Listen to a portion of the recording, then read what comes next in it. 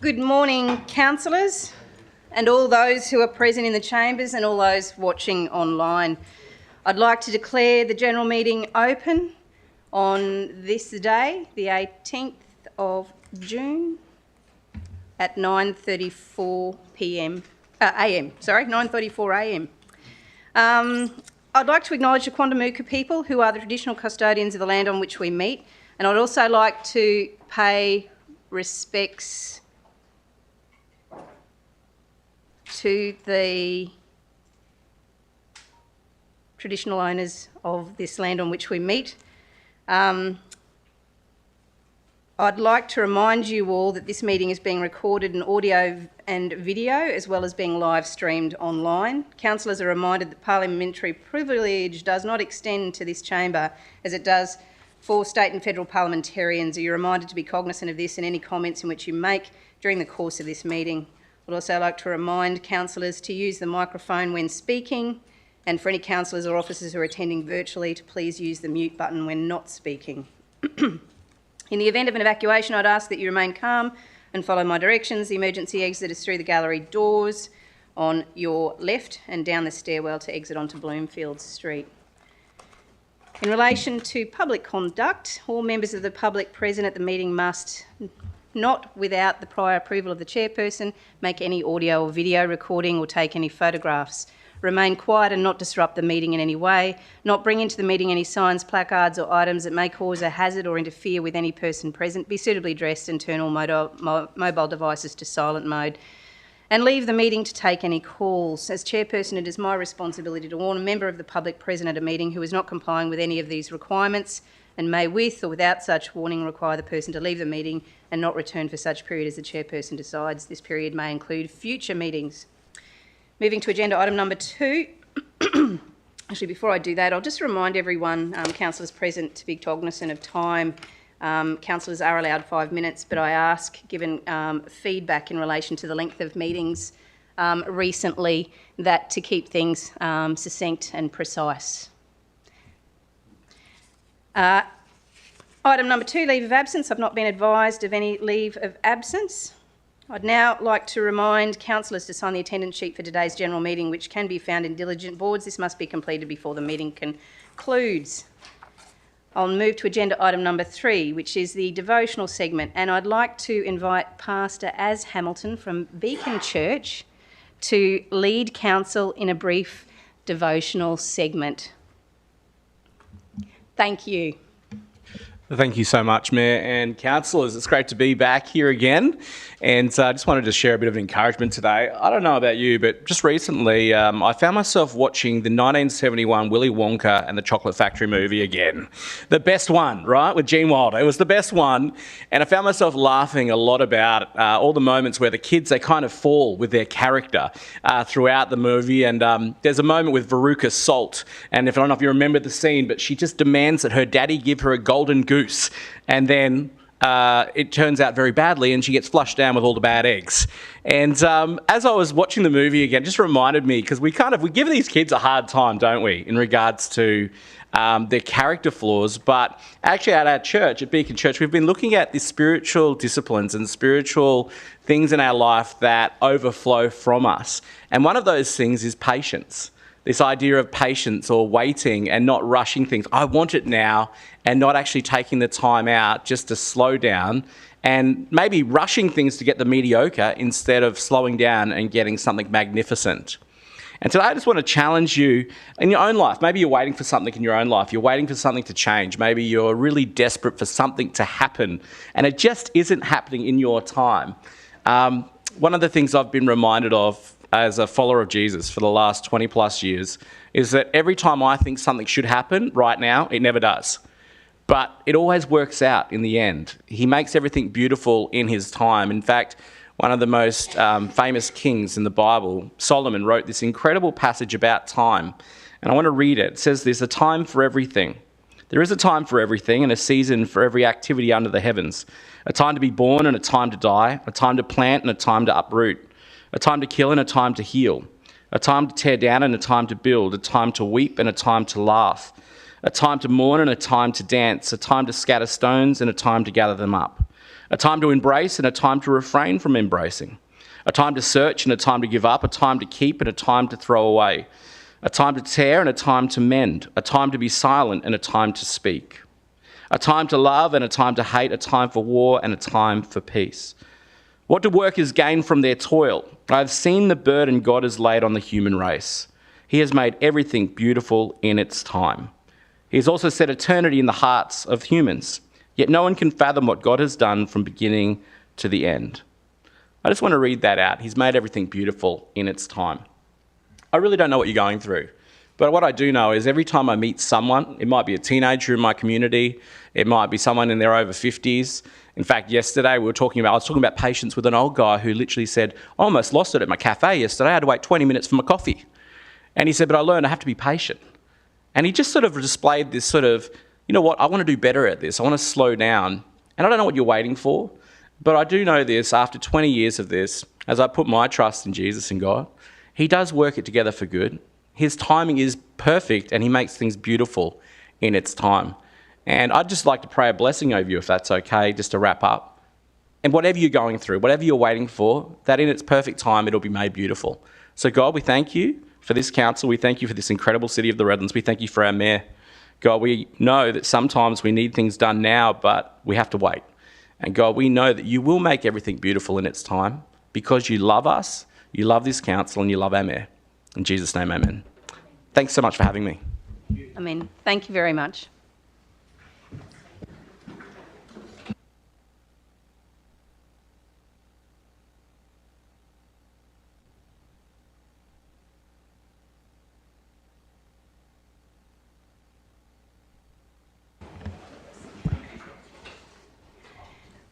We now move to another wonderful item on the agenda, which is the recognition of, condolences first. I'm not aware of any condolences from councillors, no?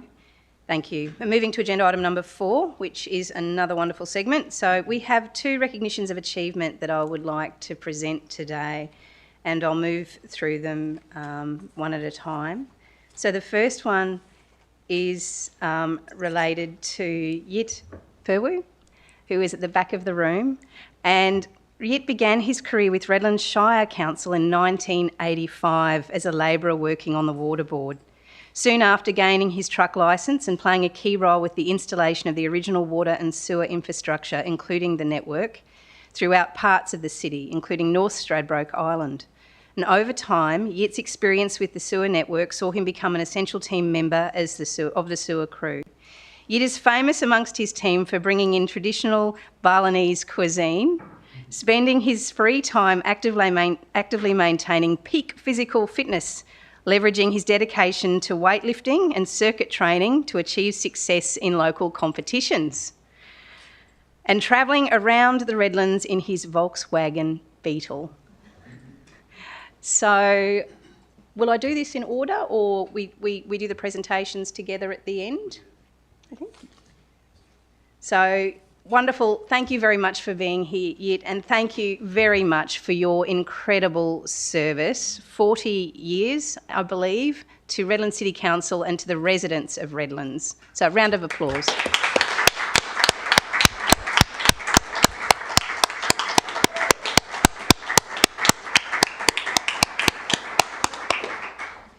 And I would also like to acknowledge another wonderful staff member and her contribution to the city as well and to the organisation.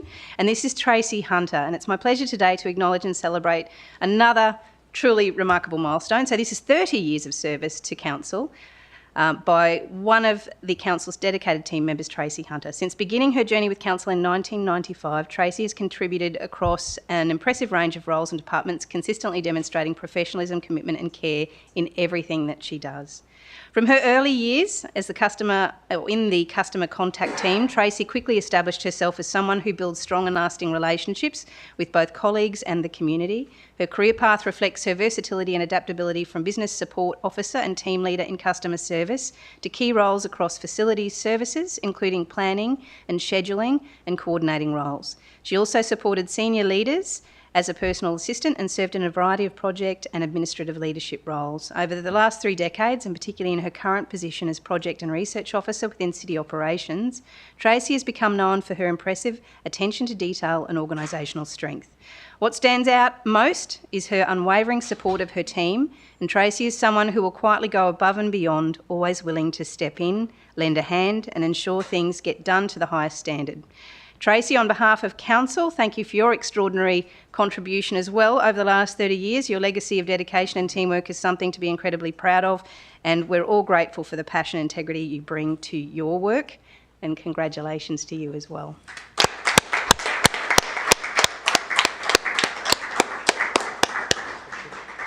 So, Yit and Tracy, for 40 and 30 years service, we thank you very much. And if you'd like to come forward, we'll take a photo.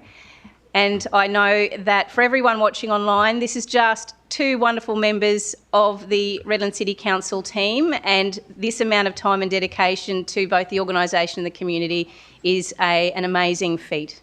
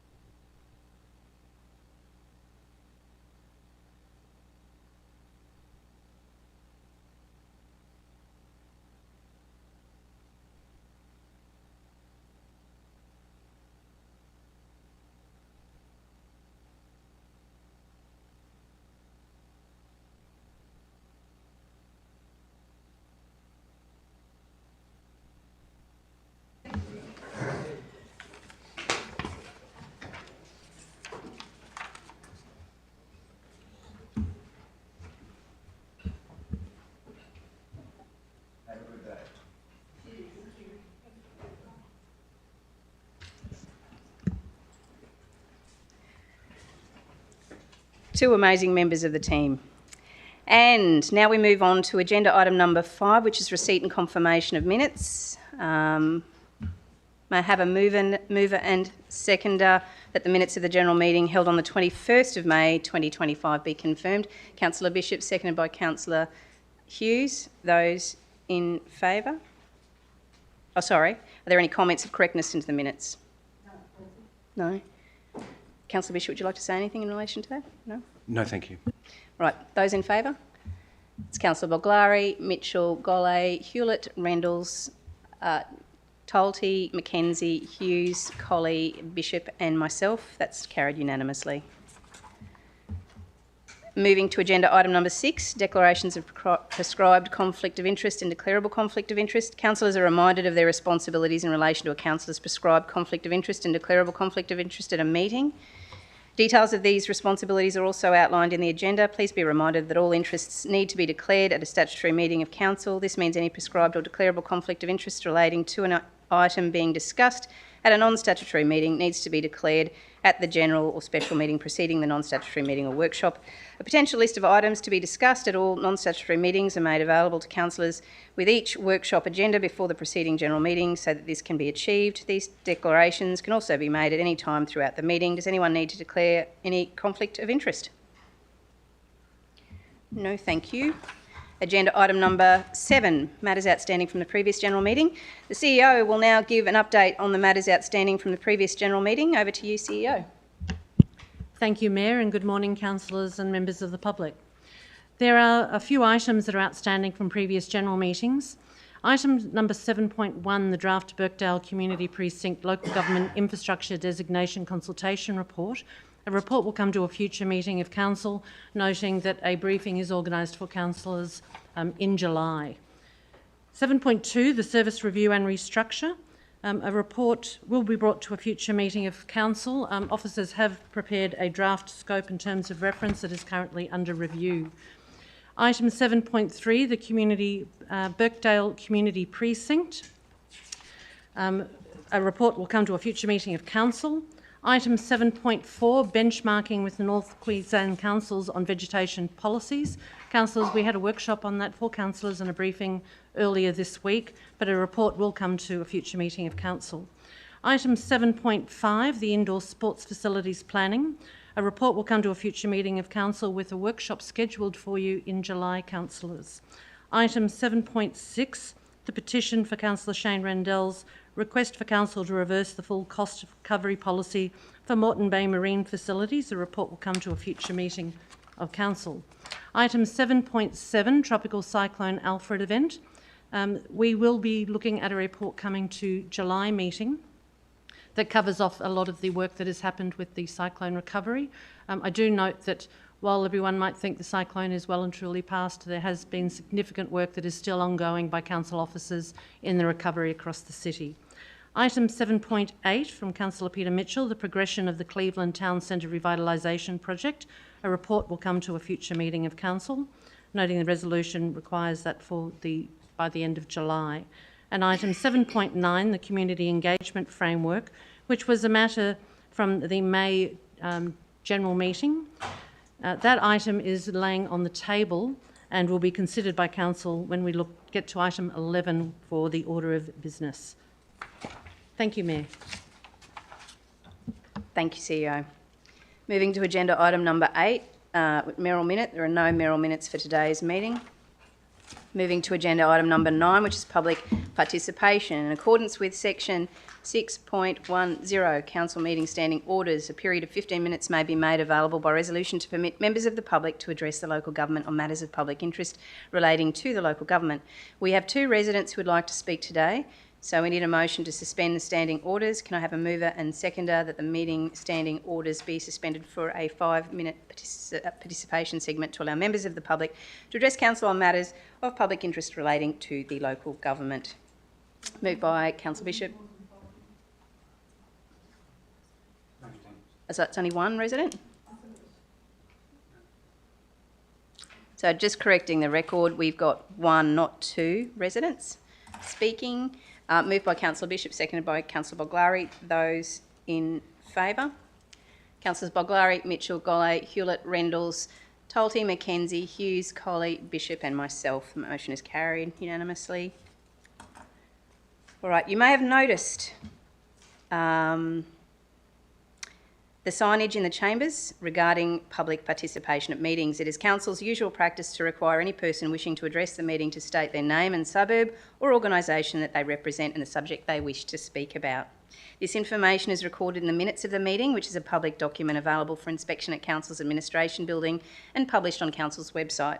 I also advise that the meeting is being live streamed and that by speaking you acknowledge and agree that this meeting can be seen live in the public domain. Any person addressing this meeting will state their name and suburb or organisation they represent and the subject they wish to speak about. Stand unless unable to do so. Act and speak with decorum. Be respectful and courteous. Make no comment directed at any individual council employee, councillor or member of the public, ensuring that all comments relate to council as a whole. As chairperson, it is my responsibility to consider each application on its merits and consider any relevant matter in making my decision to allow or disallow a person to address the local government. Only those members of the public who have an approved application are able to do so. Details on how to apply are on council's website. Determine the maximum number of speakers based on the number of persons wanting to speak and the time available. Each speaker has a maximum of 5 minutes and you'll get a warning at 4, dependent on the number of speakers, and withdraw the approval to address council before the time has elapsed.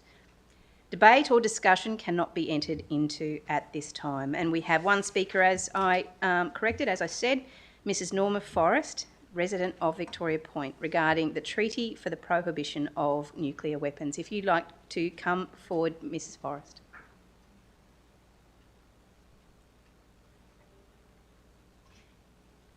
And as you take the lectern, could you please state your name and suburb or organisation you represent and the subject again that you wish to speak about? Thank you. Good morning, everyone. Yes, I'm Norma Forrest and I've lived at Victoria Point since 1977.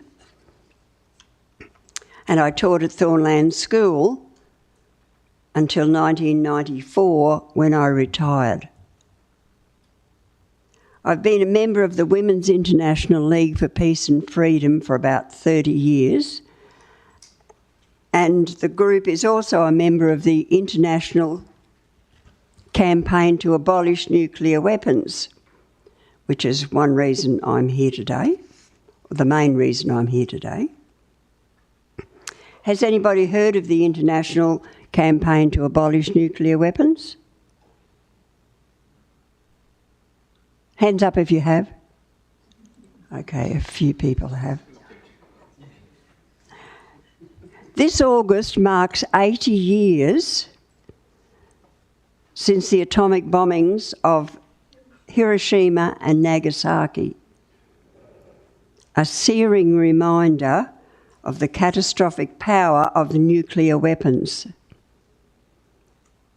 Over tens of thousands of people were killed on those 2 days, and many people are still losing their lives since then. Nuclear weapons today are far more powerful than those used 80 years ago. 80 years is enough. Enough harm, enough threats, enough stalling. There's a present real threat, of course, of nuclear weapons being used again by countries at war, and we know that there are many of these, especially at the moment in the Middle East. Did you know that there are 9 countries that have nuclear weapons? Russia, the US, China, the UK, France, Pakistan, North Korea and India are those 9. In the case of the use of a nuclear bomb, cities have to make an immediate response, finding water and food. They should have to face roadworks, burials, looting and much more. Australia still hasn't signed the UN Treaty on the Prohibition of Nuclear Weapons. But this year, with your support, we're refusing to accept inaction. In July 2017 at the UN, 222 governments voted to accept the Treaty on the Prohibition of Nuclear Weapons. The TPNW is the only way of calling a halt to the production, transportation, testing and warehousing of nuclear weapons. Redland's Council can lobby its support to the federal government to sign and ratify the TPNW and stand tall among 50 other councils in Australia, including Brisbane, Ipswich, Mount Isa, Melbourne, Sydney and Canberra, who have taken this step. 1 minute to go, Mrs. Forrest. Over 400 countries internationally have supported this appeal. We urge you to support Australia signing the TPNW for the futures of all of us. And there are some leaflets left in your rooms, apparently, in your offices. I brought quite a number today, so you can have a read of them. Thank you for the opportunity to put a clear case to you today. Thank you. Thank you very much, Mrs. Forrest.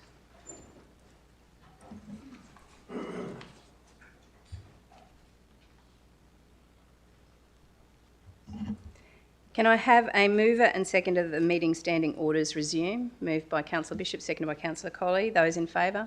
Councillors Boglari, Mitchell, Golay, Hewlett, Rendles, Talty, Mackenzie, Hughes, Colley, Bishop and myself. That motion is carried unanimously. We now move to agenda item number 10, petitions and presentations. I've been advised of 2 petitions. Councillor Boglari, I believe you have a petition. Yes, thank you, Mayor. So can I have a seconder for that? I've got to read it first. Sorry, you need to provide a summary. Yes, first. thank you. I'd like to present this petition from residents advising this development is not just about 17 McCarthy Street. It represents a broader threat to the unique character, heritage and environment of Ormiston. Ormiston is defined by its large residential blocks, native tree canopies and wide tree-lined streets. These features are not just aesthetic, they reflect the suburb's identity and ecological value. The proposed development would increase density, traffic and disruption, while also resulting in the clearing of critical vegetation, including habitat for koalas and native wildlife protected under MSES and MLES overlays. This is not only a loss of green space, it's the destruction of ecosystems that are already under pressure across Redland City. Beyond environmental concerns, this is also about protecting Ormiston's cultural heritage. The suburb is home to 2 of the city's most significant landmarks, Ormiston House and Carmelite Monastery. These are more than historical sites, they are part of the community's cultural fabric. Development of this intensity threatens their peace, setting and long-term integrity. The community is not opposed to growth. We support development that is measured, respectful and sensitive to its context. Unfortunately, this proposal falls short. It disregards ecological protections, heritage contexts and community expectations. Once lost, this character and environment cannot be replaced. We urge Redland City Council to stand for thoughtful planning and say no to this proposal for our environment, our heritage and our future. I move that this petition is of an operational nature and be received and referred to the Chief Executive Officer for consideration. Thank you, Councillor Boglari. And Councillor Bishop, seconding. Okay, now put the motion. Those in favour? Councillor Boglari, Mitchell, Golay, Hewlett, Rendles, Talty, Hughes, Colley, Bishop and myself. And Councillor Mackenzie has left the room. I wasn't advised as to the reason for the leaving. That motion is carried. All right, second petition, Councillor Golay. Thank you, Mayor. I'll read exactly what's here. Local and state government must adopt anti-discrimination into anti-bullying campaign. That's it. Thank you, Councillor Golay. And the motion is of an operational nature and it's to be received and referred to the Chief Executive Officer for consideration. Thank you, Councillor Golay. Do I have a seconder for the motion? Councillor Bishop, thank you. Put the motion. Those in favour? Councillor Boglari, Councillor Golay, Councillor Mitchell, Councillor Hewlett, Councillor Rendles, Councillor Talty, Councillor Hughes, Councillor Colley, Councillor Bishop and myself, and Councillor Mackenzie is absent from the room. The motion is carried.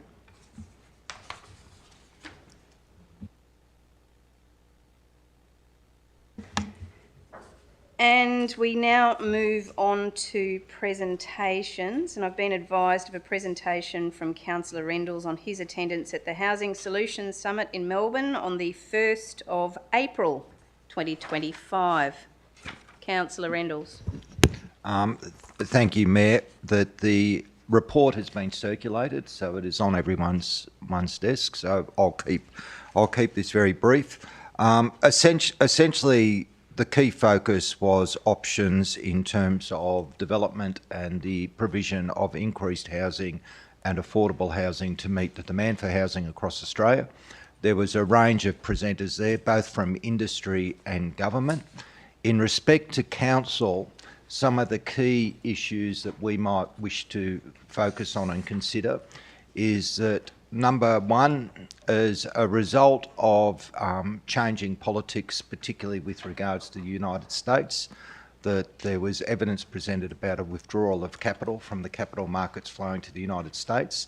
So major investment areas are looking at other areas of investment, and investment in major residential and commercial areas is one of the things to look at. That's not going to mean we're going to have international funds coming here and wanting to do something, but it may release capital for those major developments, such as we're seeing up in Sun City. The second area is looking at workforce, that we're not keeping up with the workforce for the building industry, but the key issue is not about keeping up with the workforce. The key issue is the productivity of the workforce, and that was highlighted. One of the impediments to increased productivity is the range of regulatory requirements, and that most of our businesses operate in very small scale and small traders, so they don't see the opportunity to be able to streamline their building and construction processes. So one of the areas for council there is looking at closely identifying how we can streamline our regulatory requirements. One of the recommendations is that we try and reduce the variation between councils, but comply as much as possible with state or federal legislation. The third area that was talked about was the increased use of modular type construction to provide more affordable housing, and we've touched on that here before. And I think that that is a case for council to be keeping an open mind in respect to modular type and different forms of construction that both meet housing need and also maintain amenity and environmental components in council. The last area is the need to actually recognise that part of the issue in respect to housing availability and affordability is a better utilisation of existing stock. And that is areas about encouraging and providing not as much incentives, but removing some of the impediments and barriers for people downsizing and moving, but also recognising that different people, and indeed the same people in different parts of their life journey, have different requirements for housing.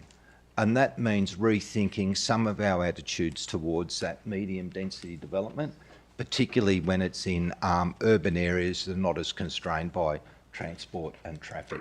So the report's here in front of you, that there's a whole pile of slides and that were very interesting. They're all from publicly available data. If people have any questions or would like me to elaborate on any aspects further, I'm happy to do so. Thank you, Councillor Rendles. And at this point, I'll just remind all councillors of Standing Order Item 8.1.2. After a meeting of a local government has been formally constituted and the business commenced, a councillor must not enter or leave the meeting without first notifying the chairperson. We're moving now to agenda item number 11, which is the order of business. Do we have any motions to alter the order of business? Councillor Bishop. Yes, thank you, Mayor. At item 11, I'd like to move a motion to bring an item off the table and change the order of business. The motion is that item 13.5, the Community Engagement Framework from the General Meeting of the 21st of May 2025, which is last month, it's referred to in this agenda as item 7.9, suggest that be removed from the table and discussed at this meeting after item 13.4 of this agenda, which I believe would mean that it would become item 13.5. Thank you, Councillor Bishop. Do I have a seconder for the motion? Seconded by Councillor Colley. Those in favour? Councillor Boglari, Councillor Mitchell, Golay, Hewlett, Rendles, Tolte, Mackenzie, Hughes, Colley, Bishop and myself. That motion's carried unanimously. Thank you. Moving to agenda item number 12, which is reports to council. Reports from the Office of the CEO. I don't believe we have any this month. We have, moving on to reports from the organisational services, which is agenda item number 13. We have the May 2025 monthly financial report at 13.1. Do I have a mover for the officer's recommendation? Councillor Boglari, seconded by Councillor Golay. Councillor Boglari, would you like to speak to the motion? Thank you. Yes, I'd like just to move the officer's recommendation, but before I do that, I'd like to give our very capable CFO the opportunity to speak to us. There are 4 points in the executive summary. As always, it's a good report and very clear. And I'd also like to thank the CFO. She gave considerable time to a number of councillors yesterday to go over their questions that were in here, and she answered them very expertly and clearly for us. So I'd like to thank her for that and just give her the opportunity to talk to those points, please. Thank you. Thank you, Councillor Boglari. CFO? Good morning, and through you, Chair, thank you for the opportunity to provide an overview of the May year-to-date financial report. In speaking to this report, similar to prior months, I will firstly focus on the key highlights as shown within Section 1 of the Executive Summary, as well as Section 2, the key performance indicators, as these sections summarise the overall results. In doing so, just to recap on the intent for each table, it is useful to note that the key financial highlights table, as on the screen here, is measuring the actual results to budget, and the variance is what we are measuring in terms of status.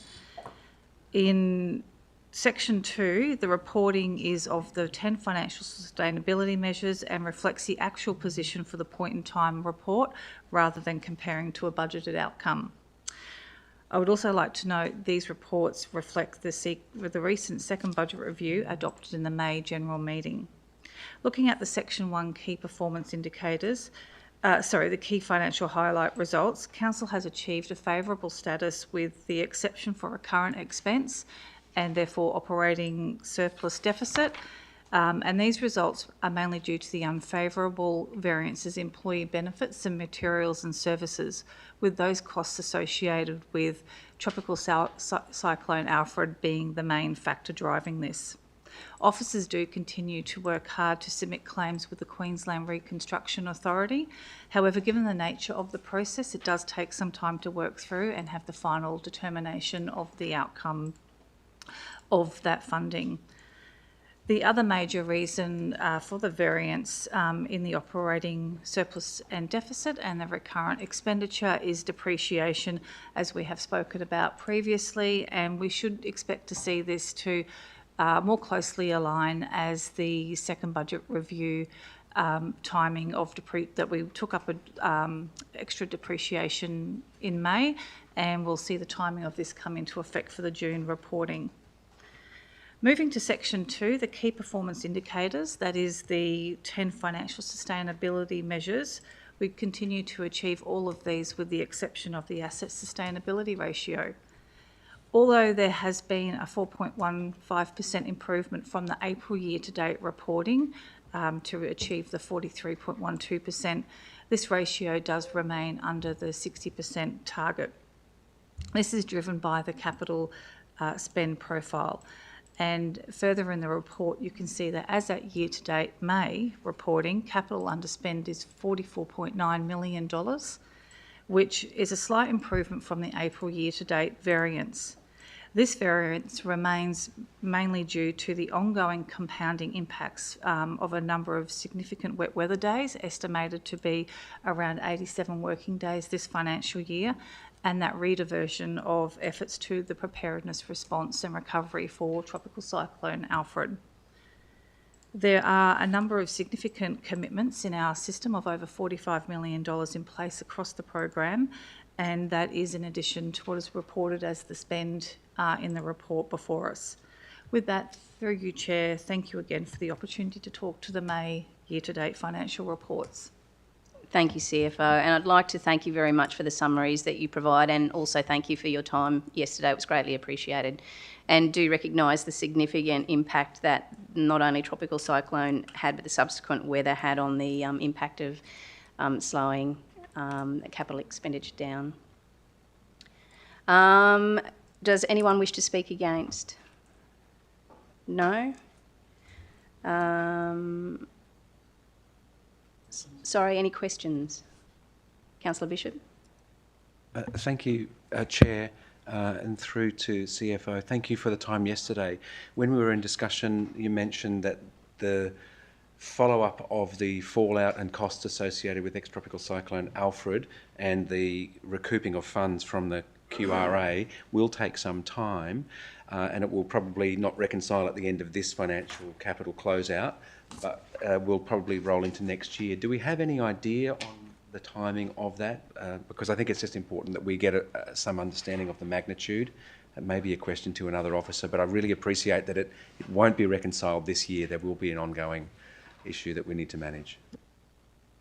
Thank you, Councillor Bishop. As I mentioned yesterday, it is quite a process to go through because there's a lot of documentation and evidence that's required to be presented, and I think, unlikely to see the finalisation of the outcome from QRA in this financial year. It can be difficult to estimate when that time would be. I don't have an exact time frame on hand at this point in time.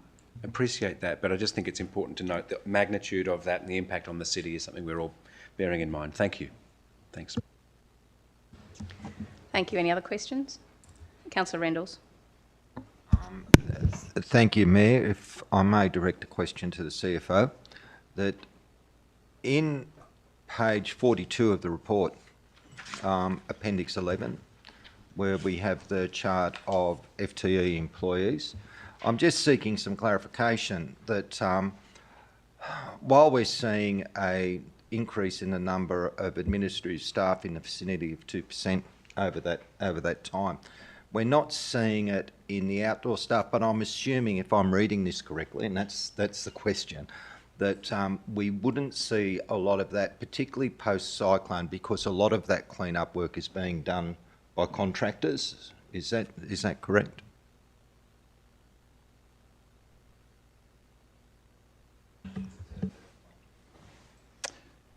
Thank you, Councillor. Thank you, Jason, Acting General Manager. Acting General Manager Yes. this week. I know there is a lot of contractors. I don't have the numbers, sorry, Councillor, but I can. No, I was just raising the question from somebody who's looking at this. One of the areas that we are getting pressure from the community is in I won't say slowness, because I know the volume of work that is there, but driving around any of our roads, we're still seeing cyclone waste there. We get stockpiles, and I just wanted to clarify for the purposes of the community who may be listening that this is not a result of us being understaffed in outdoor staff, because we're doing everything that we can to address that through contracting, and as Councillor Bishop has noted in his questions, that we are also anticipating some recoup of those costs from the Commonwealth. Thank you. Yeah, that'd be correct. The time it takes to clean through the damage and the clean-up isn't a result of the staffing levels, and we do contract quite a bit of that out. So we're progressing through the work, and yeah, thank you. Thank you, Acting General Manager. CEO, would you like to make any comment? Thank you, Mayor, and thank you, Councillor Endels, for the question, and Jason, acting in 1 week, for responding. Look, I think it's important to note that the cyclone, as I mentioned earlier in the meeting, has had a major impact, and it's not just the response that's immediate that people will see, it's that ongoing recovery that is occurring by officers in the field and in the workplace at the same time as their business as usual. So there is an incredible workload that is on top of the officers, and we appreciate that everyone loves a beautiful city, but the officers are working as hard and as diligently as they can. And as noted, we also use contractors as well in the delivery of services. So thank you for the question, Councillor Rendels, but we are still in recovery and business as usual as well. Thank you, Mayor. Thank you. Any other questions? No? Councillor Boglari, would you like to sum up? I just think the discussion today highlights that we can have a budget and we can have all these monthly financials giving us a summary of how we're going, and then we have a cyclone And that just puts so many more challenges and pressures. And it's not just the cyclone that we're struggling with at the moment. The CFO's talked to depreciation. We've also got all the increased costs in resources, which has been very much highlighted in the media lately by various councils. So I thank the officers for these reports, and I look forward to the annual report at the end of the year, which is that sum up of how we went eventually. But I know the staff, as Councillor Rendels has just put out, has gone beyond this year with their work, and we thank them for that. And with that, I'll put the motion. Thank you, Councillor Boglari. I now put the motion. Those in favour? Councillors Boglari, Mitchell, Golle, Hewlett, Rendels, Tolte, McKenzie, Hughes, Colley, Bishop and myself. That motion is carried unanimously. We now move to agenda item number 13.2, which is the revenue policy. Investment policy, application of dividends and tax equivalent payments policy, constrained cash reserves administrative directive, concealed leaks policy and financial hardship policy. Do I have a mover for the officer's recommendation? Was that you, Councillor Boglari? Councillor Mitchell, seconded by Councillor Boglari. Councillor Mitchell, would you like to speak to the motion? Yes, please. Thank you, Mayor. While the review of these policies as part of the annual budget review might seem purely administrative, I always like to highlight the policies. They are the head of power that Council operates by, and they're important documents. So to the community, you can look online or at any stage, but they're also included in the attachments of this report. But some of the documents that you'll see in there are the revenue policy, how Council accumulates revenue, how we invest those funds, things like the concealed leaks policy, which if you're impacted, it's very important, and financial hardship policy for the same reasons. So while these have been reviewed by all of us, and they're done so with diligence every year, they are really important documents and far from just an administrative moment in time. So thank you. Thank you, Councillor Mitchell. Are there any speakers against? No? Any questions? Councillor Boglari. Oh, look, I agree with what Councillor Mitchell said. It also keeps us accountable and on the straight and narrow when we have to abide by, what is set out for us by the SEQ Water and Wastewater Code, etc. I didn't know whether the CFO wanted to talk about this at all, given because they are important policies and documents.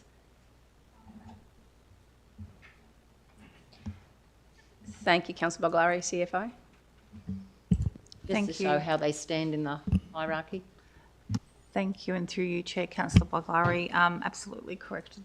How important these documents are and the work that goes in on that ongoing review annually. And you can see contained within the agenda item, it does point to each of the policy documents and the administrative directive, what legislation it points directly to and why we are required to have these policies in place and the administrative directive in place. But as Councillor Mitchell talked to, the importance of they are setting the framework, these policies set the framework for all of those items there, which are very important to Council. So, for example, a high-level assessment, I won't go through all of them, I promise, but the high-level assessment, for example, of the revenue policy, it is under regulation, and the principle really sets out the Principals Council intends to apply in the 25-26 financial year for the levelling of rates and charges, the granting of concessions for rates and charges, recovering overdue rates and charges, cost recovery methods, the purpose of concessions for rates and charges, and the infrastructure costs for new development. So again, that's just a highlight of one of those and the important frameworks that sit within these policies. Through you, Chair. Thank you, Councillor Boglari, for the Thank you, CFO. Councillor Hughes, I understand you had a question. Yes, I'm just going to ask a question regarding the financial hardship policy to our CFO. Thank you. And as you've just outlined, so Councillor Boglari was just in front of me. But the financial hardship policy is there for our residents to access. But in actual fact, we've spoken many times in this chamber previously, we don't want our residents to get to this point in time. So I would ask if you could just outline the financial hardship policy, how that works and what can be done in place as you lead up to potential problems with paying of rates, etc. Thank you, and through you, Chair, to Councillor Hughes, thank you for the question. It's a very important policy as we work with our customers. So to take that step back, as you mentioned, we really want to work with our ratepayers before it gets to the stage of needing to enact the financial hardship policy.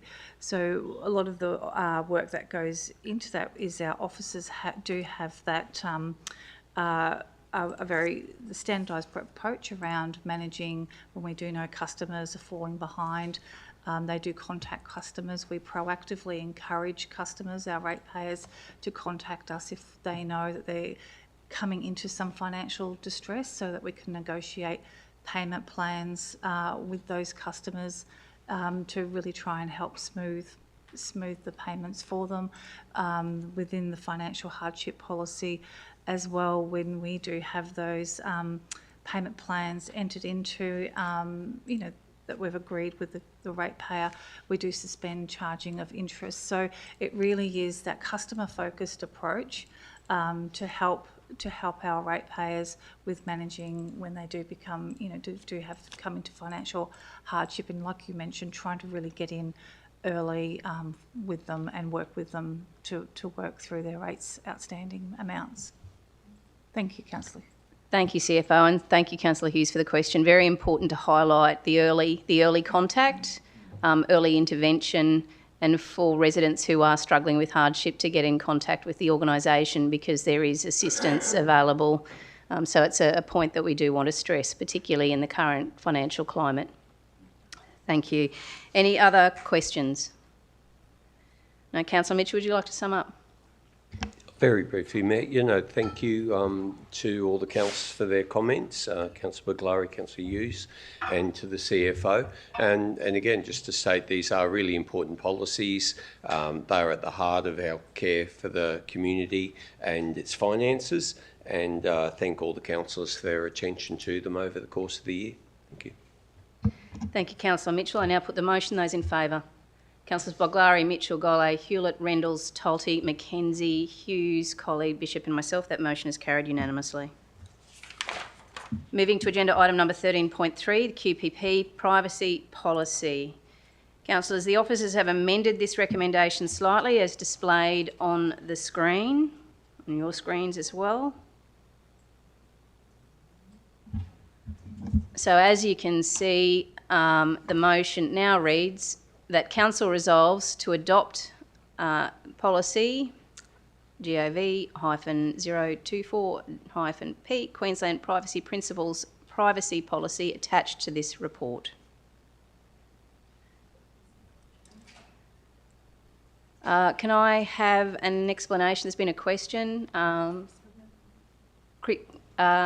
The Ethics and Integrity Officer, Chris Villa, in relation to a comment around why the amendment has been made. Yes, through you, Chair. Since the agenda's published, we've received a number of questions and comments from councillors in relation to privacy and some inclusions they'd like to see within the policy itself. Those particular inclusions would be in the guideline more than the policy, so we've removed the guideline from coming to council today, which was coming for noting only, so that we can make some amendments to the guideline to include the feedback we've received from councillors. Okay, thank you very much. So just to recap, that's now changed. The guideline has been removed from that proposed motion because of feedback due to some councillors in changes they might like to see in that guideline, and that's been removed from the proposed motion. So do I have a mover for the motion on the screen? Moved by Councillor Hughes, seconder. Councillor McKenzie, I think, had a hand up first. Councillor Hughes, would you like to speak to the motion? Thank you, Mayor. I think that the report here is very succinct. This is a Queensland so the word Queensland Privacy Principles document, and the report is very clear. Thank you so much. Thank you, Councillor Hughes. Are there any speakers against? No? Any questions? Councillor Bishop. Yes, thank you. Just due to the data flows and the high volume of such, I'd just like to get clarification as to the proposed changes in the guidelines and just the optics of when we get a chance to see that document, and just be aware of that, because it's a change in the public arena. We may have been informed about what those changes are, but I'd just like to understand what the process will be for councillors, just being updated with what certain councillors may have suggested, just to make sure we've all got clarity on the same point prior to whatever adoption, through whatever process, for that guideline. Through you, Chair. Councillor Bishop, some of the suggestions included using examples to explain how it would operate in a business environment. So that's what we've taken on board. So as we're explaining the different scenarios that you can, when you can share or not share information, we're using examples that relate to our business so that officers are very clear as to what they can and can't do with personal data. So it really is just the inclusion of some examples.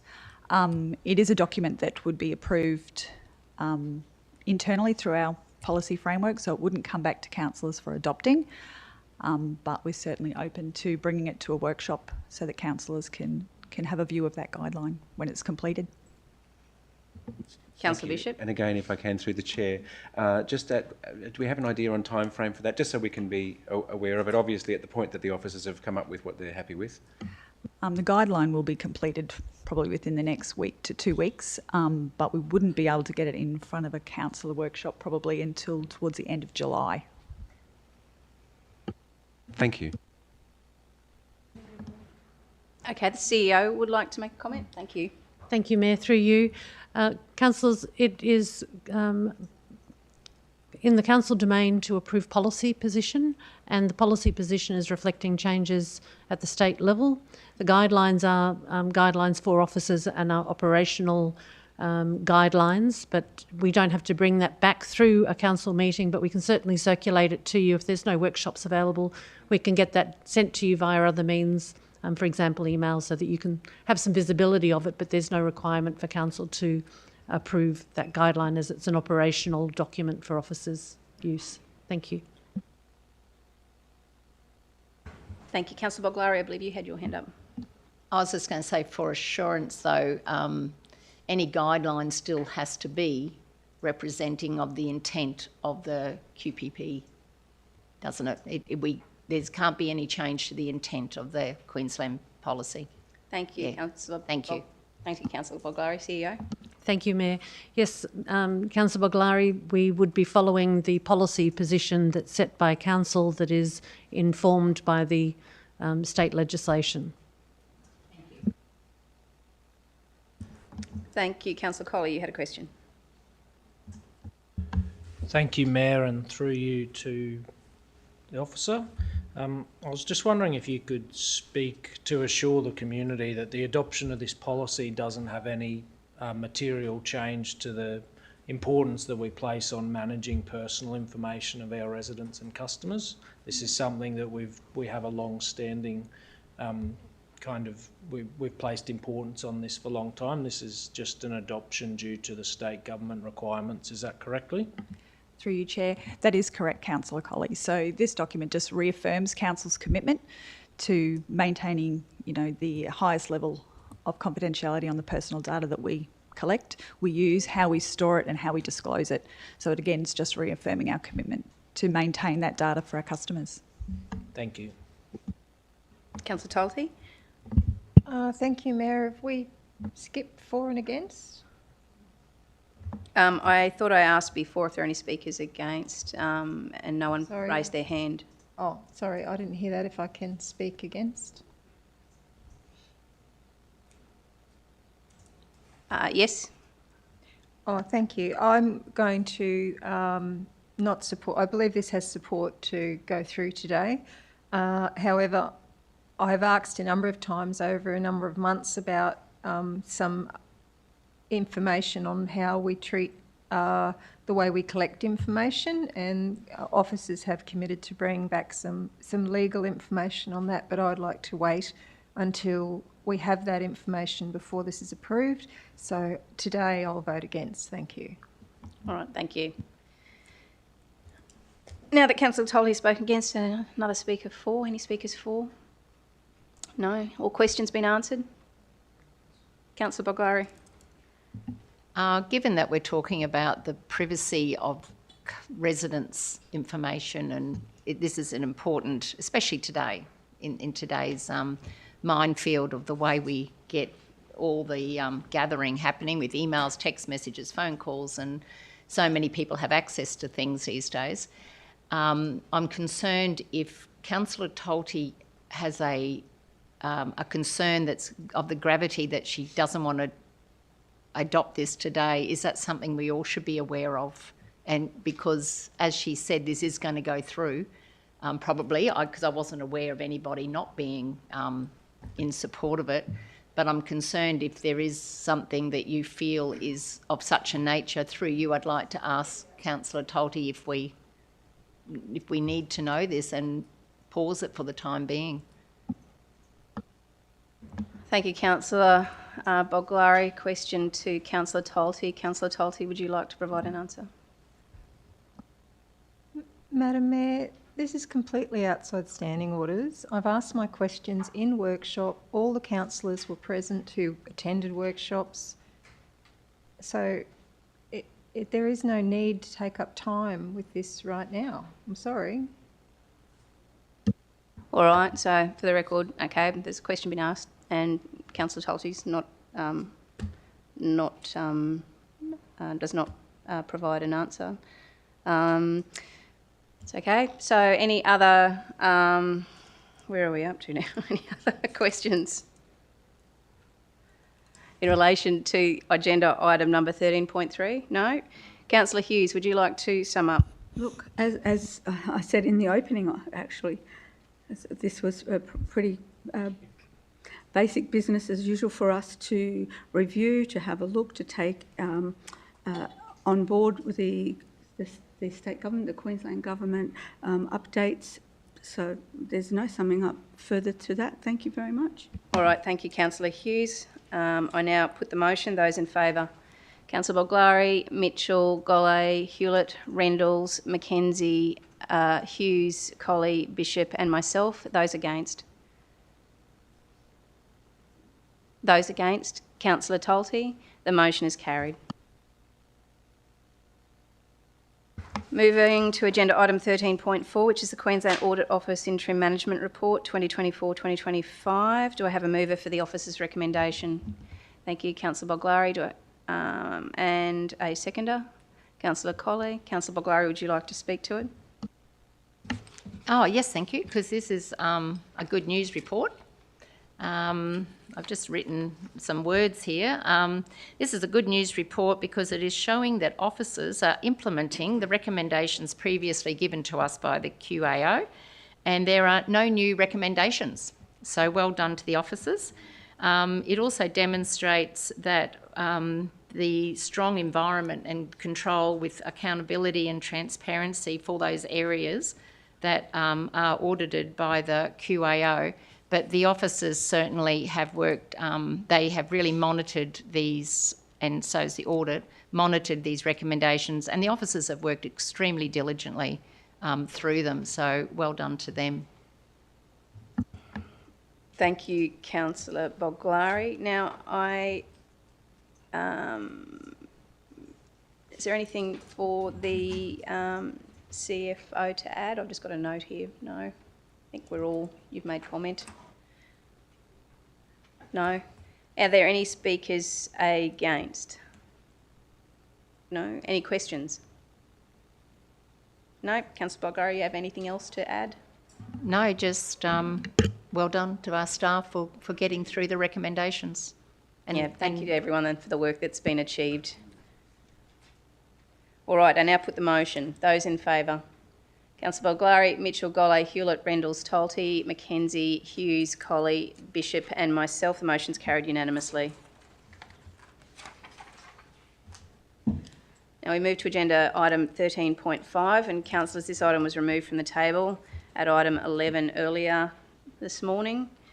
This item has a live motion which was moved by Councillor Mackenzie and seconded by Councillor Golay.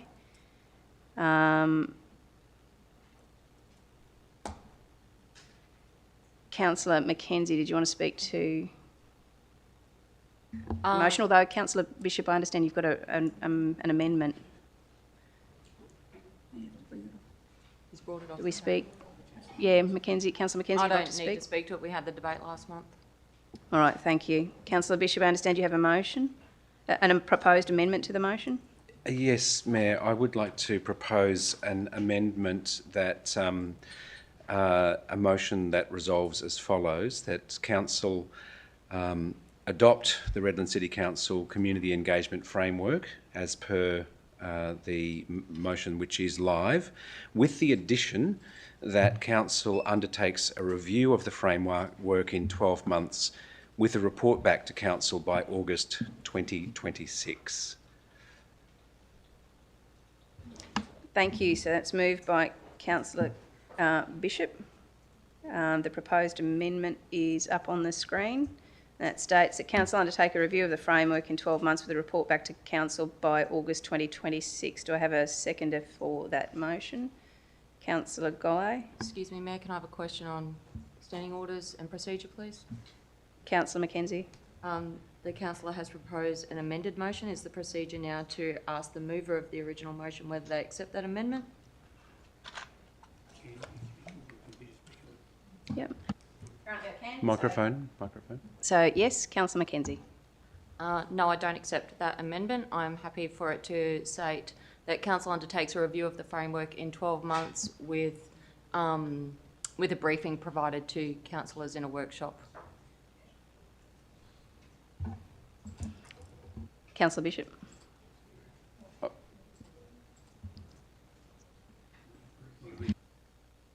Councillor Mackenzie, could you read that out again? That Council undertakes a review of the framework in 12 months with a briefing provided back to Council by August 2026. A briefing in a workshop, so that it does not have to be a report back to Council.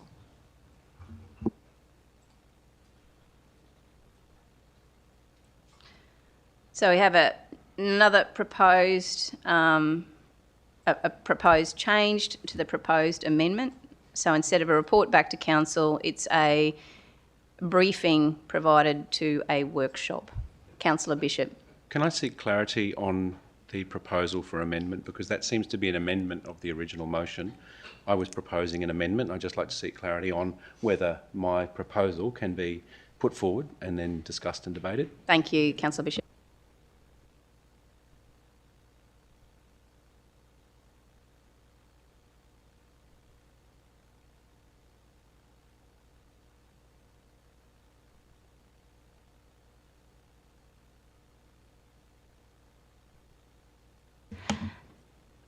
Thank you, everyone. I'm just seeking clarification.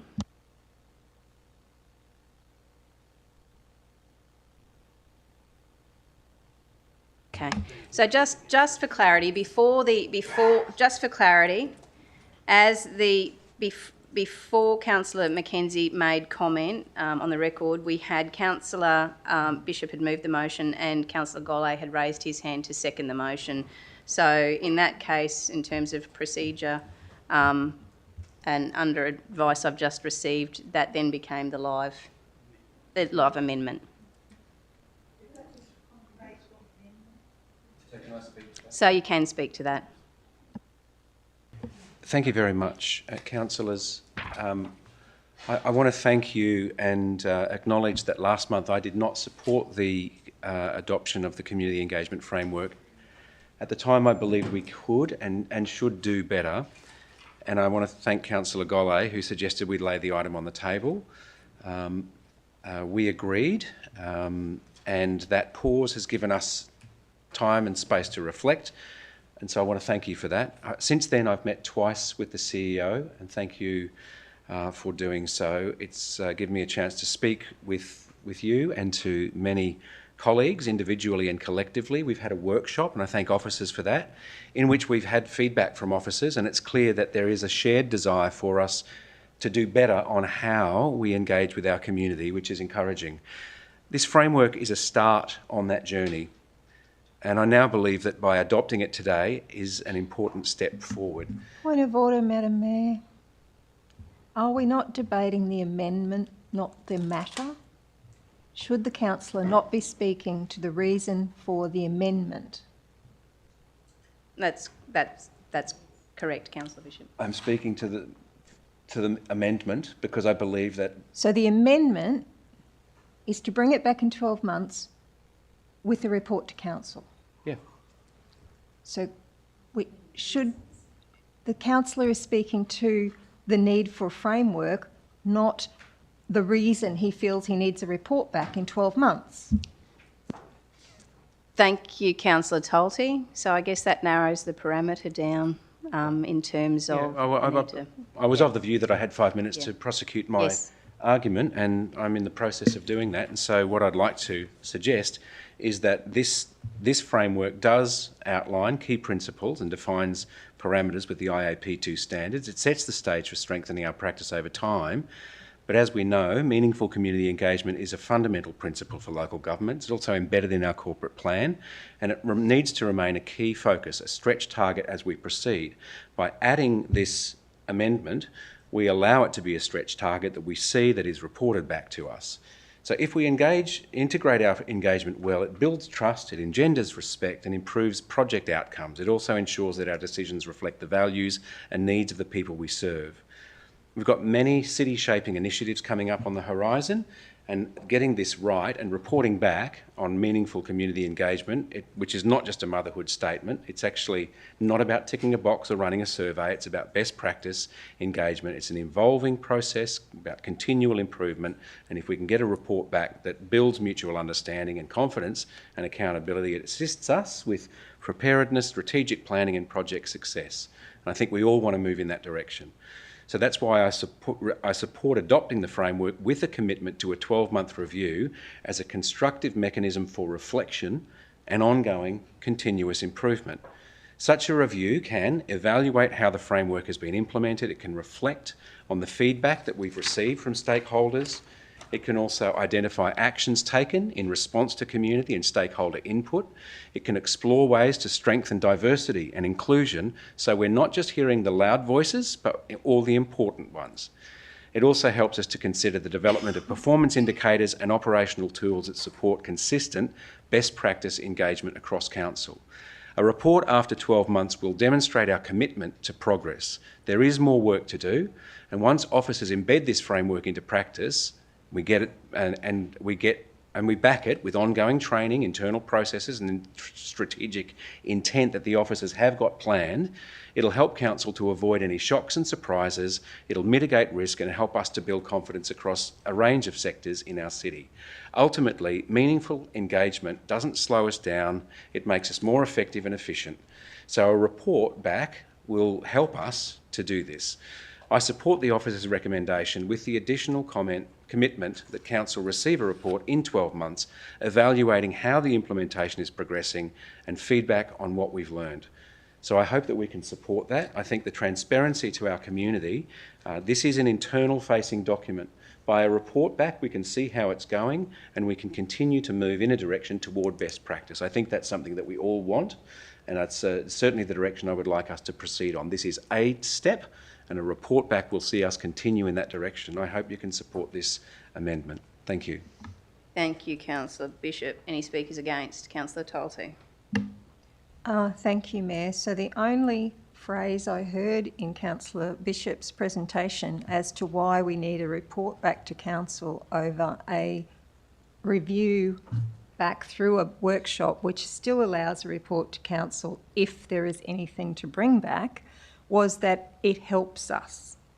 That was the entire argument for that I heard from that statement. So whilst I'm happy to support Councillor Bishop wanting to review and consider this further, I cannot see any reason why we have to drive a report back to council when the amount of information that might be available after testing this policy for only 12 months is likely to be extremely limited. So I will support an amendment. I will support a review in 12 months, but I do think that it's quite adequate for the officers to brief us in 12 months, tell us how much they think it is working or what needs to be changed, and obviously if they feel there is anything major to change, they will bring it back to council through the normal process. Thank you. Thank you, Councillor Tolte. So, difference being obviously in what's proposed here is a report back to council, or as you mentioned, a briefing back to a workshop. Any speakers for? Councillor Gollay. Thank you, Chair. I won't waste the court's time. The chamber's time. My apologies. Councillors, we're actually debating semantics here. Yep. Let's just get on with the job. And my understanding was this was an external-facing document, not an internal document. So this was purely designed to give some feedback and structure for the residents to engage in accordance with the framework. So we had world's best practice or better standards of public participation, especially for upcoming projects. So I don't see an issue with bringing and this is where the semantics kick in, a report, a briefing, a memo. Geez, really? Let's get it going. Let's deliver this. There's already, everyone's saying yes, happy to accept 12 months.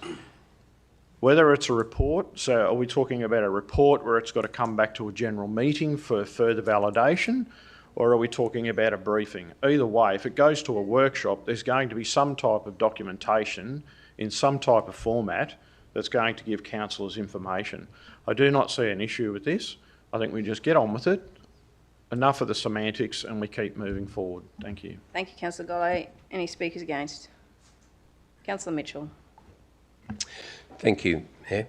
The framework that was brought through was supported. I was prepared to vote for it last time. So the only, and we were all seeking better, and that was agreed. I thought it was going to be unanimous.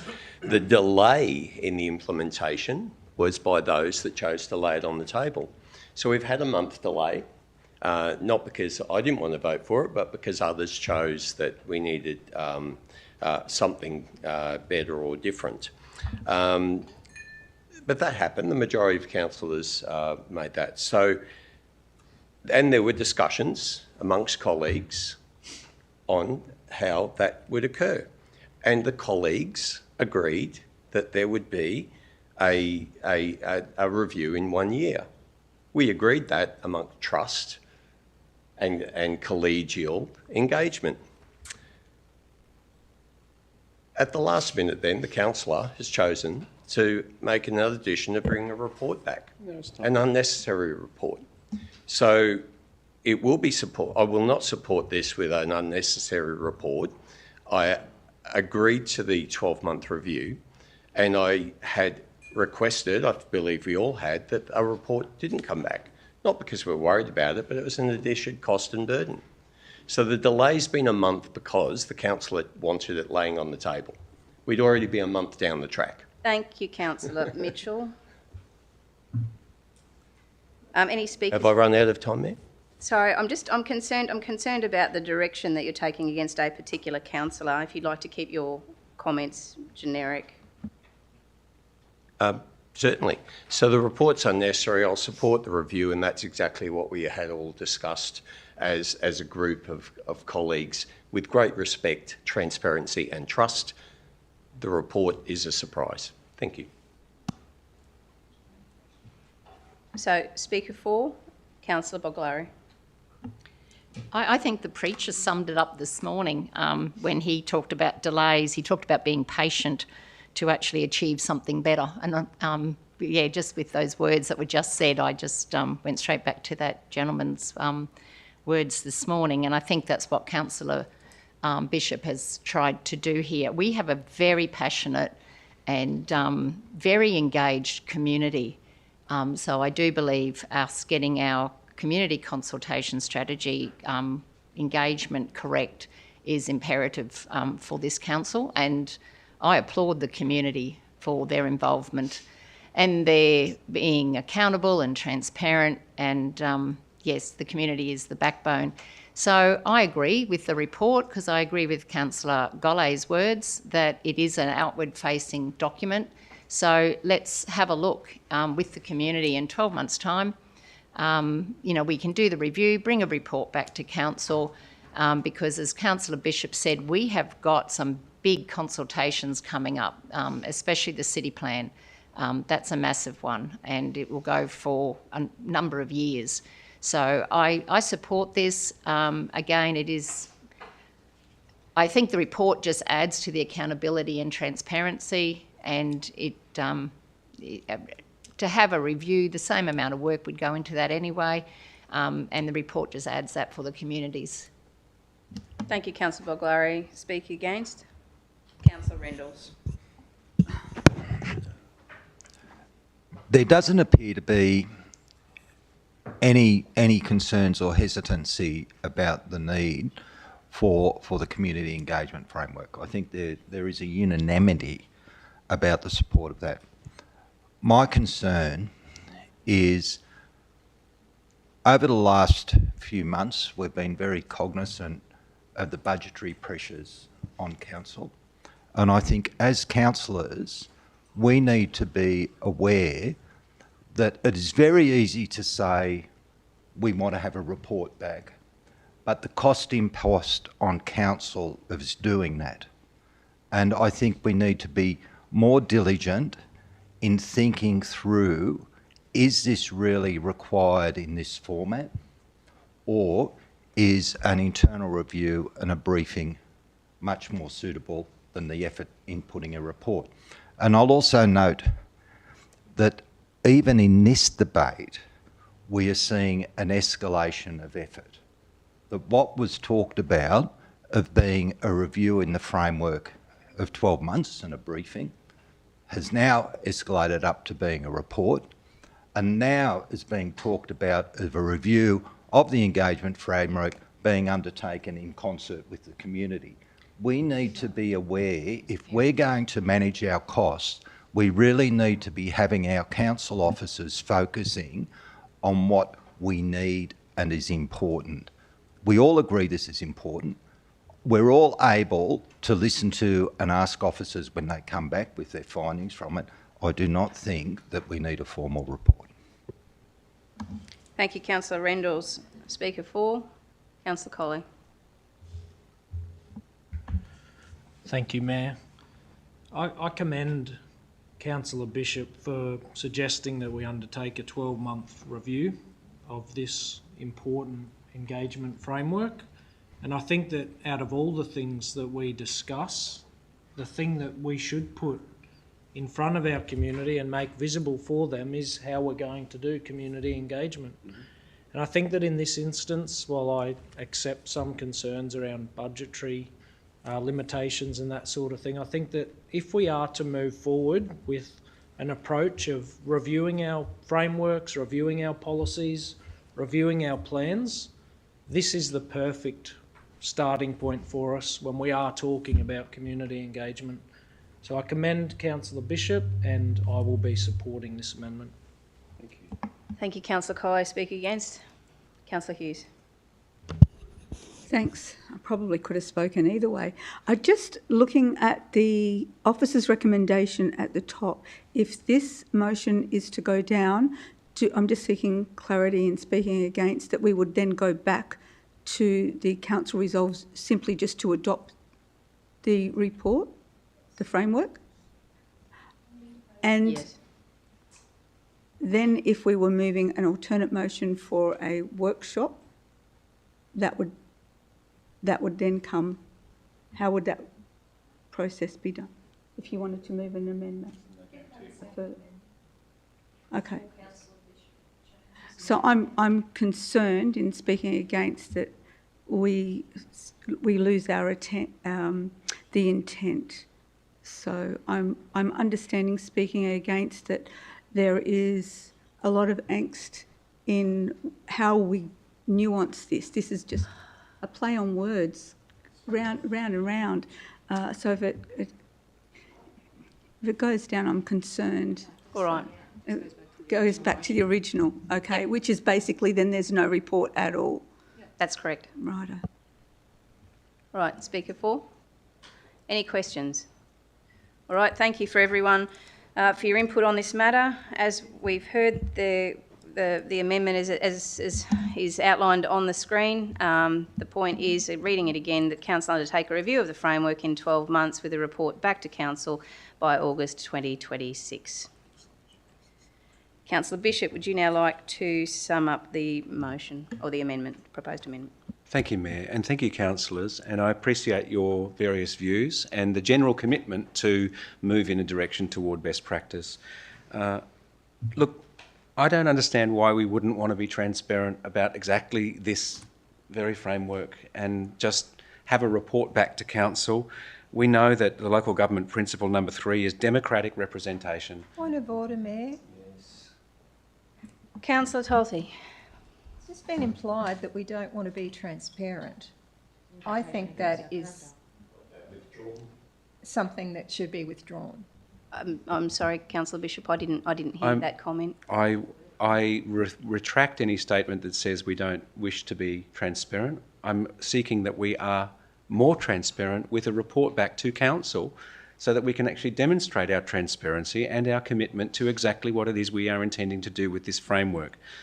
As Councillor Colley suggested, how we go about consultation, which is in line with the local government principle number 3 of democratic representation, social inclusion and meaningful community engagement, is exactly the point of this framework, demonstrating back to our community how we're going on that journey and considering how this framework is assisting that process is absolutely fundamental to our responsibility as local government representatives for our community. I won't spend more time discussing this. I hope you will support this in the spirit of transparency and inclusion, and that we can learn. And I would like us to just improve our engagement framework, improve our community consultation going forward. And if that's a commitment, please support this. Thank you very much. Thank you, Councillor Bishop. I now put the motion. Those in favour? Councillor Boglari, Golay, Hewlett, Hughes, Colley, Bishop and myself. Those against? Councillor Mitchell, Rendles, Tolty and Mackenzie. The motion is carried. So now that becomes the motion. Okay, so we need a mover and a seconder. Moved by Councillor Bishop, seconded by Councillor Colley.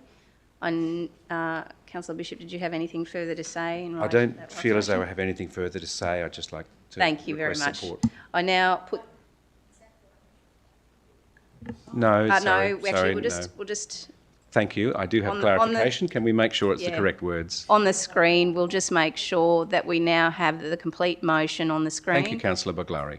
So the motion now reads that Council resolves as follows: to adopt the Redland City Council Community Engagement Framework, and point number 2 is the point we just voted upon, which is that Council undertakes a review of the framework in 12 months with a report back to Council by August 2026. Nothing further to add. Thank you. Thank you. I now put the motion. Those in favour? Councillors Boglari, Golay, Hewlett, Rendles, Tolty, Mackenzie, Hughes, Colley, Bishop and myself. Those against? Councillor Mitchell. The motion is now carried.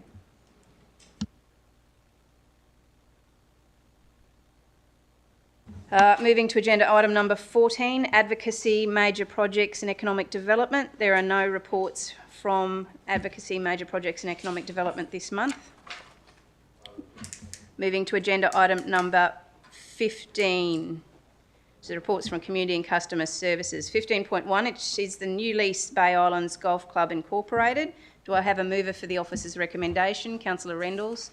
And a seconder, Councillor Colley. Councillor Rendles, would you like to speak to the motion? Thank you, Mayor. I'll try and be as quickly as I can. Macleay Island Golf Club is a small golf club. It's a 9-course golf club. It has a clubhouse. It has a restaurant. It's actively involved in the local community, as most golf clubs are, but it also undertakes quite a range of charity events in both for the community and the mainland. The participants also include quite a number of golfers who come across from the mainland, offering a variety with Redland Bay Golf Club. The decision to renew the lease, or the recommendation to renew the lease, has gone through internal council due diligence, including the financial assessment of the sustainability of the club. So I'd commend the officer's recommendation that we approve the lease as per the recommendation on the screen. Thank you, Councillor Reynolds. Any speakers against? Any questions? No, I'd like now to put the motion. I'm assuming you don't have nothing further to say after that, Councillor Reynolds? Thank you. Put the motion. Those in favour? Councillor Boglari, Mitchell, Golay, Hewlett, Reynolds, Talty, McKenzie, Hughes, Colley, Bishop and myself. That motion's carried unanimously. Moving to agenda item number 15.2, which is the new lease, Macleay Island Bowls Club Incorporated. Do I have a mover for the officer's recommendation? Councillor Reynolds again, seconded by Councillor Golay. Councillor Reynolds, would you like to speak to the motion? Once again, I'll be very, very brief. The Macleay Island Bowls Club is situated on the western side of Macleay Island, overlooking Coochie Mudlow and the mainland. It is favoured as a place for both golf. It has both bowls. It has a very active bowls community with bowlers from there and Russell Island and the mainland competing in mainland and regional events. The club, it provides a social hub for the community and played a key role in the recovery process after the cyclone, with access to telecommunication, meals, food and that. So as per the golf club, it's been through the internal due diligence processes by council, and I would put forward this recommendation to council. Thank you, Councillor Reynolds. Any speakers against? Any questions? Councillor Reynolds. One final comment: the food is really good. Do yourself a favour and catch the sunset. Certainly got a very impressive view. All right, I now put the motion. Those in favour? Councillors Boglari, Mitchell, Golay, Hewlett, Reynolds, Talty, McKenzie, Hughes, Colley, Bishop and myself. That motion's carried unanimously.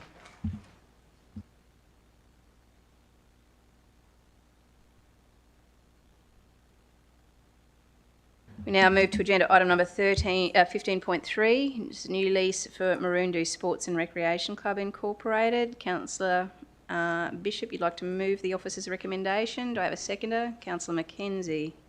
Councillor Bishop, would you like to speak to the motion? Yes, thank you. Just briefly, look, the Maroondah Sport and Recreation Club Incorporated in Thornside represents the Raiders Netball, the Wellington Point Cricket Club, and the Maroondah Football Club. They are the main custodians, but there are over 700 playing members between the three clubs. There are thousands of families who benefit through the course of the year from the very successful management of this organisation, a very professional series of committees who all work together.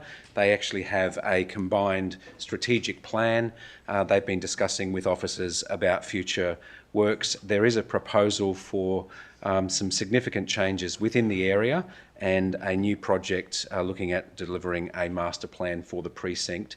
Part of the reason for them having certainty for these next 10 years is there are some changes that are proposed, including the potential consideration for a clubhouse, which this report refers to. This 10-year commitment gives the club assurance that they will continue to be able to do their responsible management of the club and their needs, and if there is a requirement for any changes regarding a clubhouse, should money become available, that will all be negotiated through the process and is considered as part of the lease. Councillors, I commend this and thank officers for their time with the leasing, managing the lease. Thanks. Thank you, Councillor Bishop. Any speakers against? Any questions? Councillor Bishop, anything you want to add? Nothing further, thank you. Thank you. All right, councillors, I now put the motion. Those in favour? Councillors Boglari, Mitchell, Golay, Hewlett, Reynolds, Talty, Mackenzie, Hughes, Colley, Bishop and myself. That motion's carried unanimously. Moving to agenda item number 15.4, new lease Redland Bay Men's Shed Incorporated. 15.4, moved by Councillor Talty, seconded by Councillor Golley. Councillor Talty, would you like to speak to the motion? If I can, there's an amended motion that I've sent through that I'm moving. It's only a slight amendment. Okay, sorry. When did that come through? I spoke to all councillors this morning and over 24 hours, and I noted that I'd sent it through before the meeting started. Which time, which one was it? Lizzie, I sent it to Lizzie. 9:32. Okay. 9:32. That one. Oh yeah, possibly. Well, you might have got it at 9:32. Sorry, I was expecting that the meeting staff would have it. Do you not have it? So just clarifying at the moment, that was moved... I was moving. And then seconded by Councillor Golley. All right, and there's an amendment. Yes. Right. So the amended motion's now up on the screen? I'm just not seeing the yellow bit, but yeah, sure. There's a dot, yes, sorry, dot point 4, to approve in principle. Yes, that is the amendment, yeah. So Okay, and it's just slightly amended from the original officer's recommendation. all right, and this just came through just before the meeting? Yes. Okay, so we're now, now the addition is point 4, as I understand. So the wording to add is to approve in principle an expanded lease area subject to agreement with the leasee and relevant approvals. Mm-hmm. All right, Councillor Talty, would you like to speak to the motion? Thank you, Mayor. So like the other leases that have been discussed here already in this meeting, this provides a 10-year lease for the men's shed to allow them surety and to look at their plans over the next 10 years for the way they look after their members and service the broader community as well, because they do a lot of work for our broader community. We now have a women's shed also has been set up. The women's shed doesn't have a home as yet, but the reason for dot point 4 being added in is that allows our officers to negotiate with the men's shed for an expanded footprint for a proposal they have to extend their shed to build an area that will be available for the broader community to use and hire as required. And that will also mean that the women's shed will have an opportunity to access that space, and any other group that needs a meeting place or a morning tea place or etc. So the officers will go ahead and speak with the men's shed about those plans, and that is the only change. Other than that, it's an extension to the 10-year lease footprint as it has been for the last several years. But with the option to extend that a little bit to allow an extra 8 metres or so of space to extend the shed. Thank you. All right, thank you. And I found the email, 8:52. Would anyone like to speak against?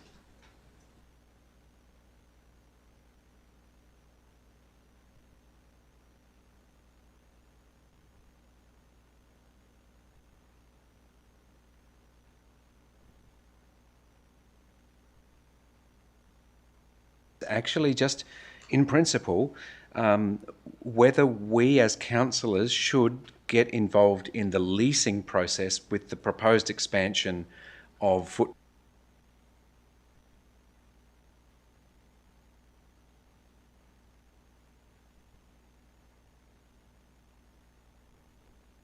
Due diligence, I would say, that allows for an application for an expansion to be considered rather than through an amendment to a motion regarding a lease.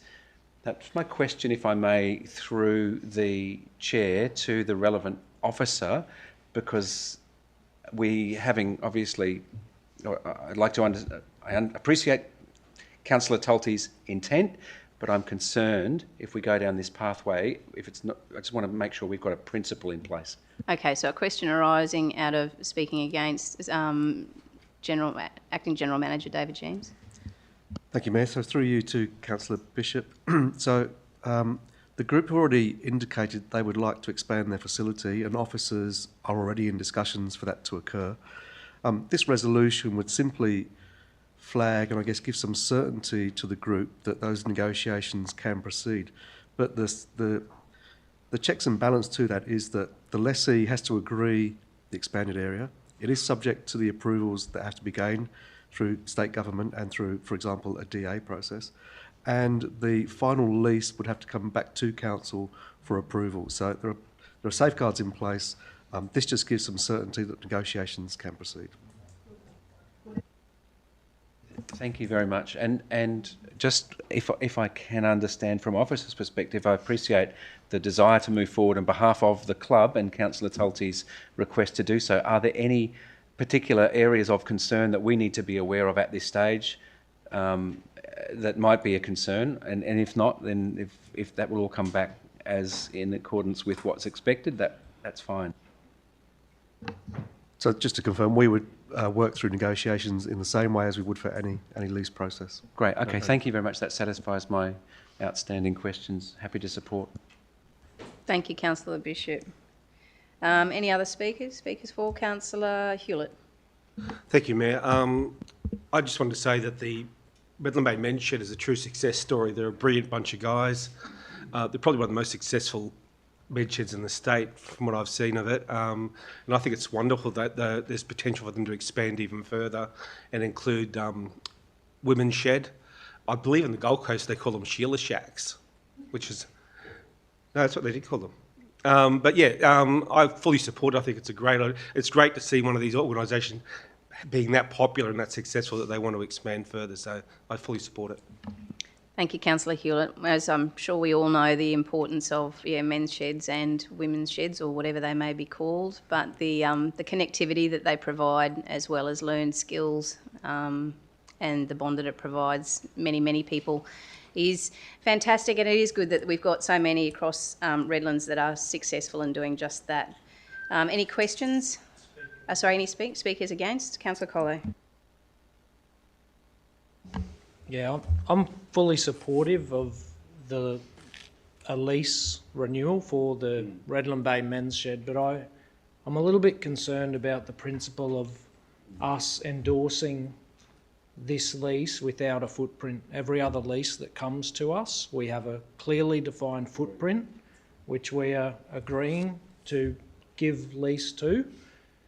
Even in point 1 there, it's in conflict with what's been added in point 4. It says that to approve a new lease, as shown in attachment 1, it's completely different. Point 4 is saying an expanded lease area. So I can't agree to that. I think that we need to have clarity, and I'm not suggesting in any way that there won't be support for it, but as a matter of principle, I think that we need to have it clearly defined to us what we are approving. This is the process that we go through for lease renewals for a reason. I think that it is fraught with danger if we go outside the standard process, and I cannot support this amendment. Fully supportive of an expanded footprint for the Redland Bay Men's Shed, but going about it through this process is not something that I support. Thank you, Councillor Colley. Speaker 4, Councillor Hughes. Thank you, Councillor Colley. Appreciate your position, but I think we've just heard from Officer Jeans that when he spoke about, and the words and you just talked about principle, says here in principle, and Officer Jeans just, I thought, clearly articulated that any expanded footprint would come back to council as per our normal procedure. So this is just giving certainty. I think, again, I'm parroting your words, and clarity that we as a council, and Councillor Hewlett saying, and I've got my Alex Hill's Men's Shed, and we know the works and the value of what these guys, my grumpy old fellas, are doing, and they're not grumpy, so I can't even say that. This is This is, yeah, indeed. In principle, the dot point 4 to approve in principle. So we're not approving what the footprint is. That will be discussed and it will come back to us at a future date, is my understanding. Officer Jeans. Acting General Manager, can you provide some dead set certain clarity around that point? Thank you, Mayor. So Councillor Hughes is quite correct. So this is not approving an expanded lease area. It is approving in principle an expanded lease area. That exact area would have to be negotiated, agreed, go through the approval process, and then would come back to council with a survey plan, with a footprint for you to actually approve. Thank you. Any speakers against? Any speakers against? No? All right, we shall move to questions then. Councillor Golay, then Mitchell, then Boglari. Thank you, Chair. Boy, I don't want to get in trouble for this one. Then don't. So,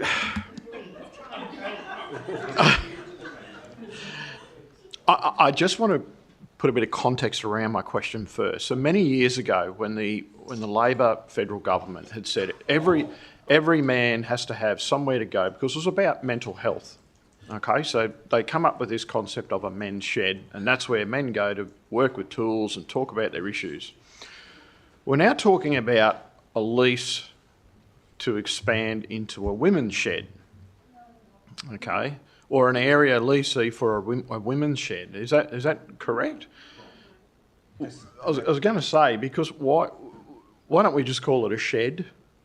Or call it a community place? Golay, I mean, you've kind of defeated the purpose of saying it's a men's shed. Is that your question?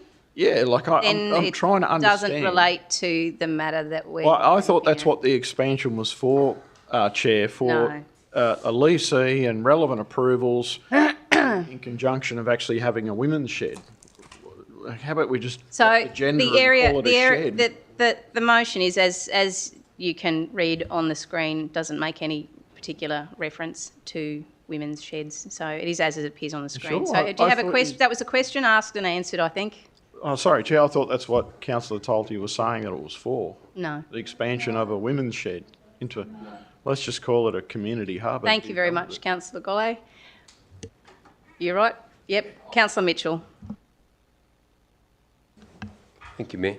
My question's around process and timing. I believe the lease expires on the 30th of June, and we have negotiations that are going to be happening or underway. So can the existing lease be, how will that be extended? Is it a month-to-month process while negotiations are happening, or can the existing lease be executed with an amendment at a later date?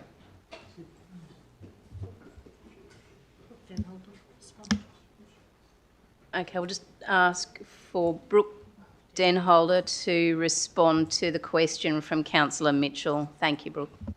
Thank you, Chair, and thank you for your question. We do have a couple of options available to us. So there are provisions in the existing lease that will allow for that extension, the month by month, as you referred to, Councillor, while we do those negotiations.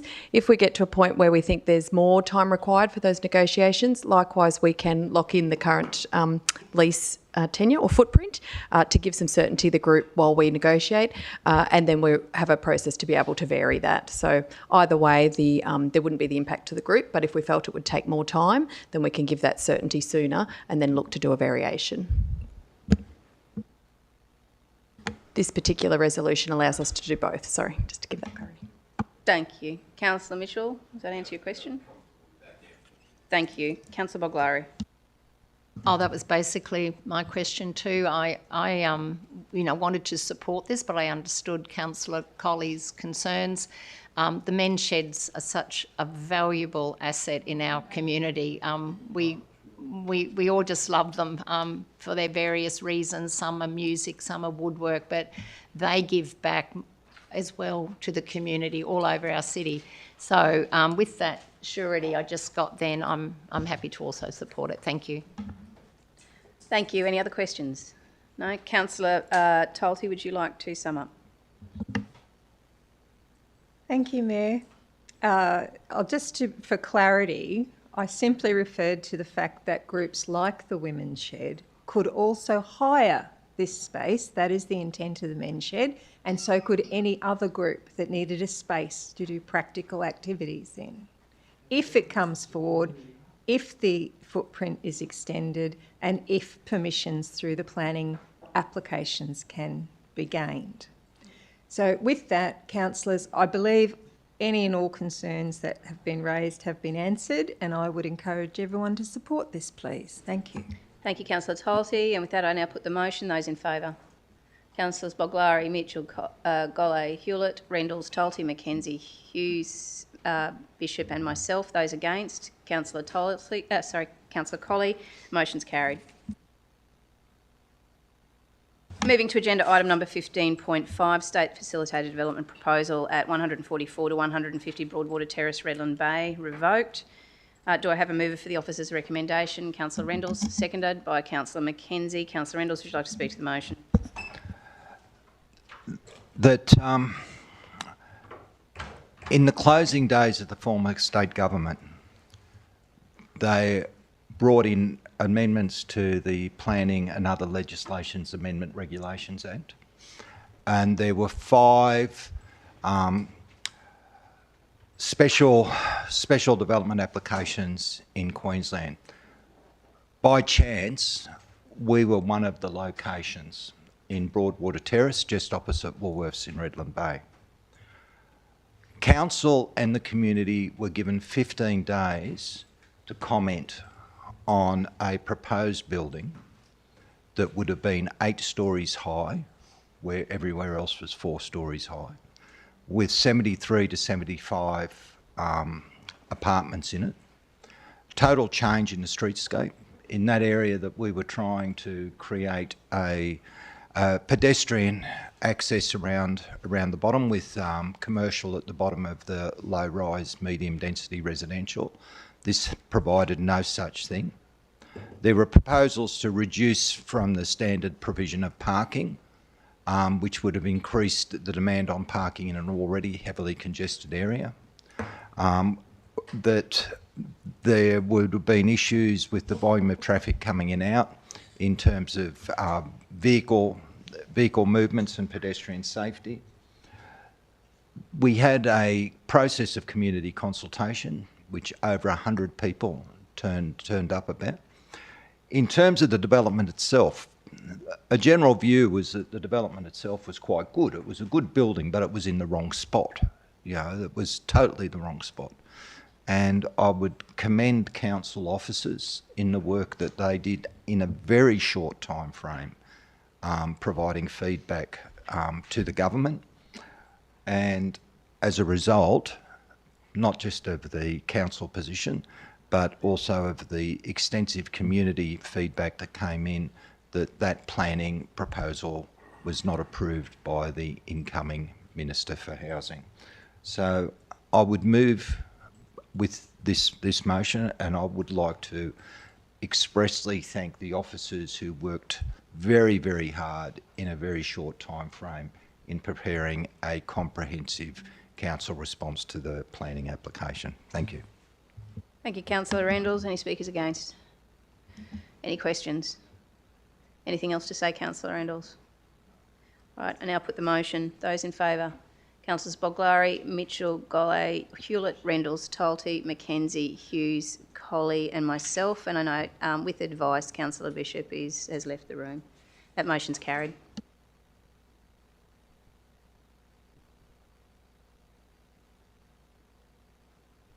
Moving to agenda item number 15.6, Councillor Boglari. Okay. Administrative and minor amendment to the City Plan General. Do I have a mover for the officer's recommendation? You're proposing? I'd like to move an amended motion, thank you, to this one, which was circulated yesterday after consultation with officers. All right, so we have an amended motion on the screen that reads that Council resolves to adopt 01 1/25 or 125 Administrative and Minor Amendment General as an amendment to the city plan as outlined in Attachment 1 pursuant to Chapter 2, Part 1, Section 3.1 and Chapter 2, Part 2, Section 6.1 of the Minister's Guideline and Rules under the Planning Act 2016 as amended, including the rezoning of 625 to 635 Main Road, Wellington Point from low-density residential to rural as a minor amendment. Do I have a seconder for the... second by Councillor Gollay. Councillor Boglari, would you like to speak to the amended motion? Oh, thank you, Mayor. I would have the amended motion here today because this change can be included as a minor amendment as set out in the Minister's Guidelines if the local government is satisfied it reflects a current development approval. This site certainly reflects 100% the current approval with a paddock to plate vision.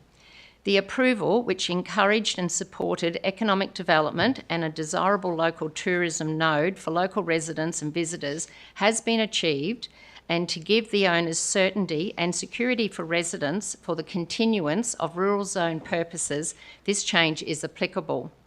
Under the rural zone purposes and to achieve desired council and community visions, and also in the previous Rural Futures Strategy, this site achieves the purpose of the zone, which are all listed in our city plan, and I've highlighted here there is several purposes, and they certainly tick the box on many of them. They achieve the purpose because they sell and use in the restaurant and the market produce grown on the site, on the farm which is connected to the site, and as much local produce that can be sourced locally and also throughout southeast Queensland. It makes it a fabulous example for Redlands of a rural tourism site, including educational and recreational purposes. And these are all listed in the city plan as purposes of the Rural Zone Code. So in this regard, Council can form the view that the proposed rezoning is a minor amendment as the zoning is reflected of the development that has been approved or occurred on the ground. And anyone who's been out there knows it certainly is occurring. It's a fabulous plot. So this amendment would allow for this change. Thank you. Thank you, Councillor Boglari. Speaker against? Sorry, I didn't see whose hand was first up then. Councillor Mackenzie. Thank you. Obviously not speaking against the other administrative and minor amendments, just specifically the rezoning of this particular lot. In considering the location of this lot, it is in a high dense area of the urban footprint. It is not in the rural zone. It is outside. It is within the urban footprint. And considering the use of the site, yes, it ticks the boxes of some of those uses that are permissible development in the rural zone, but it also ticks the boxes for what's permitted in a local centre zone or a neighbourhood centre zone. And I believe that either one of those two zonings would be more appropriate than having a rural zone in an urban footprint. Noting too that as we undergo changes to city plan, that there are rural zone properties within the urban footprint that planners are looking at other alternative zonings for, so that we don't have rural zone properties within the urban footprint. I'd also like to note too that I don't understand what security and assurances the property owner needs. They have a development approval for the business activities that they're conducting on that site. So there is no rezoning required for them to continue that development approval and those business uses that are already ongoing. Council has no intention of, ceasing their operations and telling them that they need to tear it all down and put housing over it, which would be consistent with the zoning of the current site. Also noting too that in the information that we received from feedback that we received, that our planning officers state that a rural zoning is actually not the most appropriate zoning for this area. And I believe that it possibly should be rezoned. It's not being used for housing. It's not low density anymore. But that we should review the zoning with consideration, with more fulsome discussions with our planners as we review the city plan, as we go through the city plan process of making a new city plan or whatever happens at the next motion. So at this point, I think we should just take this part out of the minor amendment and wait for it to be rezoned through city plan. Thank you. Thank you, Councillor Mackenzie. Councillor Bishop, Speaker 4. Yeah, I'm first of all just want to thank the officers for the broader report. There's a great deal of administrative amendments, some of which are simply typographic, but others are clarity on particular locations and visibility. So thanks to the officers for all of that. I'm speaking specifically for this amended motion that this is a minor amendment. I think the current use and the actual final outcome for the applicant and owner and land manager has taken a very, very long period of time, and what they have continued to believe and uphold as a principle of their intent is to keep the rural amenity of the area live as a contribution to our city, and they have absolutely delivered on that in a way that is creating economic benefit for the broader region. We know, because of the botanic site across the road, it is a challenging area, and trying to get that nuance in such a place right, in a balanced manner, is very difficult indeed. They've done a mighty job. They are, in effect, working as a community hub. There are many organisations, commercial and non-profit, that are actively working through that area. I know that they are also supporting some community education initiatives around the themes of support for environment, support for rural production, paddock to plate. There are so many things, as Councillor Boglari has spoken about. I think that a rezoning to rural continues the intent of what they had always proposed. It's been a very long period of time, and I think it's the request of the applicant, and I think Council has an opportunity to give grace and understand that a minor amendment like this to continue the current use, continue that amenity and rural feel in the area is absolutely appropriate. And so I do support this. I would be concerned if we went through a city plan amendment, because there might be other layers of analyses that might not come to such a conclusion that is nuanced and considered through the lens of Redlands and the benefit to this city, which that place, as it was intended for 20 years or more, and is now being delivered. I think this is an appropriate amendment. Thank you.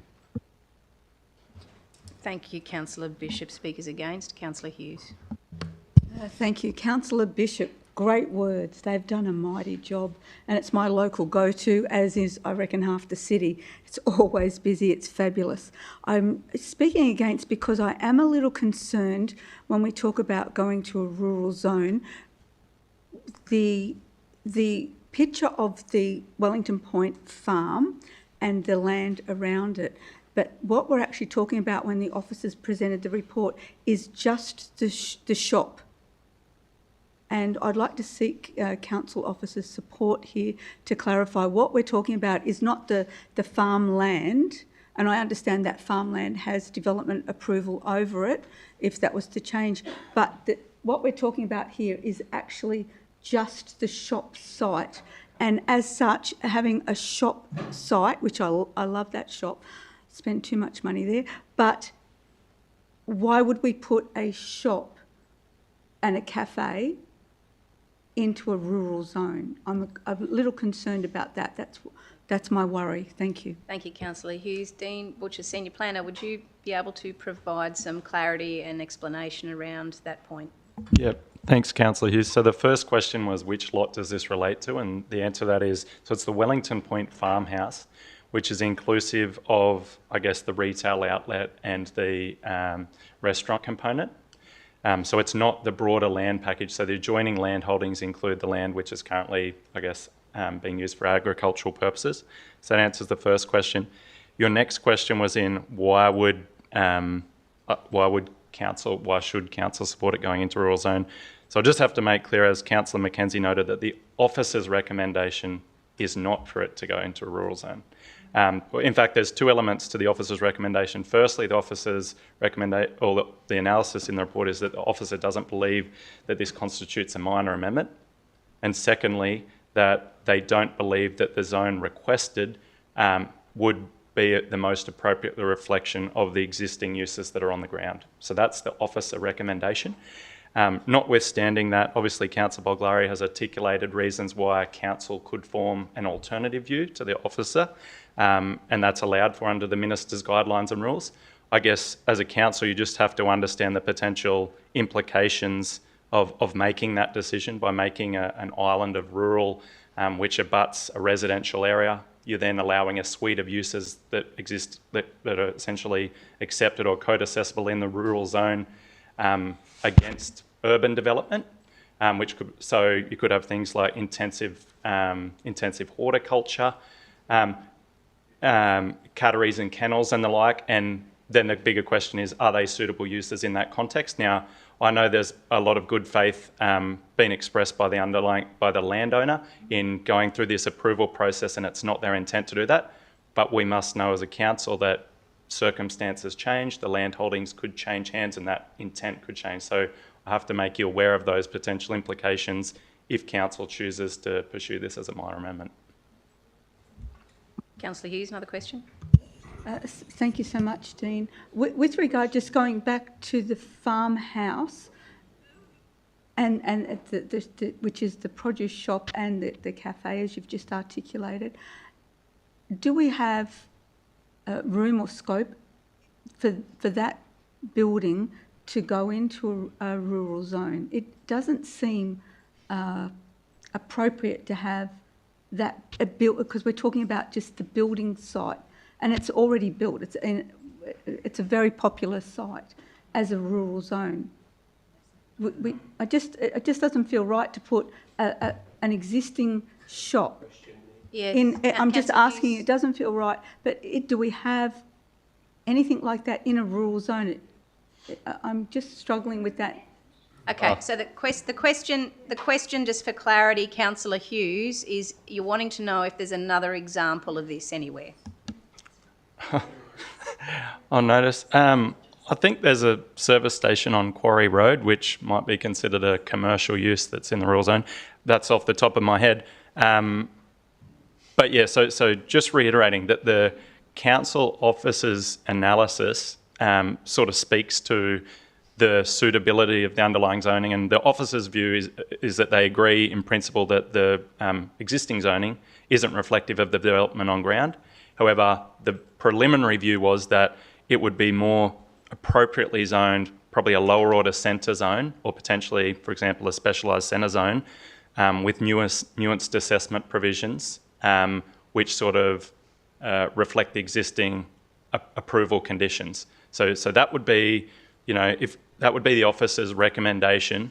If you asked us what would be the most suitable zoning for the site, we'd probably say a lower order centre zone or a specialised centre zone with nuanced assessment provisions. Please, one further question. This question relates to your speaking against, Councillor Hughes? Yes, in speaking against, in my concern of that rural zone, the adjoining, as Councillor Boglari rightly pointed out, farm use, which is again tremendous, but that land is currently zoned for residential use, and there is an approval over that for residential use over that rest of that land. Is that correct? I can confirm that it's a low-density residential. It has a low-density residential zoning. I can't speak to the currency of the existing approvals over the site, but I just did want to mention that the request for rezoning came from the landowner, and it's specifically related to 625 to 635 Main Street, so the Wellington Point Farmhouse, and thus the report was tailored to reflect that specific request. So it didn't look at the suitability of the adjoining land holdings. Okay, thank you. Speakers for Councillor Golay. Thanks, Chair. I don't see an issue with this. If we look at this particular scenario and this family, they have worked tirelessly over many years to actually get to this point. Yeah, and that's what I mean. Like, this has been an ongoing sort of back and forth. They've got to this point here. I mean, if anything, the whole area should be zoned as agricultural commercial to actually meet the requirements of what it's actually being used for, which is a restaurant, etc., etc. And I really wish other landholders actually in the rural zone looked at this as an initiative, and we wouldn't have 8,000 houses being dropped into our rural sector suddenly turned into the urban footprint at the state's whim. This is a classic example of how agricultural commercial businesses can actually work in the Redlands still, and this family has set that pathway. So we need to support them, okay, and realistically, and I'm sorry, Councillor Boglari, but I'm probably going on a different curve here, but that entire site, all the paddocks, all the growth area, the channelways where the water's flowing, the whole lot should come under agricultural commercial, and that should be a rating category. It should be an encouragement of a business in this area, because essentially that's what it is. Rural might not be the most perfect fit, but for right now, it is a fit, and it matches into what's being produced there from a business. I don't think it should be zoned as for housing. I think that's a backstop for later in the future, but right now it's actually agricultural commercial, and I think that site should be either labelled that way or it's brought into the rural zone as a rural business. So I'm happy to support it. I just really wish other families took this initiative and looked at the plots of land they had and said, how can we actually embellish the needs of the city by doing similar things like this to bring in tourism dollars. This place is packed every weekend. You can't get a table unless you book. Okay, so this is a classic example of agricultural business in the Redlands. That's a success. We need to get behind these guys and support them. So I'm happy to support this rezoning. Thank you. Thank you, Councillor Golley. Speakers against, Councillor Mitchell. The more I hear, the more this makes no sense. I'm disappointed it's been brought forward in this forum, but it makes no sense to me. One, I disagree it's a minor amendment. Officers agree, we can form a different view, I appreciate, but I agree with officers on this occasion. It's not a minor amendment. The business has certainty now over the footprint. Councillor Goller even said he'd love to see the whole area a different zoning, but a zoning that doesn't actually exist, and the applicant hasn't asked for that. So if they'd asked for that, maybe that's a different conversation. It's wholly appropriate that this is, and we love the business. It's not a debate on the business, their intent, the family. We love it. So let's not cloud our judgment today with that. That's a given. And we can support that intent and business much more appropriately through the city plan. Councillor Bishop mentioned about the layers of analysis might get in the way. Well, let's make sure those layers of analysis are done. That's our job. And let's hope that they support a more appropriate zoning, a rezoning, etc. into the future.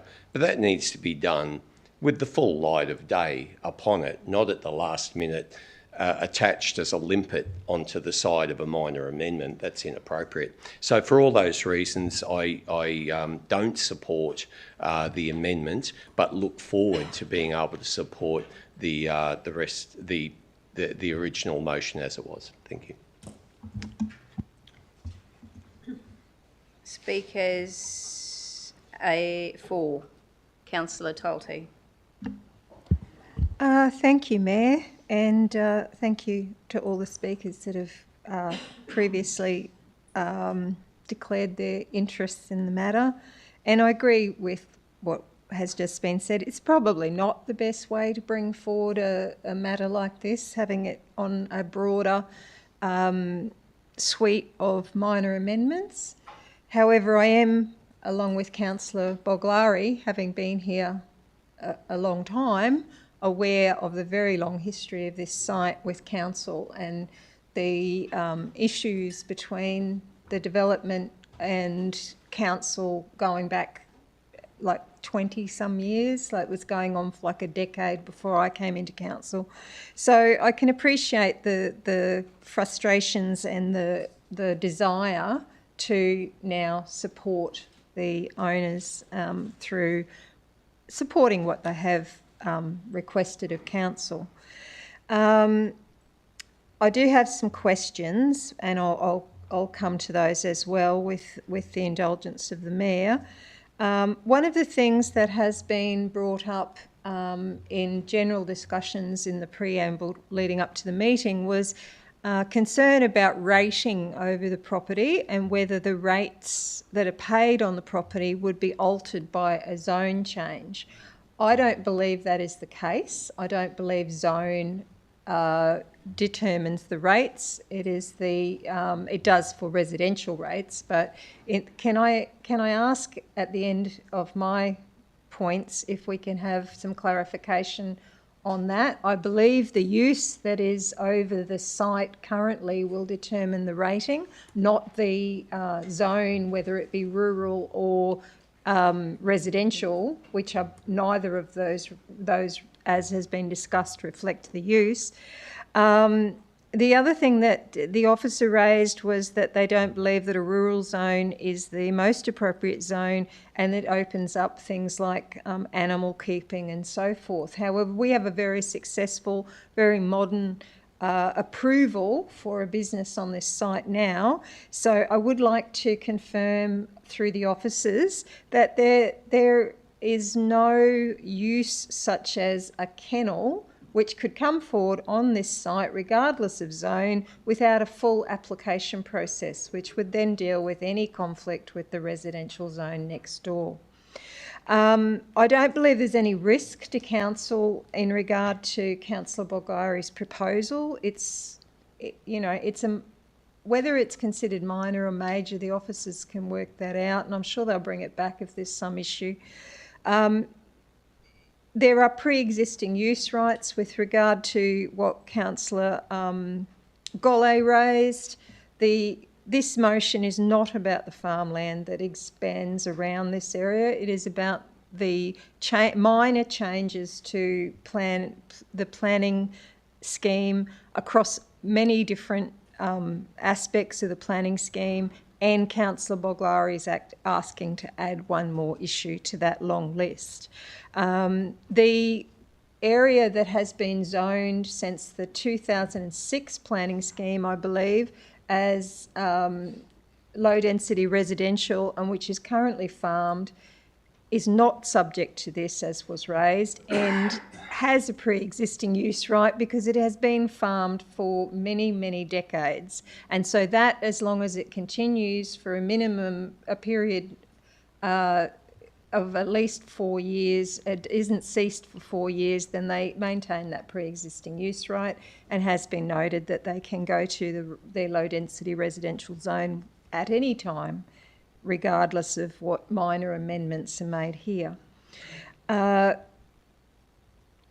So with that, and if I could get some answers to those questions, please, I think supporting councillors in their efforts to support their local areas is part of what councillors do.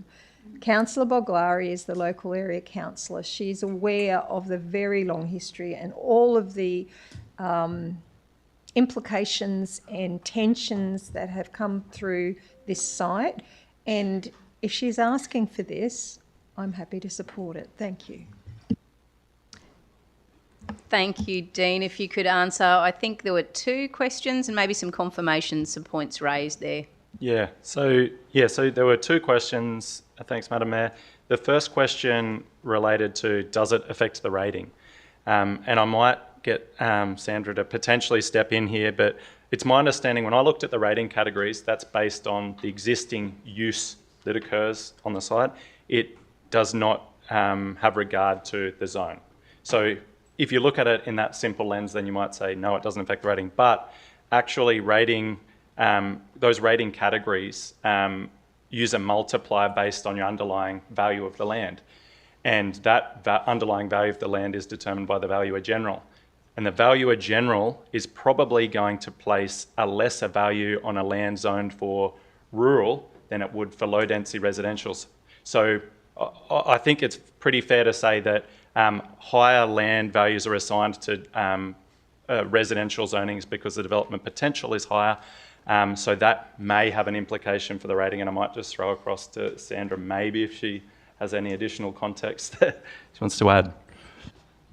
Thank you, and through you, Chair, absolutely confirming that we rate our rating categories are based on use of the property rather than zoning. And just from a high-level perspective, talking about the Queensland Valuer General's approach to valuing land. So rural land is valued based on its unimproved value. I'm reading directly from here, and the non-rural land value is based upon site value. So that's the high-level assessment there, but absolutely confirming the rating category is based on use, not zoning. Thank you. Oh, okay, so have we got two questions in relation to that point that's just been made? I'll go to Councillor Goller. He had his hand up first, and then you, Councillor Tolte, in relation to that point. Thanks, mate. Through you to officers again then. So, whilst, yes, there's no official agricultural commercial zone, it can be used as a description as an overlay, can it not? And that would also incorporate things like your agricultural supply store, roadside stalls, produce markets, rural industries, or intensive horticulture. So could it not be applied as an overlay then, which would then look at seeking to increase the value based on an assessment? I think, Councillor Goller, the way that city plan's constructed is that the zoning is the primary tool that's utilised to dictate the uses which we consider to be suitable or potentially unsuitable in a zone. It is possible, theoretically, to construct an overlay that would achieve the same outcome, but for consistency with existing structure and of city plan, I think it would make sense to do that through the underlying zoning. Okay. It'd be interesting, Mayor, to find out where our produce supply stores and everything sit then in this grand scheme of things as well across the city when we start looking at the city plan.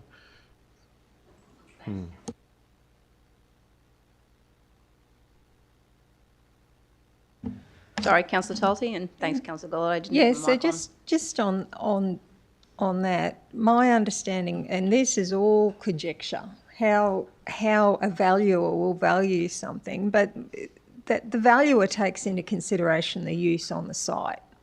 There is absolutely no doubt about that. The approvals that are on that site will come into that valuation, and yeah, I think it's a really long bow to draw that the valuation of the site will be lower through Treasury because it's zoned rural. And yeah, look, I don't accept that. But anyway, if we can get an answer to the second question, that'll be fine. Yeah, okay, so with the second question, and I think this related to the existing approval, so just reconfirming, so that the existing lawful approval remains and existing lawful uses can continue to operate in perpetuity. I think the concern that you raised, Councillor Tolte, was in relation to a comment I made earlier that should council go down the pathway of rezoning this allotment as rural, it potentially opens the door for uses in proximity to residential areas which maybe it hadn't envisioned, and that's the message I was trying to convey. So, for example, animal husbandry in the rural zone is an accepted use. Intensive horticulture is a code assessable use. Yes, there is rigour added to the process through code assessment applications in that you consider assessments against all the provisions in city plan, but I guess the point I'm making that's for council's consideration is would the introduction of those rural type uses in close proximity to a residential area give rise to issues which you might want to give account to in making your decision as to whether rezone or not? That's really for you to decide, but I thought that was worthy of noting that potentially reintroducing uses there which maybe adjoining landowners wouldn't be supportive of. That's all I was saying. Thank you, Dean. Were there any other points, Councillor Tolte, from your you're speaking for the motion that you wanted to raise? We've addressed those two questions. Sorry, I was being presented information on Valuer General's rating activities. What was the question, Mayor? So that addresses the two responses to the two questions. Did you have any other points that you wanted to raise from speaking for the amended motion? No, I'm good, thank you. All right. So speaker against? Colley, Councillor Colley. Yeah, thank you, Mayor. I've got alarms going off everywhere about this proposal. We've not had one reason given to us by officers, but two reasons which categorically state why this should not be rezoned to rural right now. One of them being that they suggest it is a major amendment. We have a city plan process which we are commencing, where we are going to be doing a thorough review of the zoning of our entire city, not just of this one property. The other reason that they've given us is that it simply doesn't have rural zoning as the most suitable zoning. We've been told that it should be, if it were to be rezoned, it may be that a centre zoning may be considered more appropriate. I wanted to make a point talking to the rural zoning, and Councillor Boglari has obviously presented to us some reasons why she thinks that this zoning is appropriate for it to be rezoned as rural. But in the purpose of the rural zone code in our city plan at 6.2.21.22i, it says for a rural zone code, built form is generally a subservient element in the landscape and does not significantly alter the rural or natural character or scenic quality of the locality. Almost this entire block is built form. It's a building and it's a car park. The property behind, the land behind this property, which we're being asked to rezone as rural, doesn't have any built form on it. I also thought it was worth mentioning that in the report that we all have before us, it says that when we're talking about the zoning of the land affecting the underlying land value, the landholder has explained, and I read from our report here, the landholder has explained that the current zoning has led to an inflated underlying land value. So I think that even the landowner acknowledges that the land zone, the zoning of this land impacts the land value there, and hence the viability, he says, of the commercial operation. I'm a huge supporter of this business. I think that they're fabulous. It's a great point of difference for our city, but I don't think that the reward for working hard and establishing a good business in our city should be that you get your property rezoned. I think that we need to take a principled approach to rezoning, and in my view, this process, proposing it as a minor amendment and even to be zoned as rural, is not principle-based in my view. Thank you, Councillor Colley. Noting that you've got a question, Councillor Tolle, did it relate to that specifically, or can we move for and against and come back to questions?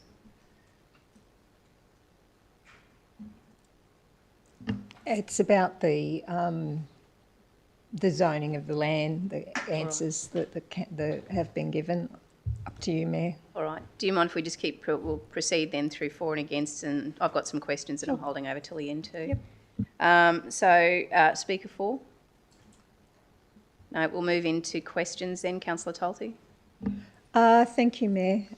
Just noting, and the Queensland Government land site says, in regard to land valuations and what is considered when valuing land, when determining statutory land values, our valuers research the property market, examine trends in sales information and categories, inspect vacant or lightly improved properties that have recently sold, interview vendors and purchasers, consider the land's present use and zoning under the relevant planning scheme, and take into account physical attributes and constraints of the land.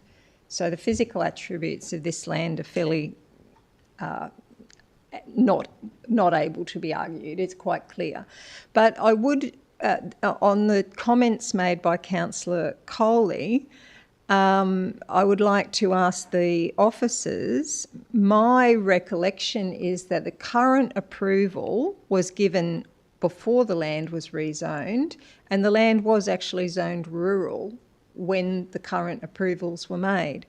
And the current zone of low density residential was changed through a planning scheme amendment or with the introduction of a planning scheme, and that this request to change the zone would reflect the area simply being returned to the zone that it had before those changes were made. Is that not correct?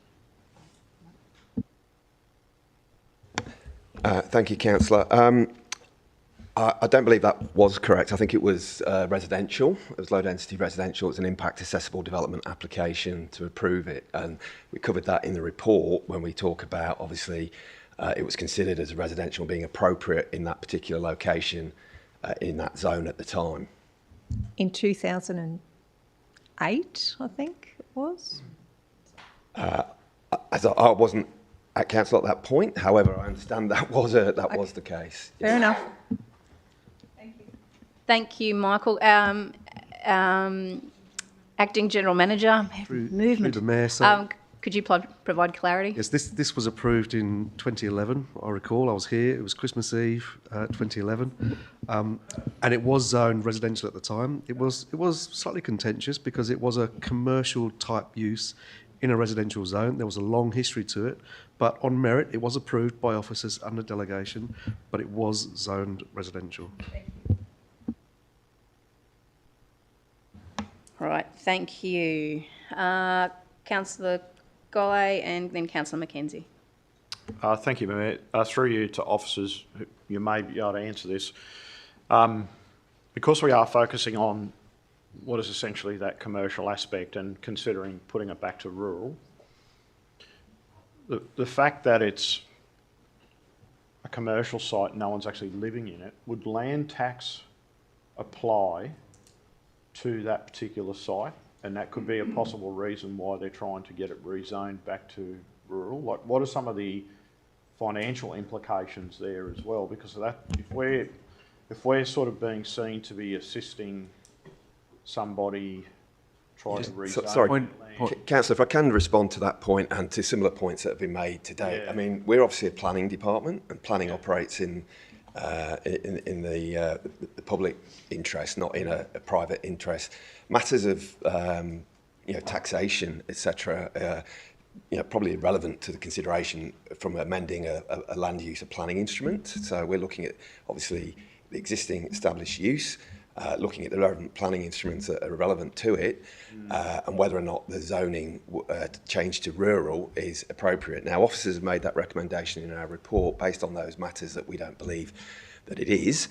Obviously, there's been a lot of conjecture and discussion this morning, which is, all good and appropriate. But to my mind, that kind of suggests that maybe it's not appropriate for that second point, which considers whether something's a minor or administrative amendment. Obviously, this is maybe something which needs consideration, in my view, as an officer, through a different process. Okay. I only ask primarily because it's a commercial entity, essentially. Thank you. Thank you. All right, next, Councillor McKenzie. Thank you. I do have two questions. The first one is, if this is considered a minor amendment by council and rezoned from the residential to rural, even though it's commercial operations happening on the site, what precedent does that set then for the owner to come back and request for a property next door that they're farming to be down zoned to rural, or the property up the road that they're still farming, that's on Main Street, Wellington Point, or the property at Quarry Road that they're still farming to be down zoned to rural? Because they're the current uses of the sites. Yeah, well, first and foremost, I mean, we don't know and can't control what any third party wants to do and chooses to do. But again, obviously, if they wanted to consider rezoning those properties, it would be subject to either city plan review or to seeking a review through that process, which would then go for state review, would then go for public notification, etc. And we would consider that through the process. So to clarify, you would not consider those to be minor amendments to zoning if those other property owners came to us? No, not in my opinion, not in my view, no. The other question I have is probably not for planners, maybe to our legal team, is what is the risk to council's reputation if we do rezone this to rural, even though it's, in my opinion, commercially operated? What then is the risk to our reputation for every other restaurant on Main Street, Wellington Point, when they're all commercial operators, but possibly paying less rates because of their zone, neighbourhood zone, and not rural?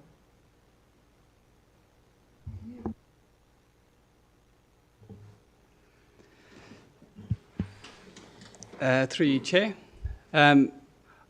There's always a risk to councils if they're making a decision against the officer's recommendation. I believe the officers explained why they haven't made the recommendation in this case. They believe this wouldn't be a minor change. Thank you. Councillor Boglari? Should I wait till summing up, or I'm happy to wait till summing up. I've written down it all. Did you have a question? I had you in line for a question. Wasn't sure. Oh, some of the councillors have mentioned if we changed it to rural, there would be all these other land uses that could be imposed on the site. My understanding is the constraints which are in the approval at the moment, such as a noise overlay, etc., would still be current. So those constraints would still be there if something like that was going to happen. It's not open slather for all land uses that are allowed in rural to go there at all.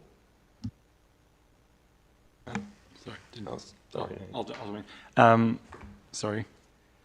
So no, it's not open slather. So in city plan, in the tables of assessment in the rural zone, it really depends what use you're proposing as to the level of assessment. But the majority of uses listed, as I mentioned before, would be code assessable, in which case you would follow the standard development assessment process.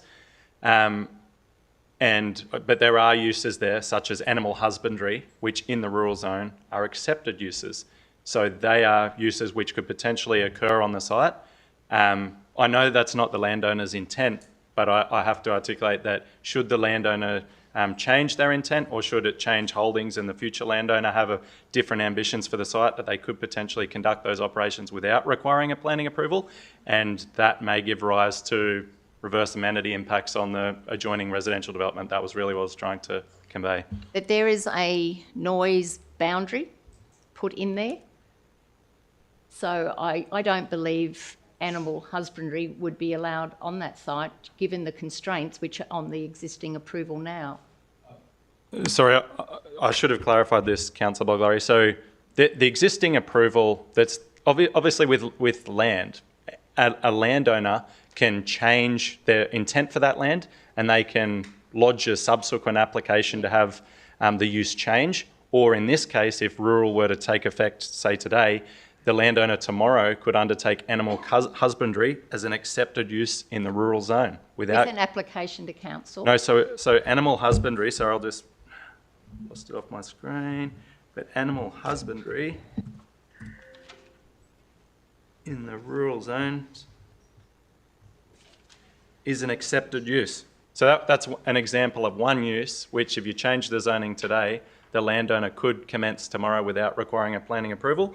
And Dean, I'm sorry, but can you just verify the difference between animal husbandry and a kennel? Because councillors are thinking that animal husbandry is a commercial kennel arrangement. This is my understanding. So animal husbandry is raising livestock on pasture. Catteries and kennels are the intense breeding of specific, cats or dogs on a site. Well, that's my general understanding, but we'd have to go to the planning regulations if you wanted a specific definition, but hopefully that clarifies. Correct. And with the zonings, if it was not successful today to change it to a rural zoning, and in future, because one thing we have got as point of agreement is that this isn't a suitable zone at the moment, if we changed it to some sort of commercial, what would then that open up the land uses to be? Because my understanding is then, at the moment, there are really specific constraints on the site that they're not selling your toilet paper and your dog's meat like every other IGA or anything. If it was to open up to commercial, I believe that the building could actually be increased and so could the land use. So we're just going to end up with another commercial site and lose the character of the establishment. Yeah, thanks for your question, Councillor Boglari. I think we're potentially getting distracted on hypotheticals. What I mentioned earlier regarding the changing of the zoning to reflect the underlying use, I caveated that and I said we would probably look to incorporate nuanced design provisions, and they would be intended to reflect the existing development approval conditions. So if you were just to change the zoning to, for example, a neighbourhood centre zone, the neighbourhood centre zone has a specific suite of uses which an applicant could lodge an application for, shops and the like, and get an approval for. But the way we understand it is that council does want to protect and ensure that the existing operations as they're currently being conducted occur in perpetuity. So that is why we would seek to incorporate nuance provisions to ensure that the full suite of centre zoning wouldn't be realised in that site, if that makes sense. Yeah, and there has been a lot of hypotheticals here today, and I think I'm a little bit disappointed with the number of hypotheticals because I think that may change some people's views, which is concerning. But also, one of the reasons I'm understanding this change was requested was because one of their suppliers, which I can't, it was to do with growing green sprouts, was going out of business, and they got offered to have the van. It's just a large van which could go on site and you grow your own green sprouts for it, which would be more of the paddock to plate for their restaurant and also for their market. But under what the zoning is presently, they can't do that. So they haven't expanded into that area. So what they're trying to do is get certainty that their rural land uses can continue.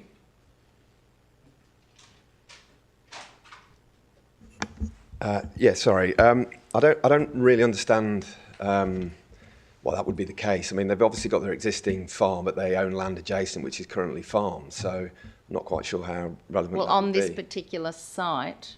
Yeah. But that's what we're saying. They've put in a request. Sorry, if I can. Sorry, I beg your pardon. Carry on. Right. Yeah. I thought you'd pause. Sorry. I was just going to say that they've put in a request for a specific lot of land, a small parcel around the farm. They've made that request very distinct that that's what they want to change to rural.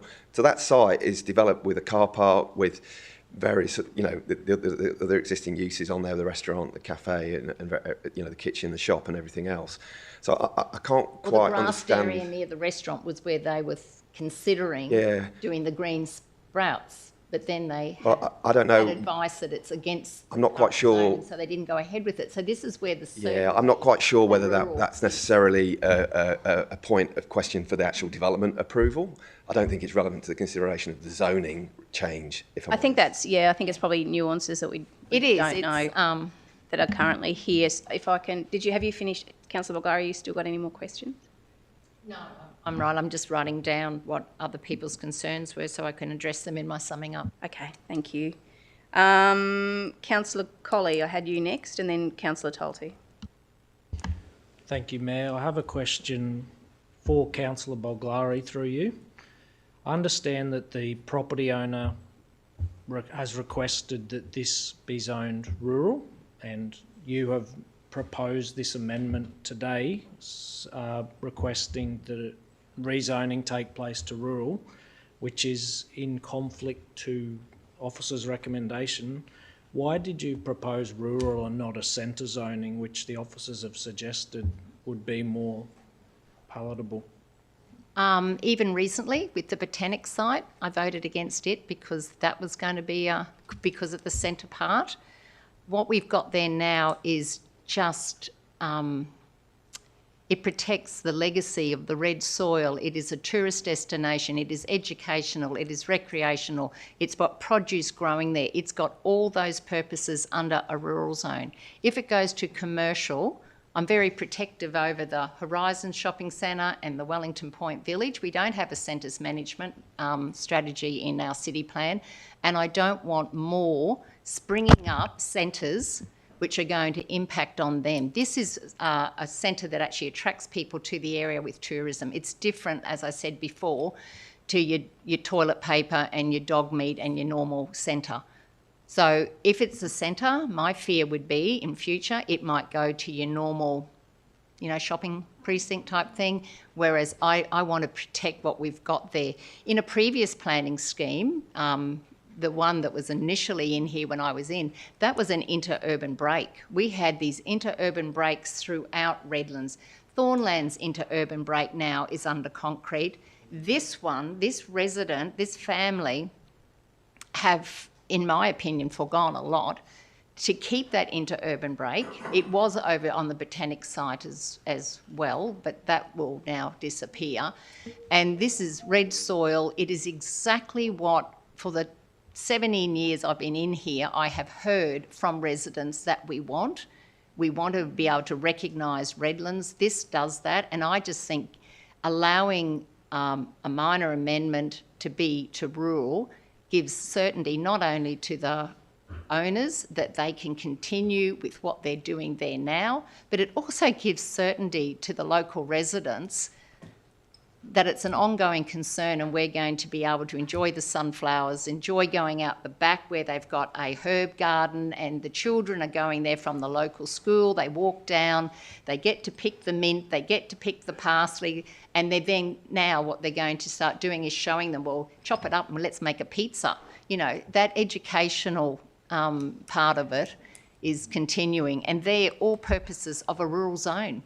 So that's why I'm asking today. Okay, a follow-up question then. If the intent is to retain that, why is it only requested of this small parcel of land and not the full parcel of land behind? You'd have to ask the owners. I'd love the whole lot rural. That would be mine, and keep that tractor going by. But that's their choice, and today it's just that. I accept that that's area. Their choice, but this is your amendment, so I'm just trying to understand your intent for this amendment. It's the rest of the area isn't up today. If it comes up to get changed to rural, I'll be supporting that But too. you could have done that, I'm suggesting. No, I couldn't. I don't tell. It's not up to me to tell a resident what they should do. This is what is before us, and this is what This is your amendment, though. I believe. Oh yeah, but I can't amend. I can't. What the owners have put forward is that I then can't put forward to change more land without. Of course you can. I think No, that would be totally inappropriate for me to bring someone's land here without their conversation with officers and myself and everybody else about changing the zoning on their land. That would be inappropriate. So I think the question's been answered. Thank you. Councillor Tolte, then Councillor Rendles, then Councillor Mitchell. Thank you, Mayor. In the interest of moving this forward, because we've spent a really long time, can I just confirm if Councillor Bulgari's motion with the extra amended rezoning on it is not progressed today, we will simply move the original officer's recommendation and move this matter forward. Is that the process? That would be the process, yes. Thank you. Councillor Endorse. If I may ask several questions for you, Madam Mayor. Firstly, the site in question, 625 to 635 Main Road, is that the same owner as the site 613 to 623 Main Road, the adjacent area? I don't know that personally, Councillor Endorse, so I'll have to ask a member of staff to assist. Through you, Madam Mayor, I can't confirm that matter, but I just, if I may, just to remind councillors, the matter before you is simply to consider whether, for that small parcel of land, a change to a rural zone from residential reflects the development approval. So that's the matter at hand for you to consider. Should you change, as a minor amendment to city plan, the zoning to reflect the approval? That's what you need to consider. You can form the view that a change to rural would reflect that approval. That's entirely appropriate. The officer's view is that it doesn't. The officer's view is that it should be a centre type zoning, but that would have to go through a major amendment process. And again, that's just for that small parcel of land. So the matter that Councillor Colley raised, could this be extended over the broader area? There's no question whatsoever that would have to be a major amendment. No question. So you can only consider on this small parcel of land covering the commercial facility, should it be changed from residential to rural to reflect the approval? That's simply the matter at hand. So just to remind council of that. Thank you very much for that clarity. And sorry, who was that answers that question, Councillor? Oh, yes, okay. Well, moving on to my next question. So the area that we're talking about is 9,300 square metres, which is heavily developed. Even if we do nothing, the owners of that property can keep on doing what they're doing. The zoning isn't a prerequisite for them maintaining their existing business. Similarly, if we look at that adjacent area, which is 88,940 square metres, which is the farmed area, they can keep doing whatever they're doing there. I'm also assuming that if we do nothing here, when we go through the city plan, and I've always been a strong advocate that when we look at the city plan, that we do it on a pretty much a precinct basis with a strong process of engagement with the local community, we can review and would be appropriate to review that whole site, particularly given the location of 625, 635 on a main access point and a corner area. So we'll be able to look at this in future through the city planning exercise. I believe that's been answered before, but Acting General Manager. Oh, so just clarifying, because there has been a lot of discussion, if we do nothing, the people can keep doing what they're doing, that whether it's the people here or the people next door, and secondly, that we would be reviewing this anyway when we go through the city plan. Thank you, Mayor. So through you, so yeah, just to confirm, the existing lawful use can continue. So that is an approved use. That can continue in perpetuity. Today's decision has no impact on that either way. You could consider broader changes to this site and the area, so beyond the boundaries of this site, through a major amendment process, which could be city plan or a standalone amendment. You can absolutely do that, and that would go through the major amendment process, which again we consider as officers to be the most appropriate way to do this. That would go through a full state interest review. Public notification would be considered in its entirety and come to council for a decision. But that would be a major amendment, not a minor amendment to reflect an approval.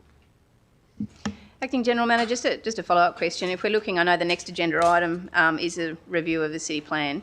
Could you just outline, just for the record, how long that process or how far away that process is and how long that takes? Thank you, Mayor. So the city plan process potentially could take 3, maybe 4 years. The last city plan process actually took us approximately 5 years from commencement to adoption of the scheme, so it's about 5 years. There could be a standalone amendment for particular items. You could do this through a standalone amendment, but even that, in past experience in recent years, is probably still a 2-year process. Thank you. And Councillor Rendels, does that complete your questions? Yes, thank you. Councillor Mitchell. Question through you to Councillor Glary. 2 questions actually. The development's been there since 2011. Why hasn't this come forward before? This is my first question. And you spoke passionately before about the area, but the matter before us is about a shop and a function centre, a restaurant and a function centre really. In your passionate discussion about the area, that is very much about a major amendment, if that was your intent. Thank you, Councillor Mitchell. Councillor Boglari, I'm assuming in relation to the first question, I'll let you answer though, Councillor Boglari, that that's because the emotions come forward. Yeah, I didn't drive this change, so it's up to the resident when they bring it forward. And the shop, it wasn't actually opened till, it's only been opened about, what is it, Paul? 23 or something, 22? Was it pre-COVID? During COVID, they were constructing it, weren't they? Because they had trouble getting fridges and everything. So it hasn't been built since 2011. It's only it's only a number of years it's actually been opened. I didn't have anything to do with this coming forward, so I've got no idea why they decided now, except I did know about the green sprout business they were thinking about purchasing into. When I mentioned the area, I wasn't talking about changing any other zones in any area. I was talking about the impact that if we keep changing or popping up like we are on Botanics now, another commercial site, we're just depleting the existing sites. And, I'm very keen for economic development in all our villages and to protect that and not just have commercial sites popping up everywhere. I wasn't talking about changing any other zoning. I'm not too sure what you meant by that. Well, by the way of clarity, you spoke about the area and wanting to not lock it up, but to protect that area, the red soil. That's almost local area planning, which absolutely would be a major amendment and reinforcing the need for this to come through the city plan process to assist that. No, all right. you're going. I'm sorry. You're twisting words. Councillor Colley asked me why didn't I have the rural zone going onto the red soil, and I said if I had my way, because I love the red soil. So I think that was all. It was just another hypothetical. It wasn't anything. If we can frame questions as questions. I'm going to have to take a break. Councillor, Deputy Mayor, can I throw to you while I take a few minutes out of the room? So we are in questions. I think we should be reaching the near end. Yeah, are we any more questions? I just wasn't sure how long we were going to go for in terms of questions, but I really need to take a break for a few minutes. Any more questions? We're all done? All right, now put the motion. Sorry, Councillor Boglari, would you like to sum up? That's all right. Look, I'd just like to sum up and put maybe some... Sorry, handing over to you, Deputy Mayor. Thank you. Handing over to you, Deputy Mayor, just to carry this through for a few minutes. Thank you, Mayor. Sorry, go on, Councillor Boglari. Look, Wellington Point has changed over the decades. It used to be farming land. And a lot of these, like I said before, there were inter-suburban breaks between our suburbs in previous planning schemes, which is the why that we're lucky enough to have such a large allotment still under farming. And this particular site now is utilising that by being like a paddock to plate plus a market produce stall. It's not very many places in Redlands where we have got that, and it is attracting people from across southeast Queensland. It has been a major boost, I believe, to our tourism economy, and I think the Chamber of Commerce would back that because, you know, they have functions there and everyone speaks very highly of it. I mentioned before how they would like to do smaller rural purposes on that area, such as the green spout business, and, you know, they are concerned under the current zoning that these sorts of produce would not be allowable. But there are certainly constraints with the existing approval that would stop any of the hypotheticals that have come out today. Just recently, you know, they wanted to put a shed up and it wasn't in the noise overlay area, so there were concerns. So I know that council officers are keeping to those constraints which are there. I am concerned, as I said, if we went forward and we changed it to commercial, what it could expand into there, and we could lose this particular site and the uniqueness of it. Under the rural zone, there are a variety of purposes, and to me, the rural land is maintained. Well, I believe there's, and I wish I knew for certain, but the percentage of land on this site, which is under cultivation, and it's actually producing for the market and for the restaurant, is significant, and they are increasing that out on the southern side.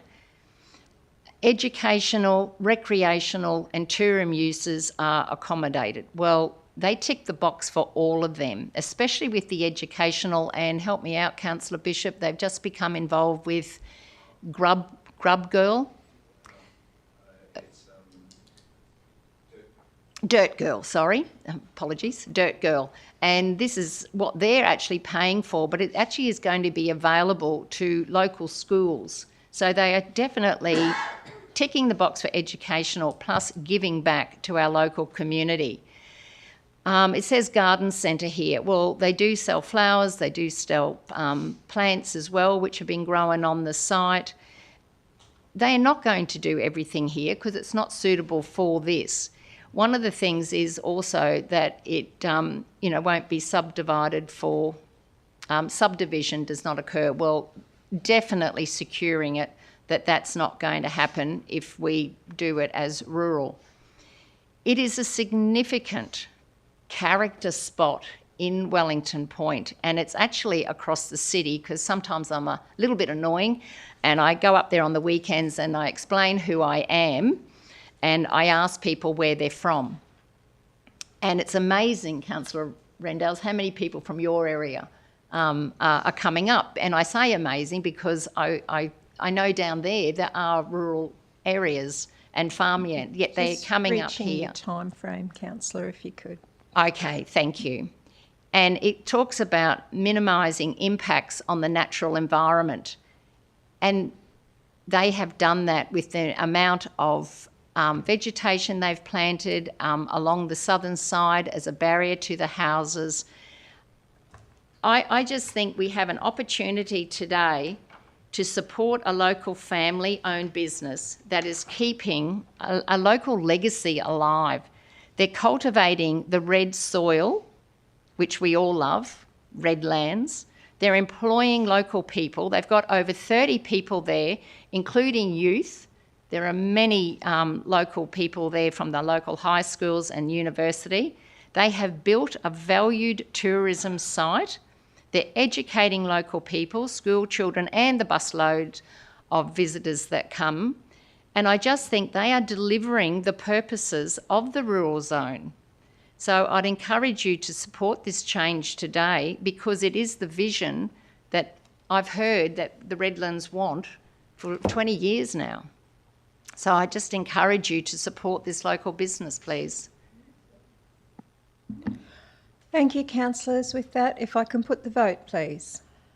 Those in favour is Councillor Boglari, Councillor Golay, Councillor Hewlett, Councillor...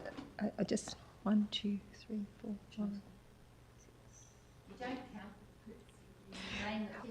I'm just a bit concerned because the Mayor's out of the room and casting votes and all of that.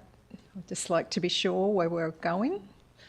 So those in favour are Councillor Boglari, Councillor Golay, Councillor Hewlett, Councillor Talty, Councillor Hughes and Councillor Bishop. Those against are Councillor Mitchell, Councillor Rendells, Councillor Mackenzie and Councillor Coley. The motion is passed. Thank you. Thank you. You just have a toilet break? Yeah, councillors, I'm going to propose that we have a quick break to allow people to, and the officers who might need to have a quick break, maybe just 10 minutes. Yep, thank you. Okay, thank you. It's almost 12:40. I'm going to suggest that everyone be back by, sorry, 12... Sorry, Deputy Mayor, if we can just hold for a second. We just need to make sure that we've got the process correct, because you have an amendment. Tony, I'll let you explain, but you have an amendment, you haven't voted on the motion. There was an amendment, so the amendment now becomes the motion? No. She we moved it didn't from have the an start? amendment. Okay. The council I moved it as the a motion with an motion amendment. as the motion. Thank you, yep, okay. Thank you, back to you, Deputy Mayor. But do I need to suspend standing orders in order to have a 10-minute break? Yes, please. To adjourn the meeting. Do I need to take a vote to adjourn the meeting? Yes. Okay. Do I need a mover and a seconder for that? Okay. Can I have a mover and... Okay. Moved by Councillor Bishop, seconded by Councillor Boglari. All those in favour of a 10-minute break, please. Those in favour are Councillor Boglari, Councillor Mitchell, Councillor Golay, Councillor Hewlett, Councillor Rendells, Councillor Talty, Councillor Mackenzie, Councillor Hughes, Councillor Coley and Councillor Bishop, with the Mayor out of the room. And if I can just correct the record also, on the previous vote, the Mayor was out of the room. Thank you. Thank you. Thanks, officers.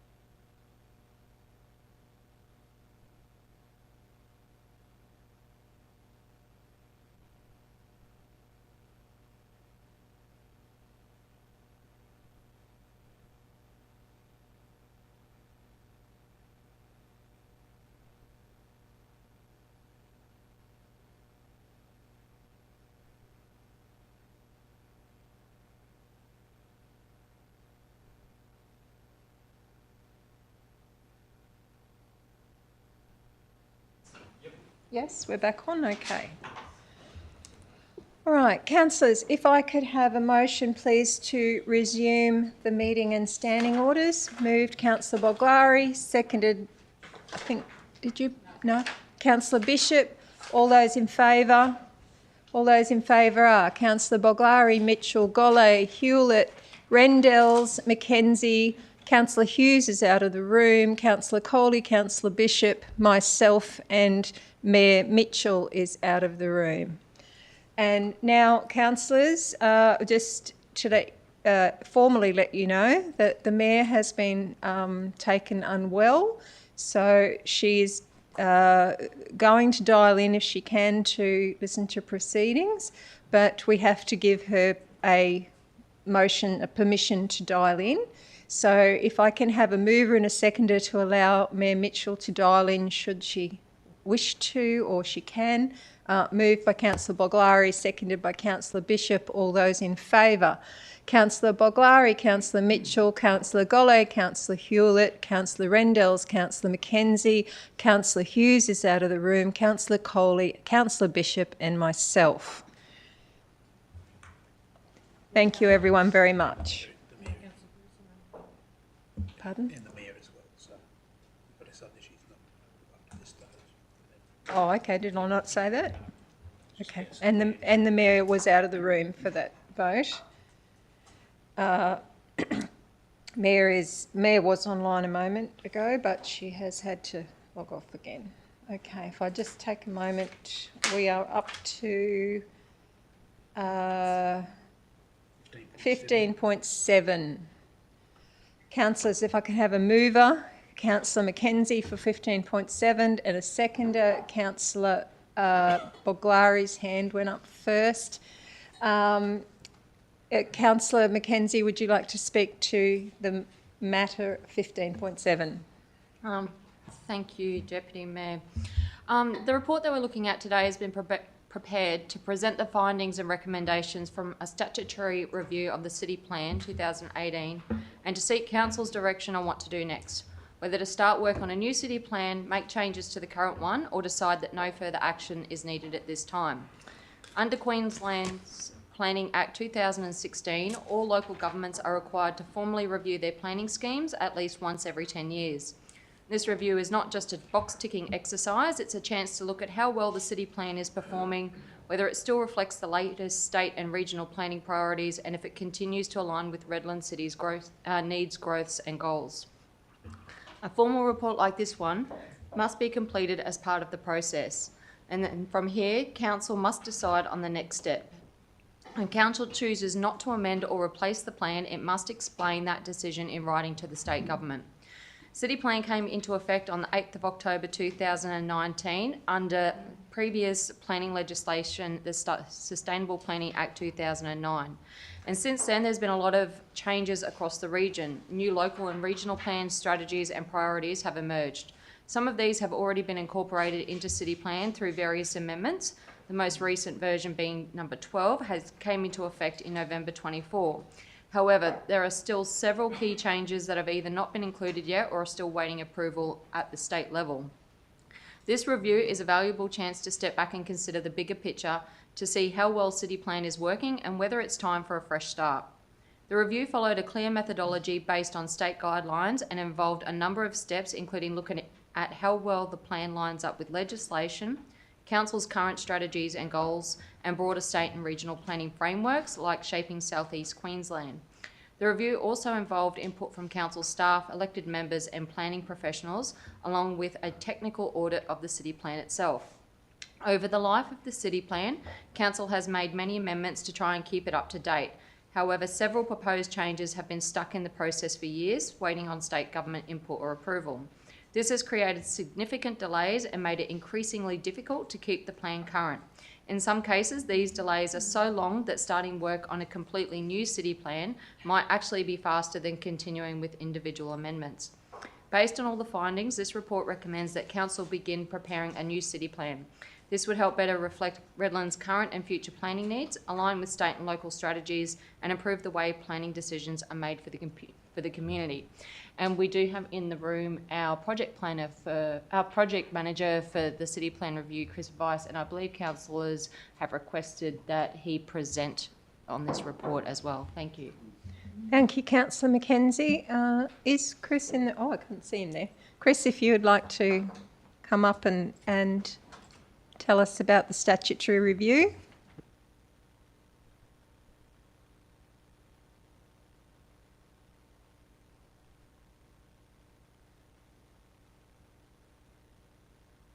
Apologies, Chris. Yes, please go. Through the chair. So I won't repeat what Councillor Mackenzie has very well summarised, so I might just go to the next slide. I guess it's important to recognise that City Plan is an ever-evolving document. It doesn't stand still. It needs to respond to changing context over time. So some of the key, I guess, changes that have happened to that context since 2018, or at least since the City Plan was prepared. Some of the key things, we've got a new regional plan. We've actually had 2 new regional plans since the time of City Plan. The latest being brought in at the end of 2023. We've got a new Redlands housing strategy, which sets some different directions for accommodating housing supply and diversity within the city. We've got an updated state planning policy, which came into force after the commencement of City Plan. The Queensland planning provisions, which had previously set out a mandated structure and some content to planning schemes, has been repealed. So there's some more flexibility around how we structure a planning scheme for us to think about.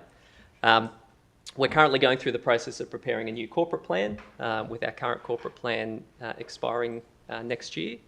So that may set some change in direction, which City Plan should line up and reflect.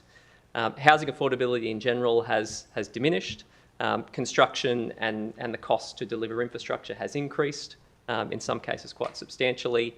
What does that mean to land use planning responses to that? That's important to consider. We've got new residential growth areas and new commercial centres approved in parts of the city that weren't initially envisaged within our current City Plan. We need to consider the implications of that and what that means for planning going forward. Southern Thornlands priority development area was declared recently. That was a future potential growth area under the current City Plan. That's now been brought forward, so to speak, in line with that declaration. And we have had, as Councillor Mackenzie mentioned, multiple City Plan amendments that have sat in that state interest process for lengthy periods of time and affects or sort of damages that currency. Next slide, thank you. So obviously the outcomes of that review are presented in the report, so I won't go into them in any detail. But just to highlight a couple of key things, the current regional plan and our Redlands housing strategy, there's clear misalignment between some of the key objectives and outcomes and actions within those documents compared to City Plan. So there is a need to review City Plan almost from a grassroots perspective to look at what needs to change to reflect those aspects and meet those objectives, which we're required to do to ensure that state interests are integrated into the planning scheme. Through that, our local strategy alignment review, there's a number of opportunities to better align to our current plans and strategies across council.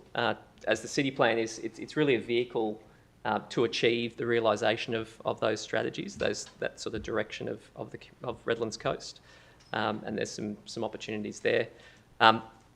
The new state planning policy, or it's not that new anymore, but it's new in terms of being more current than our current City Plan, includes now a need for fit-for-purpose natural hazard risk assessments, which wasn't in place in the same way when City Plan was being developed. So there's a need to look at that in more detail to set that sort of platform for how we plan our settlement pattern and the level of regulation we apply to development in those areas of natural hazard, and how we inform our land use planning responses to those to keep people and properties safe from serious harm. Next slide, thanks. We've engaged internally and with relevant planning practitioners on some of the technical basis of the City Plan. Is it easy to use? Is it functional? Is it defendable, etc.?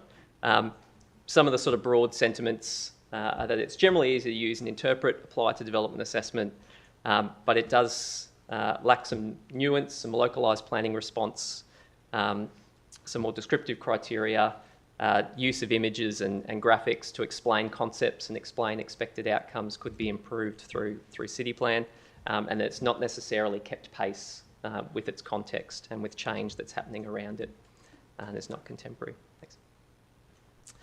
That technical audit, I think probably the key thing to note is that the way a city plan is put together is it has strategic outcomes expressed in the strategic framework, and it has a number of assessment benchmarks or codes that are the deliverable. It's the way to deliver on those strategic outcomes.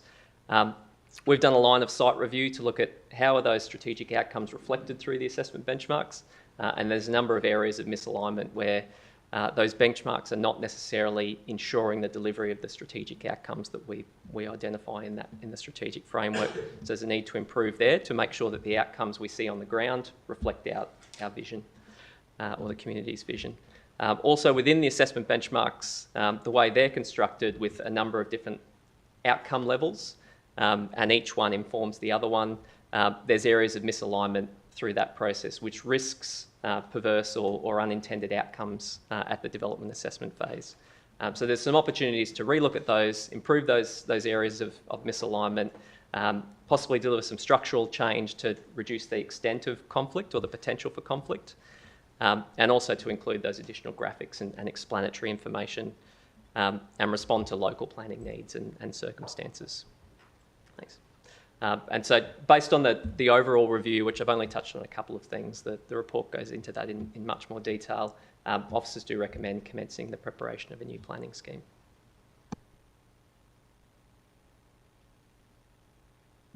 Thank you very much. Now, councillors, if I can, we have a speaker against? No speakers against? Pardon me. Any questions? Councillor Bishop?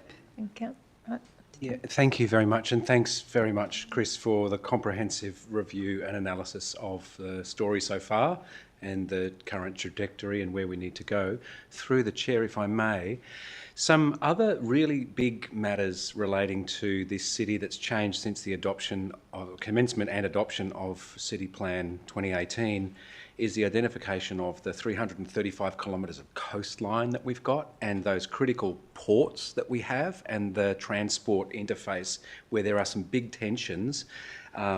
Going forward, have we got robust enough information in our transport planning to manage that? And is there further that we could or should do in regards to those particular areas? That's my first question. Probably a question for our transport planning manager to respond to. I'm not sure, councillor, if this is really reflective of the motion before us. I suppose what I'm asking is if there are further is there further information that will help us going forward? Because I think what we really need to do in this review is look at the context of the regional status and the need for us to work with state and federal government in those areas in particular, noting, and this comes back also to the statutory review, the Southern Moreton Bay Islands have a population. Are they going to be included in this review in terms of city plan going forward? And then there's the development and expansion on North Stradbroke Island. The review has been done. The statutory review has been done. Now we make the decision on whether we commence a new city plan. So the question relates to, are there further reports that will help us plan for our city as we go forward, addressing those matters? Councillor, I think the whole point of this is to commence preparation of a new planning scheme in accordance with Section 18. Yeah. I'll ask the officer to respond, but just limiting that to the fact that all of those matters that you're raising are part of what officers will consider and gain information as needed on in order to do that in accordance with Section 18. Is that not correct, Chris? I'm seeking to clarify because I just want to see if there are other works that will be done because... Well, Councillor, the officers will work that out through the process. Chris? Through the chair. So this decision is just to start the process. So that's, do we commence preparation of a new planning scheme? That planning scheme will apply to the whole city. So it doesn't exclude any other areas except for the areas that are declared priority development areas, which are Wynham Creek, Toondah Harbour and Southern Thornlands, but it will apply to the balance of the city. In terms of what informing studies, technical studies, that will be developed through the process as the project plan for a new city plan, should council decide to prepare one, makes that decision. Thank you. And the next question is just in terms of the expectation around consultation. The last city plan, we did it at the statutory stage after we'd done the draft. Can you just speak about the degree to which we will be consulting to address some of the things that the community are experiencing that might be... Point of order. Yes, councillor, what's your point of order? The agenda item is to decide on whether to start a new planning scheme. We're not here to discuss what the communication and consultation plan will be. That is yet to be decided by councillors at a future workshop or meeting. I understand there's some expectations. I'd just like to get clarity on what that is. I believe that is I do believe you're deviating, councillor. Just like the last question, that will be worked out once we approve the officers to go ahead and commence the process. Well, in previous planning schemes, there's the opportunity to consult at the statement of proposals, then before the draft, and then after the draft. That's statutory. Those first two, I'm just looking to get clarity. Are we going to be consulting before officers, clarify what the gaps are in the other reports? The officers can't answer that because we haven't authorised them to make those proposals to us because we haven't approved this yet. Is that not correct, Chris? Through the chair, that's correct. So I can't preempt a future decision as to what that project plan and communication strategy looks like at this stage until council's made a decision to prepare one. Okay, thank you. Councillor Mitchell. Thank you, Chair. I'll assume that we will be moving forward. I'm just interested in information that we might need from the state to help us inform some of this, and I'm talking about some of the outstanding amendments that might already be with the state. How important will they be to have brought forward? So that was my first question. So council planning amendments that are already sitting with the state? If there could be a... Again, Chris? We're hoping that they'll continue to be progressed by the state. And if a follow-up question, I'm also aware of some other technical matters that, again, will need the state, particularly on Stradbroke Island, with the TLPI and other ILUA matters, in order to, assuming we will be progressing, are they going to be critical to us developing our city plan? Can we do it in isolation without that information? Perhaps the officer could speak to the interplay between the state's decisions and regional plan and the procedure for our planning scheme. That might answer the question within the limits of speaking to the motion. Through the chair, in terms of the process to prepare a new planning scheme, it goes through at least two stages of state interest review. So the planning scheme must reflect state interests, so that's expressed in the regional plan and the state planning policy. That's a must. We must ensure that. And the state will be checking that through their interest reviews. So matters such as the future of Minjerribah and the like will be matters that the state will be considering as part of their interest review. Thank you. Does that answer your questions, councillor? I think within the scope of what we've got today. Thank you. Probably. Thank you. Councillor Boglari. Oh, thank you. You're not going to get any arguments from me, Chris, about starting this revision. My question was similar to Councillor Mitchell's. With their current amendments, I'm presuming as well that we definitely are going to start this revision process. And then those amendments which we've currently got to fix the last one are going to continue, you just said, in parallel. But I'm even thinking some of those might have changed now, given what the state's differing imposing on us. So then if they get approved, do they then have to go into the city plan while this process is happening and then when we do the city plan, we will change those bits. I'm just trying to work out how that's all going to mesh together going forward, because I definitely want some of those changes to go in. Thanks, Chris. Through the chair. So for each of those amendments, there's a decision point for council to make. So they'll all come back to council. If the state, for example, the medium density residential zone code amendment, which is at the end of the process, it simply requires state approval to then say that are there any conditions from the state around the adoption of that medium density residential amendment. It then comes back to council to say, do you want to adopt it to go into the scheme? Other amendments are at an earlier stage. So the other amendments that we've got with the state are at the first state interest review. So they still have to go through public notification and etc. If and when they come back to council, that will go back to councillors to make a decision whether to progress them. There'll be officers' recommendations around the best way to do that and fitting in where we're up, depending where we're up to in the city plan review, should council make that decision today. But there are decision points on each of those. While I totally support this, of course, yeah, that's going to be a little bit tricky with some of those. So thank you for that. Thank you. All done? Okay.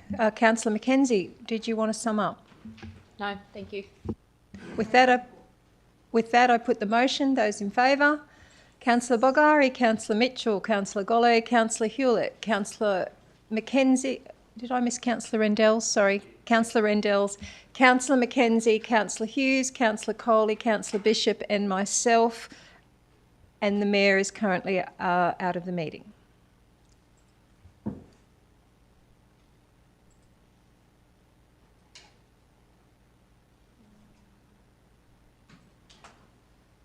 Right, sorry, councillors. Moving on to 15.8, Draft Redlands Coast Active Transport Strategy. Can I have a mover and a seconder? Moved Councillor Mitchell, seconded Councillor Bishop. Would you like to speak to it, Councillor Mitchell?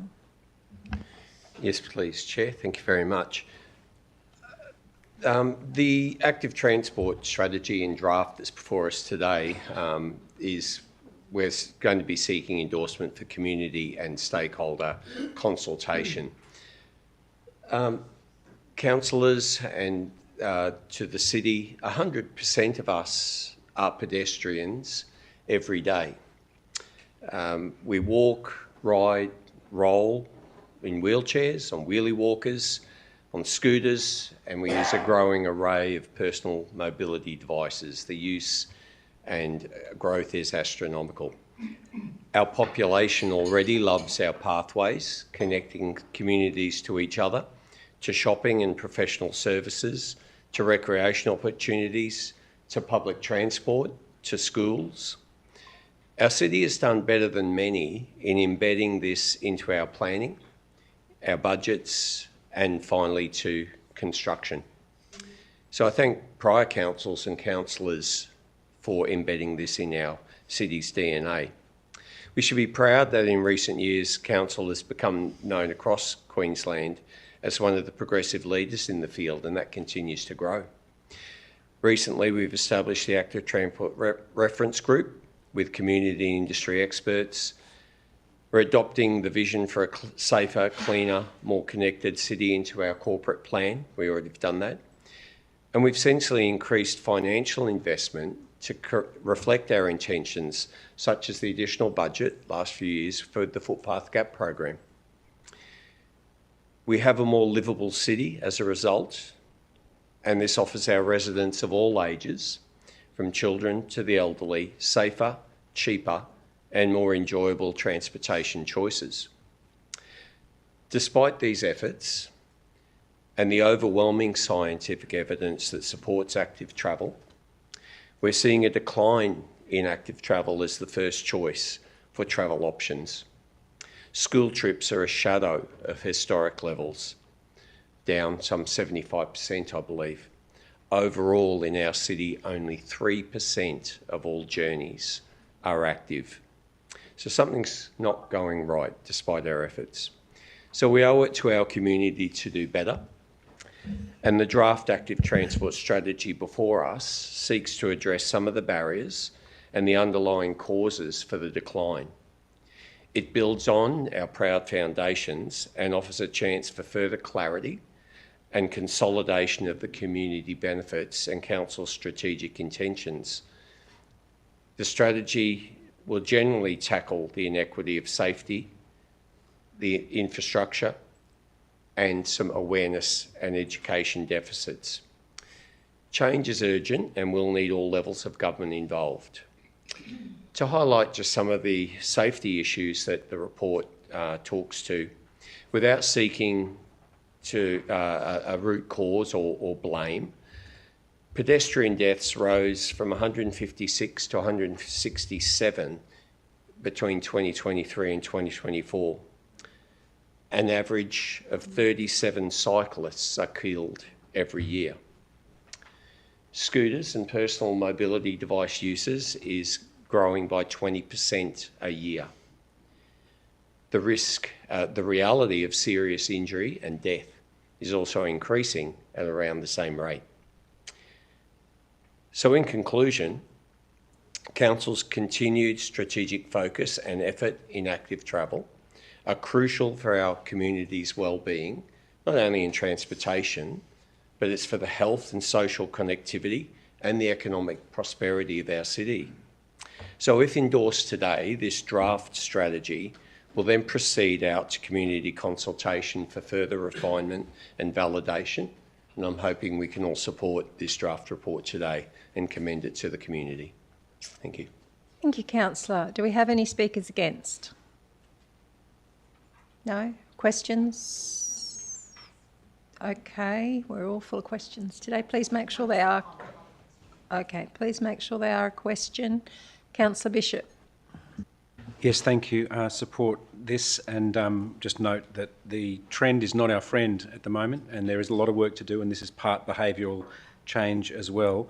My question is in relation to consultation. If this is going to go to consultation, I'd just like to get clarity on the degree to which that consultation will have impact on the proposal going forward, and to what degree we will engage in consultation, just what process that will have.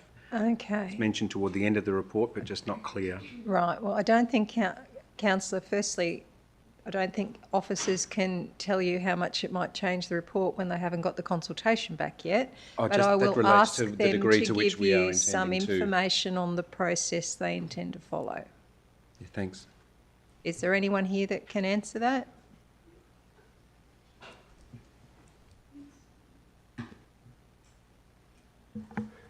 Thank you, councillors.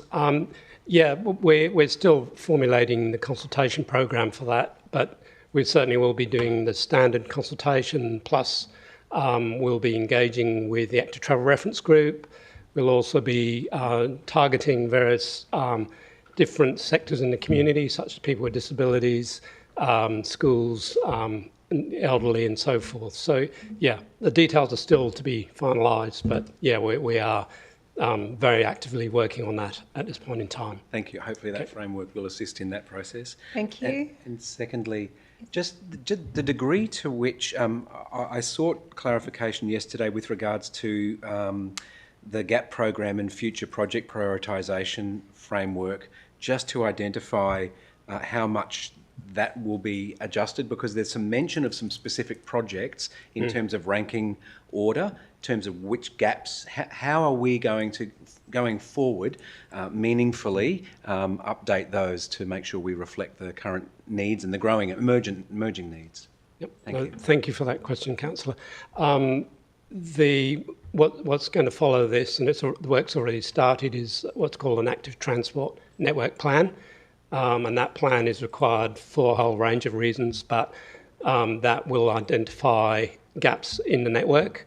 And what comes out of the active transport strategy consultation will help to inform that, as well as feedback that officers have already got from the consultation to date on active transport. Great, thank you. And also thanks so much. It's good to be part of the Active Travel Reference Group. It's a great group and I really appreciate the work you are doing, and I hope we can get some good feedback through the consultation process. Thank you. Okay. Thank you. Thank you. Councillor Coley. Yeah, through you for Simon. There's multiple references to state and federal government in this report. they're obviously critically important stakeholders in the delivery and implementation of this strategy. Can you tell us a little bit about the engagement with those levels of government throughout this consultation process, please? We have regular meetings with officers from state government. As you're probably aware, Council has, in years gone by, and even today, we've got grant funding for a number of projects from state government, and that will continue in the years ahead. I think the issue is that the level of funding by other levels of government is really low, and Council's doing everything it can, but it needs those extra channels to really boost what we can do in the community. So we work hard, but there's a lot more that can be done. So thank you. Thank you. Councillor Hughes. I think we're a tag team coming up the side here. Yeah, as such, you're ready? Yeah, as such. Tag, you're ready. I just see that 1st of May, the Legislative Assembly agreed to a motion that the State Development, Infrastructure and Works Committee inquire into a report on e-mobility safety and use in Queensland. And we've talked about this many times here. Those residents, particularly I think Councillor Boglari raised in Wellington Point, sitting at the cafes and those e-scooters coming through. It is a consistent issue with our residents. And I note, just reading this article, that date for closing submissions is 20 June 2025. And I'm wondering if Redland has put a submission in regarding e-scooters, because we were looking at that. I'm not sure that you're speaking to the item before us. The item is the active transport, and the active transport is e-scooters. And my question is, have we put in a submission from Council, from our active transport group, regarding e-scooter and e-scooter use? Thank you. I will allow it, but I think it's got a lot of latitude. No, we haven't, but we are very much aware of it, and there will be a gentleman who's an expert in micromobility presenting to the Active Travel Reference Group in July, and he's heavily involved in that forum. And certainly we've been liaising with state government on concerns Council has expressed in the years gone by about micromobility. So not directly to the Commission, but we know our partners, if you like, are doing that fairly actively. Yeah, that was a good answer. Thank you. Okay, thank you. Councillors, I'll move on to Councillor Boglari next, who has a comment, but a question.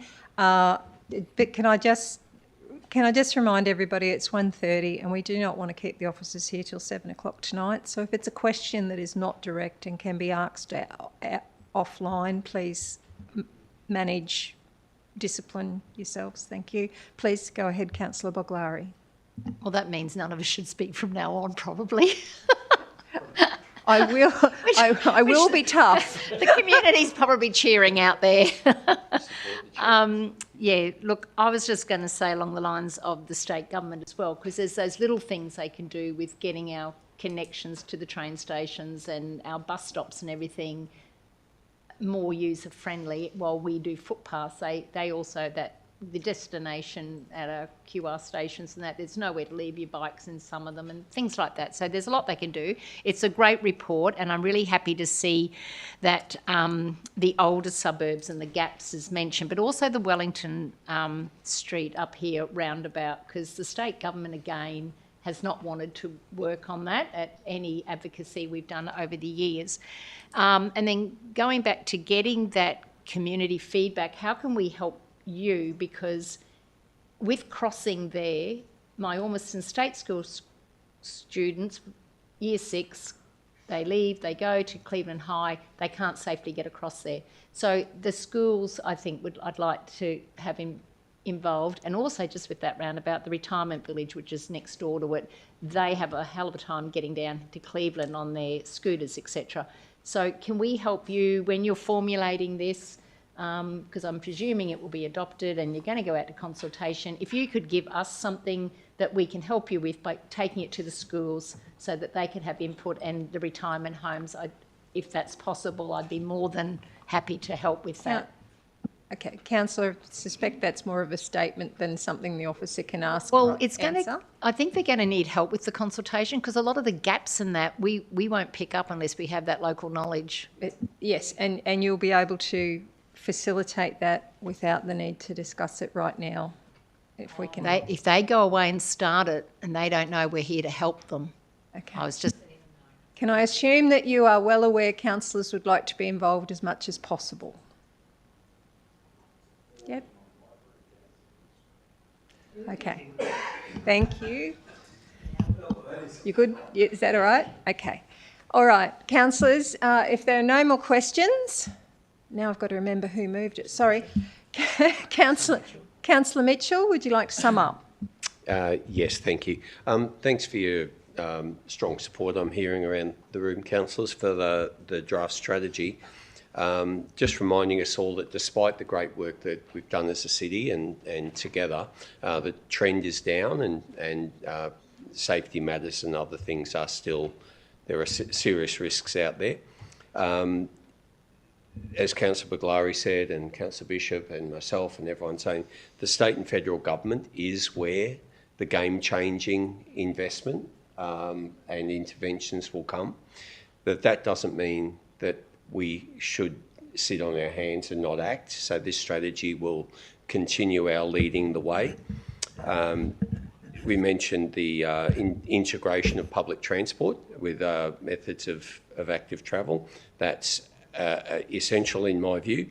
Going back to some of the submissions, we're asked about the active travel reference group.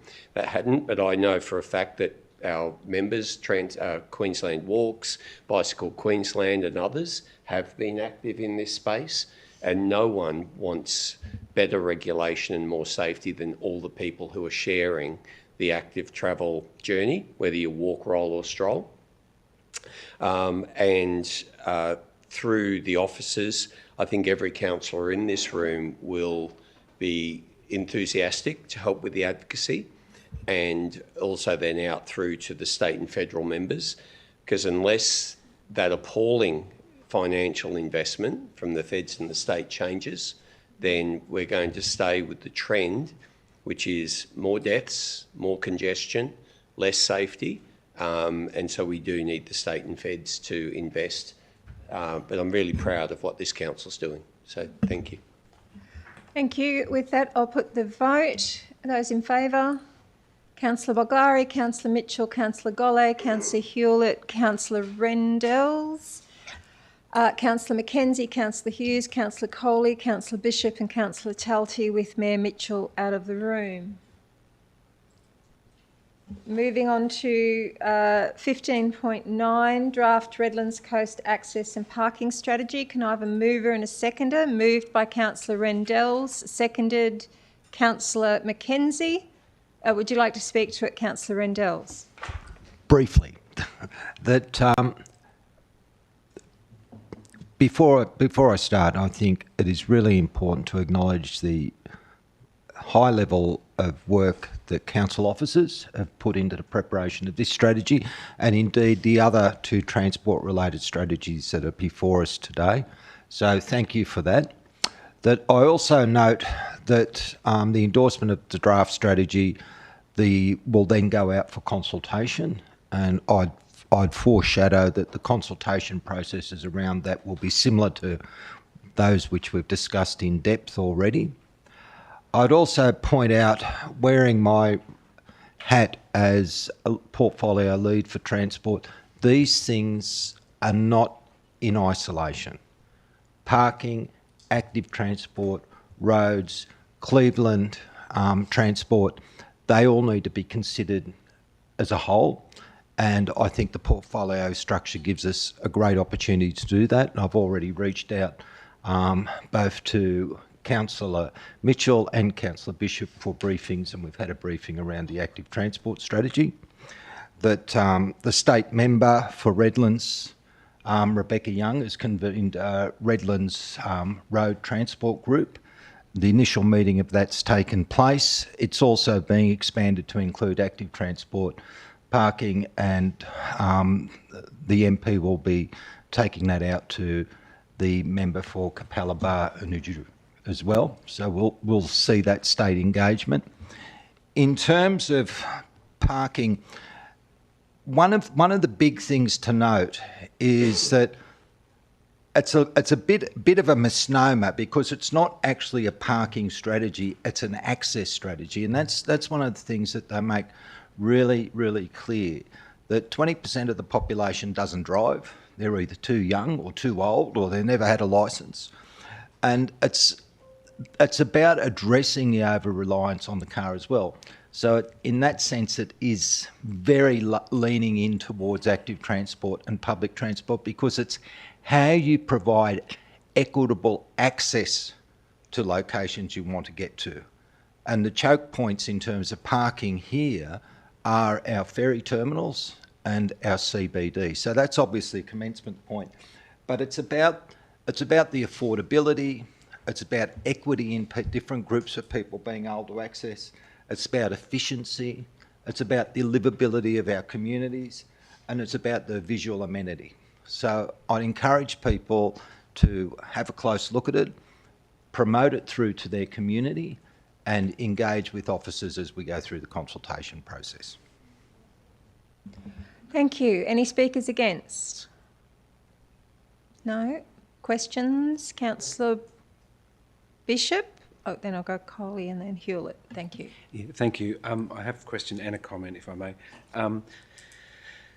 First question is, as Councillor Rendells has mentioned, a lot of these access/parking issues occur around our transport nodes, which are state facilitated and managed in conjunction. And there's a huge element of education required in this space before we move from a parking as a right to access as a right. So my first question is, to what degree is the state government considered to be a stakeholder in this reform and this process going forward? And do we feature them much in our plans going forward? Thank So you. a question to officer, sorry. Yeah, I'll ask the officer to answer. Thank you, Through the chair. Rendells. Just to put the state government perspective here, they use a thing called the TransLink access hierarchy to guide how you look at our destinations, our centres and so forth. And that's very much what has been built in to the access and parking strategy that Council is undertaking, and there's a whole range of different state government instruments that they have developed over the particularly last 5 years, which really enunciate that in a lot more detail. So yes, the state is there.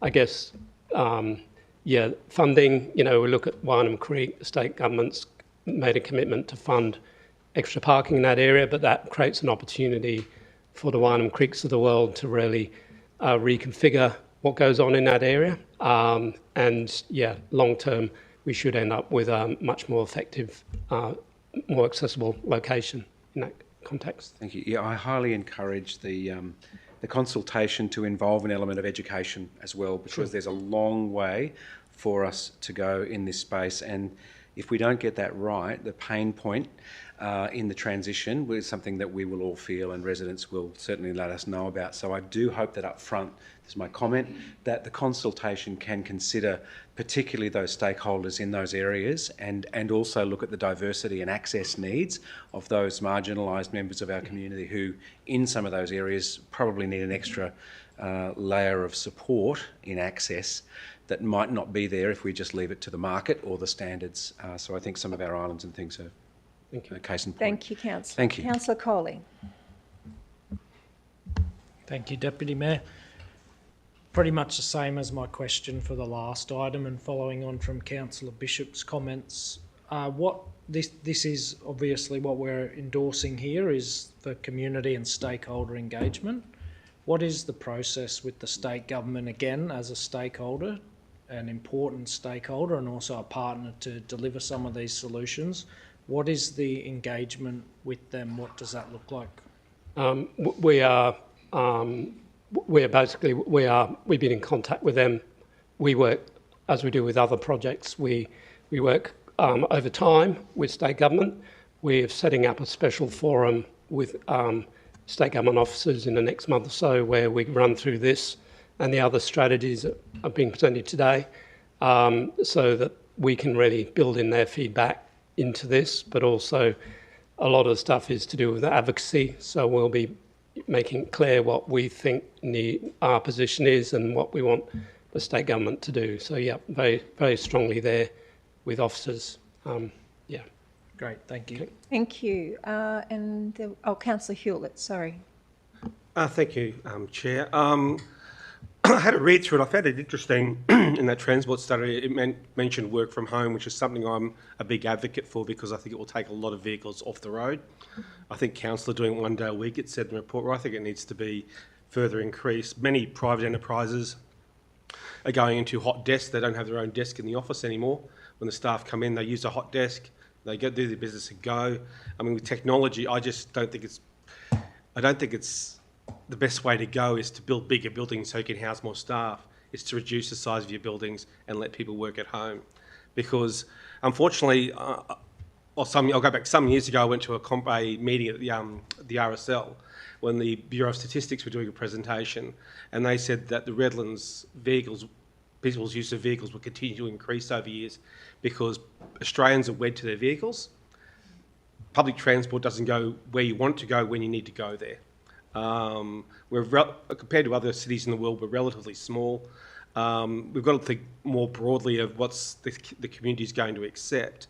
Now, ferry terminals, I have Victoria Point in my division, Toondah Harbour, and obviously Wynham Creek's a big one. But you've also got places like Wellington Point that are overloved. It's become just virtually a car park on the weekends. I don't even go to Cleveland Point anymore because I know when I go there, if I want to get a burger or something, I can't get a park. And Victoria Point, I'm getting more complaints from mainlanders now that they can't use the car parks because they're taken up by Coogee residents. So these are pretty big issues when you're looking at the best parking, as it says in the report, are on waterfront precincts. And it's really concerning. Something's got to be done. Otherwise, I mean, we've got to start going down the trail of paid parking because I remember when I was a sales rep 20 years ago and I was doing Sydney once a month, every suburban area I went to in Sydney was paid parking. The shopping centres were paid parking. Like, you didn't get it for free. And it was a bit of, coming from Queensland, it was a bit of a culture shock for me. But it's the way Queensland has to go. We're a part of we're the third largest city in Australia, being part of Brisbane. And it's we're going to have to go down that path to regulate parking. Otherwise, we're just going to be consumed with it. So that's just my opinion. Thank you. Okay, thank you. Okay, so with that, Councillor Rendells, would you like to sum up? With that, I'll put the vote. Those in favour? Councillor Boglari, Councillor Mitchell, Councillor Golle, Councillor Hewlett, Councillor Rendells, Councillor Mackenzie, Councillor Hughes, Councillor Coley, Councillor Bishop and myself, and the Mayor is out of the room. Moving on to the draft Cleveland Local Area Transport Plan. Can I have a mover and a seconder, please? Moved Councillor Mitchell, seconded Councillor Mackenzie. Would you like to speak to it, Councillor Mitchell? Yes. Oh, sorry. I'm looking at you. Oh, sorry, I wasn't. My brain's not... Right. Yeah, sorry. Seconded Councillor Boglari. Councillor Mitchell, would you like to speak to it? Yes, thanks very much, Chair. You were the third in our transportation trilogy today, and this one dear to my heart, and I know for many of the councillors around this room with the access into the Cleveland town centre. My vision for Cleveland is we become Australia's most accessible town centre over time, and I think this draft strategy that will be out to the community for engagement certainly supports that intent. People should be able to safely travel into the Cleveland town centre however they choose, whether that be walking, riding, rolling or strolling. But they should also be able to catch efficient and regular public transport. They should also be able to bring in their private vehicle if they chose and be able to find a car park in a convenient location. And as Councillor Hewlett alluded to, it may indeed be paid as part of a solution. They have every right to be able to drive in if that's their choice. This sort of accessibility and the draft strategy in front of us supports workers, tourists, residents, visitors, the work from homers, business itself. Everyone needs to be well catered for. Our road network hierarchy needs to stay fit for purpose, and that's part of the strategy out for engagement as well. The strategy draft in front of you is a solid framework that invites all of these discussions. It invites everyone's contribution, importantly, on those key community pain points, or to champion their choice of accessibility, whether they be disabled, whether they be choosing a private car, whether they be choosing to walk, whether they be choosing to catch public transport. The strategy invites us to think long-term, think forward, and to future-proof our town centre. It invites practical and sustainable outcomes. It's not meant to be fanciful. It's meant to be a practical document. Importantly, it invites collaboration with business, with our community members, with each other, and very importantly in this town centre, the state government. We have a rail centre for our city, fairly frequent public transport through the buses, and despite that, it remains very poor. So there is a great opportunity to have the state come on board and assist us in helping to realise some of the ambitions embedded in the strategy. This opportunity is perhaps even more real given all of your support recently for the Cleveland Centre major project. With the functional brief that's coming towards us, many of the factors that we're talking about with public transport and accessibility can be embedded into that public document where we're out to a national market, and hopefully that will engage not only the state government for investment into public transport infrastructure, but maybe also things that improve the walkability, lighting and safety of the area. So with that, councillors, it's a draft strategy. It's another excellent vision that we can go out to the community with, and I look forward to all of us assisting in that engagement and helping to enable that within the framework of the Cleveland Town Centre major project. Thank you. Thank you, councillor. Do I have any speakers against? Questions? Councillor Bishop and Councillor Coley. I could almost repeat what I'd previously said. These three reports... Could you? Thank you. No, because they're separate reports. They are linkages and they all deserve the same comment because they relate to consultation. And I do have a question about the degree to which we intend to consult on this matter as well. It does relate to the other two because there's only so much consultation you can do. There's a head-spinning amount of data in these reports, and it seems like we're all going to be consulting on the same matters at the same time. So I know our consultation framework is only hours new, but I look forward to, in future, being a bit more clarity about how we're intending to do that. Again, this is an education piece, it's a behavioural change piece, and I'm really keen to make sure that the levels of other levels of government who are stakeholders do have the opportunity to participate, because the success of all these three projects or strategies is reliant on multiple partners participating, because there's a huge amount relying on council to deliver this by ourselves. So I think it's a really great work that officers have got, but we will need to get some nuance back from residents. And is there a question in there, councillor? Please. Okay, what's our consultation strategy? See, you can do it.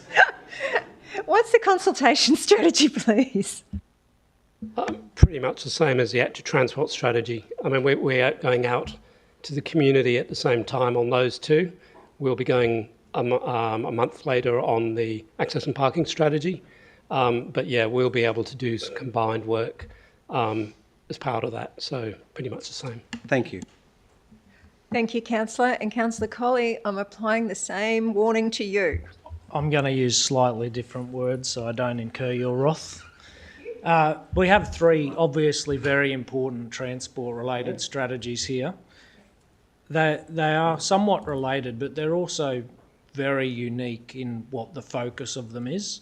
So I just wanted to ask really, and maybe suggest that we don't have a consolidated group, that they all almost need a unique kind of consultation process to ensure that the consultation is focused on each of these strategies.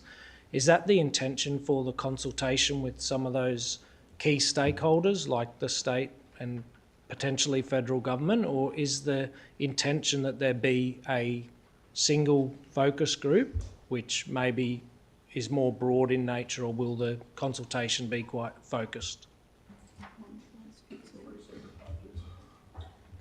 Yeah, it's a bit of a mixed bag. So where we can put things together, such as when we consult with the state government, we'll work, probably take the 3 projects together. But when we go out to community engagement, even when we are looking at Cleveland and the active transport strategy going out at the same time, we'll have parallel consultation, but also there's the opportunity to piggyback off the consultation of each. So we want to capitalise on every opportunity we've got to be able to consult, particularly when we're looking at a broad range of different groups we're aiming to consult. But it will, at the same time, be targeted for each of these specific strategies, even if it is the same group providing... You'll be targeted, yeah. And we're trying to look at a focus group perhaps for Cleveland now, which might be a way to corral some of the issues to do with Cleveland and make sure that that is dealt with. Active transport strategy is citywide, and so is the access and parking strategy. So how we consult with that for each of those is a bit different. But, you know, we will make sure that we capture the main destinations, if you like, in a consultation that we progress with. Thank you. Okay. Thank you. Councillor Boglari, did I see you had a question or a comment you wanted to make? Not game to repeat. Thank you. Appreciate it. 5-2. Okay. With that, Councillor Mitchell, would you like to sum up? Thank you, Chair, and yes, I will quickly. Yes, thank you, councillors, for the questions and engagement. My words is Cleveland should be Australia's most livable town centres, not the strategies, but the intent of that is embedded in the strategy and what's out for engagement. Councillors, all 11 of us, all of your communities and yourselves access the Cleveland local area on a regular or semi-regular basis. Every single person across this city does. So I encourage you to engage in the engagement process. Just by way of example, I've already been out canvassing people that may be useful to help me and my community, including business groups, Cleveland Village Traders Association, Redland Coast Chamber of Commerce, have a medium density body corporate group representing some hundreds of unit owners in this area that can inform that. Cleveland Rotary would be another obvious one to me, the Donald Simpson Centre. And the State MP would have an extremely good network. So they're some of the ideas for how I'll help to engage. We'd invite you to all think of what you could do the same. But with that, I will cease speaking and get a smile from the chair. Thank you. Thank you, councillor. And with that, I'll put the vote. Those in favour: Councillor Boglari, Councillor Mitchell, Councillor Golle, Councillor Hewlett, Councillor Rendels, Councillor McKenzie, Councillor Hughes, Councillor Coley, Councillor Bishop and myself, and the Mayor is out of the room. Can I have a mover and a seconder for 5.11 Redlands Coast... Sorry? 15.11 Redlands Coast Biosecurity Plan. Moved Councillor Golle, seconded Councillor Hughes. Would you like to speak to it, Councillor Golle? With your indulgence, Mayor, thank you. Redland City Council, as a significant stakeholder, has an obligation to manage biosecurity under the Biosecurity Act 2014. I'd like to refer to council officers now briefly, just to give a very quick explanation of what the... If you finish introducing your item, I will introduce the officer. That was my introduction, and I'd like to spin over to officers so they can broaden it. Thank you. Okay, thank you. Officer Simpson, if you could. Thank you. Good afternoon, Deputy Mayor. Good afternoon, councillors. So just for the, I guess, benefit of the chamber, but also the community, we'll just do a quick 2-minute, recap in regards to what the biosecurity plan represents. So as Councillor Golay suggested, so the biosecurity plan, council must have a biosecurity plan under the Biosecurity Act. So as a local government, we have that responsibility, but also as land owners and managers, we need to deal with our land from a biosecurity perspective as well. Previously, we had the Redland Coast Biosecurity Plan 2018 to 2023. That's been running for a bit over 5 years now, so it's due for renewal. And so the report that's in front of you for resolution today is about adopting a new plan. It's anticipated that if adopted today, it'll commence on 1st of July, and the old plan will be rescinded at that point. Importantly, I guess the biosecurity plan and what the Biosecurity Act is about is the general biosecurity obligation that we have as a council, but also all individuals and all persons who are in charge of land.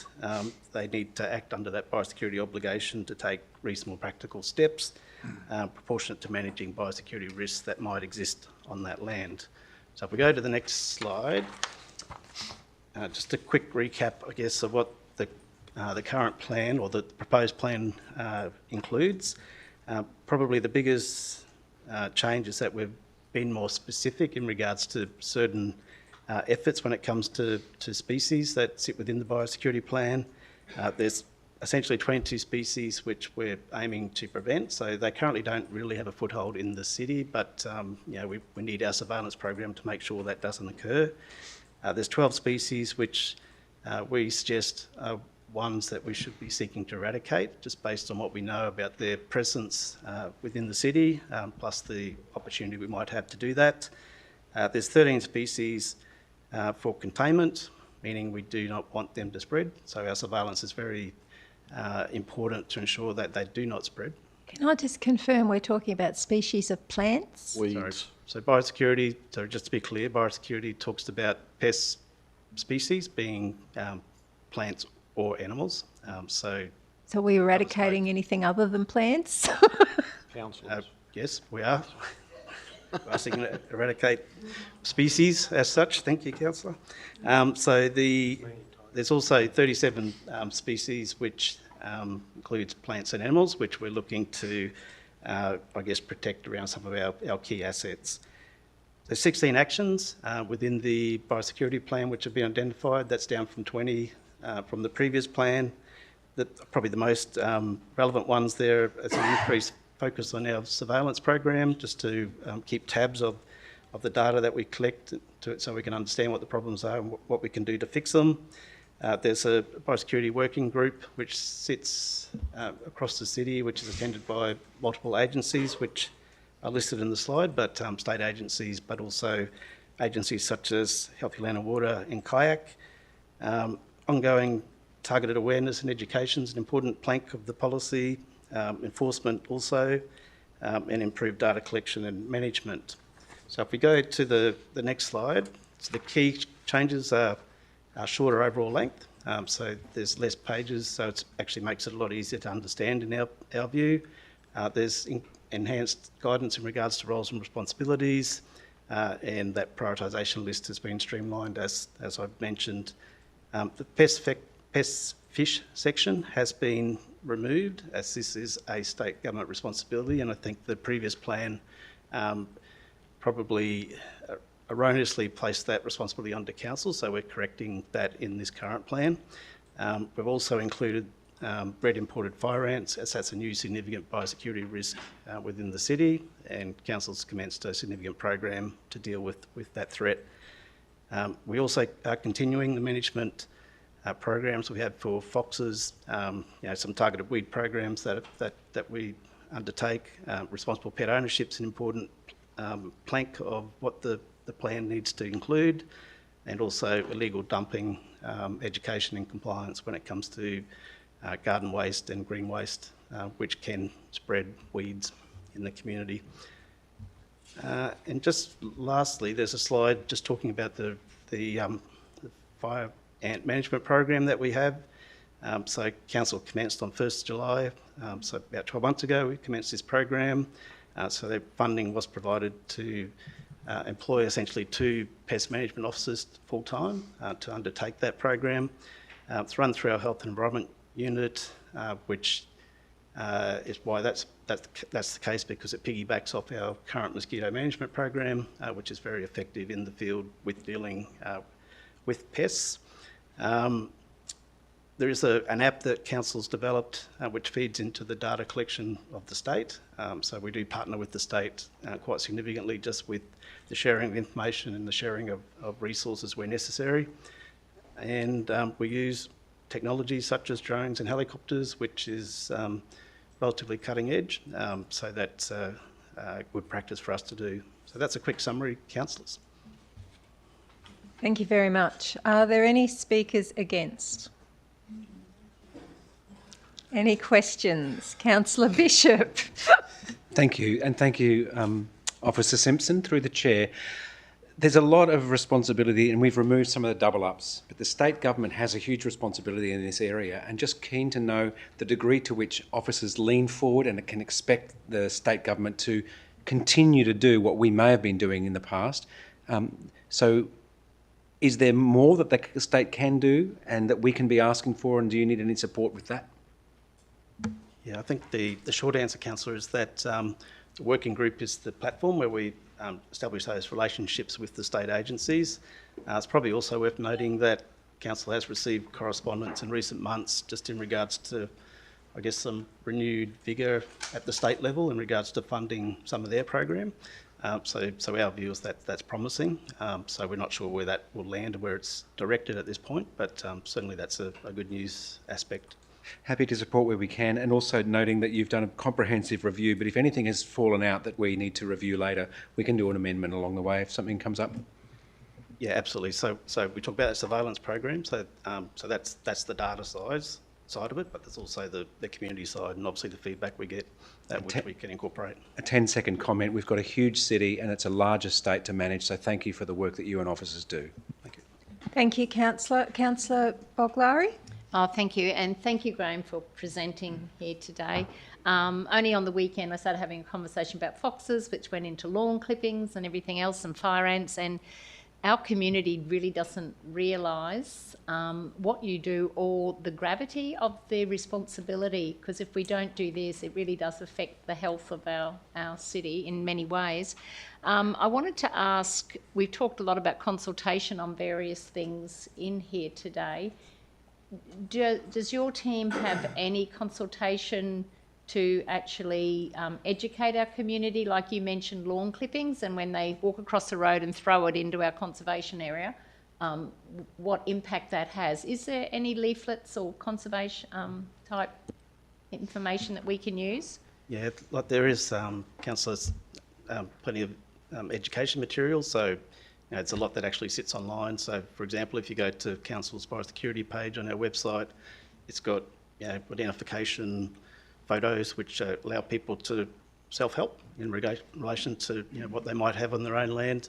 And certainly we have other material which we target through both our compliance services unit, but also our environmental education unit, which is important. The compliance services unit, for example, has had a program over the last 18 months or so around illegal dumping because of some funding which allowed us to put on an officer to deal with that specifically.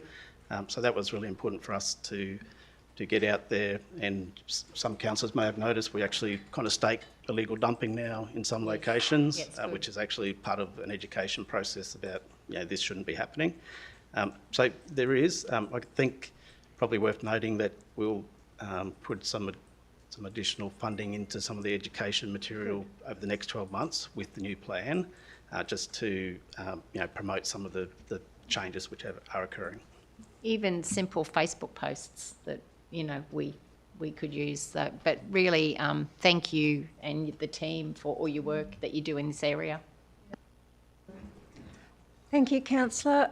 Councillor Colley, did I jump over you? Did you have a question? I just thought Huey and Louie. Yes, Councillor Mitchell, then Councillor Hewlett. Thank you. I suspect there's a PhD in this question, and through you to Graham, but I'm looking at our archipelago of islands and just wondering if you could quickly bring to light like the strengths, weaknesses, opportunities or threats of managing biosecurity obligations across the mainland, but then out to the islands. It's unique to our city. Yeah, it's it is a challenge. So I guess one of the issues, particularly on North Stradbroke Island, is the fragmented ownership. Particularly, large areas of the island are owned by the state or kayak. So sometimes the biosecurity program can only be as good as the partners in land ownership. There's always that impact about what you do on your land will impact on what the neighbour's problem might look like. So that's obviously a concern. But yeah, there are unique challenges, as you allude to, in regards to how we might manage the islands. They do have their own specific issues, so the officers are aware of that, and they try to deal with the agencies that probably have as much influence as council in some of those circumstances. Thank you. Councillor Hewlett. Thank you, Chair. Just while we're on this particular in the space, I'd just like to obviously pay credit to all the enormous work that bush carers and coast care people do, as well as Indigiscape in our weed management particularly. I just noticed at the beginning of the presentation it mentioned that we must, which I assume means compelled to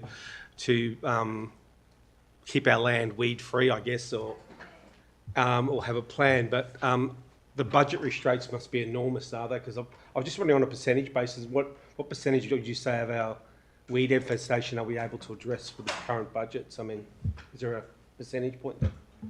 Yeah, it's an interesting question. I think you could throw a lot of money at it to completely eradicate species, and so that's why we look to prioritise. So while we say these are species we think we've got a really good opportunity to eradicate, others where we think we can contain. So that is based on science, but also based on what is actually achievable ultimately.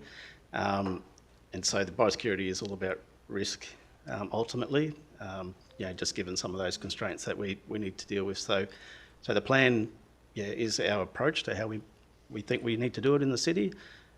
We should achieve good results, but we're probably never going to get rid of all weeds across the city. And I think I've spoken about previously just around what we call edge effects on some of our parks and conservation areas. They're really important that we kind of drill down on that as much as possible to get the most benefit.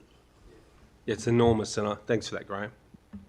Thank you. That all the questions? If I can just, I sent 2 questions through to Graham yesterday. My concern, and I know this is taken directly out of the corporate plans, so I'm not expecting it to change, but it notes in the report that the biosecurity plan is about protecting, enhancing and restoring the natural terrestrial and aquatic values in the city, which is all very lovely, but we have been for quite a while trying to look at how we're going to manage both natural and weed species in our waterways that are clogging up our waterways and causing issues with flooding and so forth. So I'm looking for how that will be prioritised through this plan, through decision making. And we're silent on hares and leverets, and I would like to note that hares and leverets are not declared pests. They are mammals. They are in our environment, but we don't speak about how we will deal with them when the mower goes over their nest and so forth. Thank you.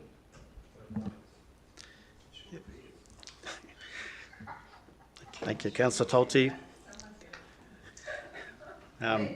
Please continue, Officer. No problem. To your first question, I guess so waterways, as we know, can be an issue as in regards to, I guess, their function, particularly closer to urban areas and some of the impacts that might have if they're not functioning correctly. They might be clogged with whether it's weeds or whether it's native species. It's an issue, and I know that that's been raised by councillors in the past, and there's a piece of work that's getting done on that at the moment. So biosecurity plan plays a role in that, but it's a part role in my view, just in regards to what it does. It identifies what some of those risks are. The bigger question really sits around asset classification and service levels when it comes to what we want to do with those particular waterways. So that's, I understand, a future report to council in regards to what we might want to look at with some of that waterway reclassification and service level elements.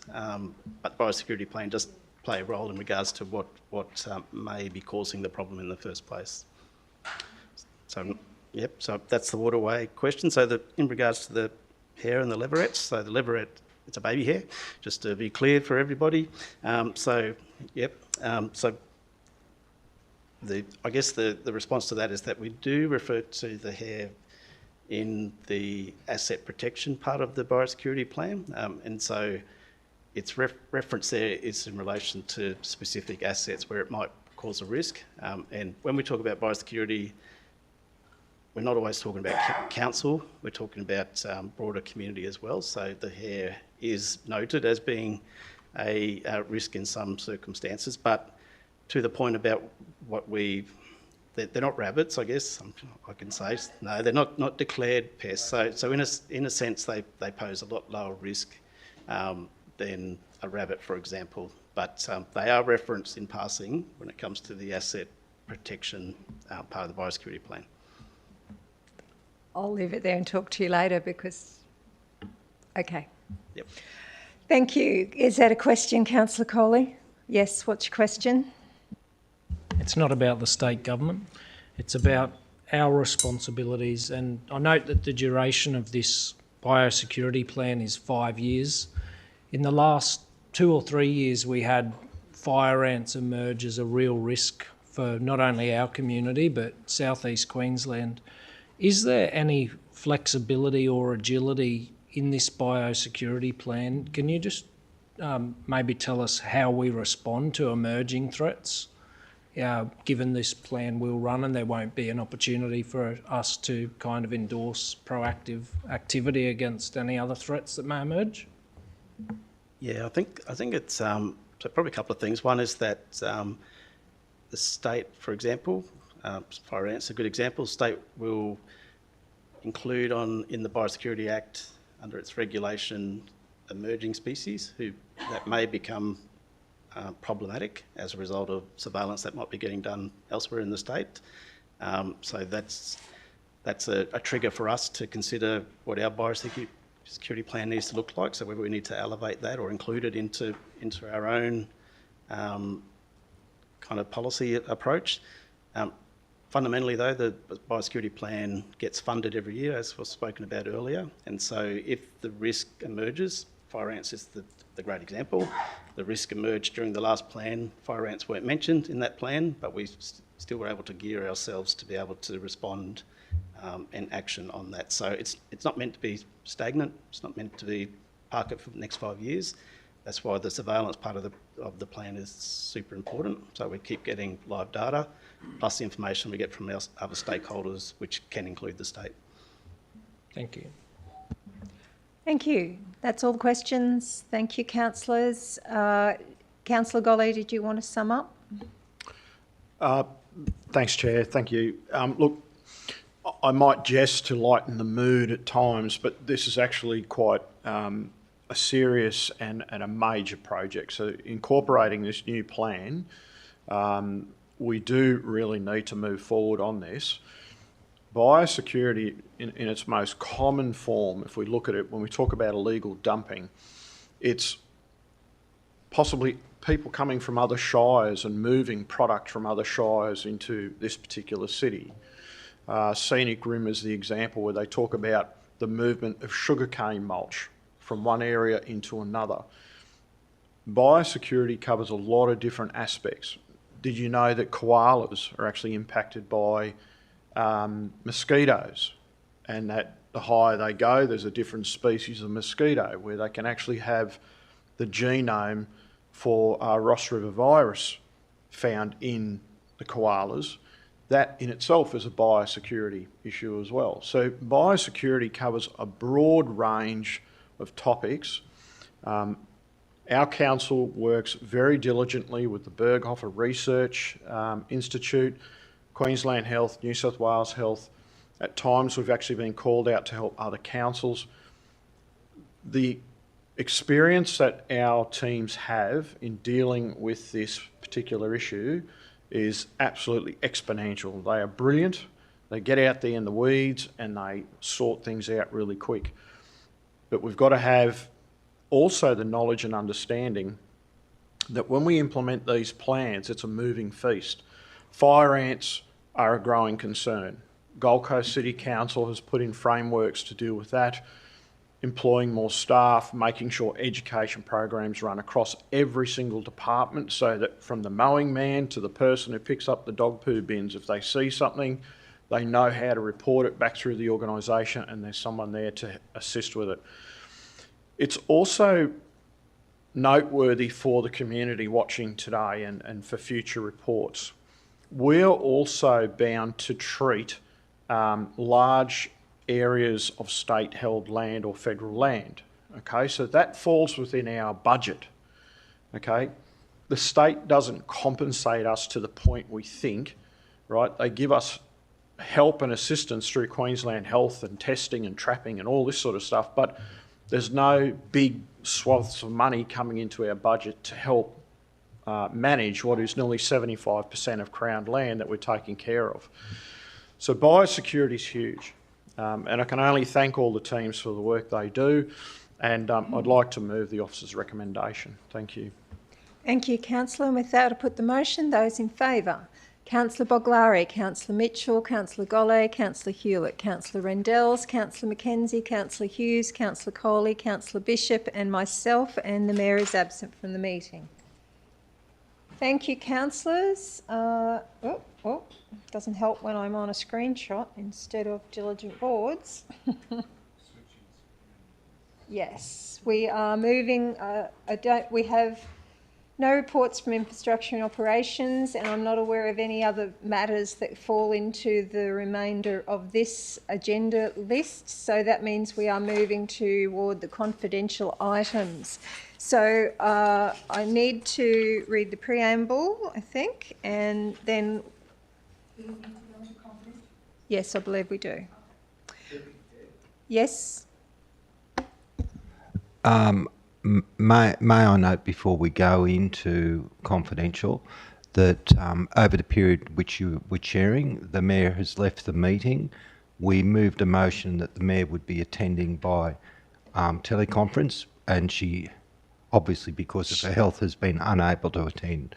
So has been not only out of the room, but absent for the meeting. I don't think we need to note that, Councillor. I did note the Mayor was unwell, and I got a motion from the floor to enable her to log in if and when she was able, and that remains live, so she can come in at any point if she's able. Thank you. Yes, Councillor. I think the point of clarification that Councillor Rendells is saying is that when you're taking the vote, you're saying the Mayor is out of the room. She's not out of the room, she's out of the meeting. It's not the same thing? It's the same thing. Okay. The poor woman's vomiting. Let's give her a break. Okay. No further discussion is needed. Thank you. Okay, councillors, I'll call you to order, please. We are now moving into confidential. In accordance with Section 254J of the Local Government Regulation 2012 to discuss matters listed in the agenda, and we're moving into closed session. There are 5 confidential items in the agenda, but we will only discuss those that need further clarification or discussion by councillors. Can I have a mover that... Oh, this is for after. This is for not now. No, you've got to do each one. So do you want to turn the microphone off for a second? Yeah, apologies, councillors. The procedure has changed. I just need to check it. Won't be a moment.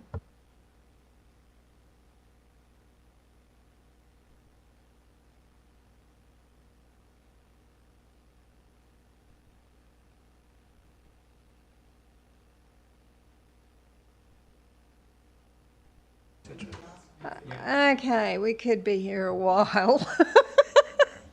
Apologies, councillors. Apparently I have to do this. Okay, councillors, Chief Executive Officer, I have to go through each of the items and ask you if you want to discuss them in confidential, so bear with me. Item 20.1, the Chief Executive Officer's Performance Appraisal Guideline. Can I have a mover and a seconder that item 20.1, Chief Executive Officer Performance Appraisal Guideline, to seek council resolution to adopt the Chief Executive Officer Performance Appraisal Guideline is discussed in closed session. This matter is considered to be confidential under section 254J3B of the Local Government Regulation 2012, and the council is satisfied that discussion of this matter in an open meeting would on balance be contrary to the public interest as it deals with an industrial matter affecting employees. Can I have a seconder for that, please? Second, well, it doesn't say that. Does it? Okay, sorry. Can I have a mover? It's moved Councillor Rendell's, seconded Councillor Bonglari. All those in favour? So I only have to declare carried and lost? Okay, that's carried. Thank you. And Mayor is not currently in the meeting. 20.2. Can I have a mover that item... Just ask if they need to go into closed session first. So, do they need to go into closed session to discuss? Because you may not have all the items in closed. Okay. So do you need to go into closed session to discuss 20.2? Okay, councillors, we're already going into closed session for 20.1, but apparently I have to ask you if you want to go into closed session for item 20.2. Any discussion on 20.2 in closed session? Yes. Yes? Well, yeah. Okay, thank you. So now I have to go through this. Can I have a mover that item 20.2, 24-25 out-of-round sponsorship program application for major sponsorship to seek endorsement of the sponsorship assessment panel's recommendations on the application for major sponsorship in round 1 of the 2024-2025 sponsorship program be discussed in closed session?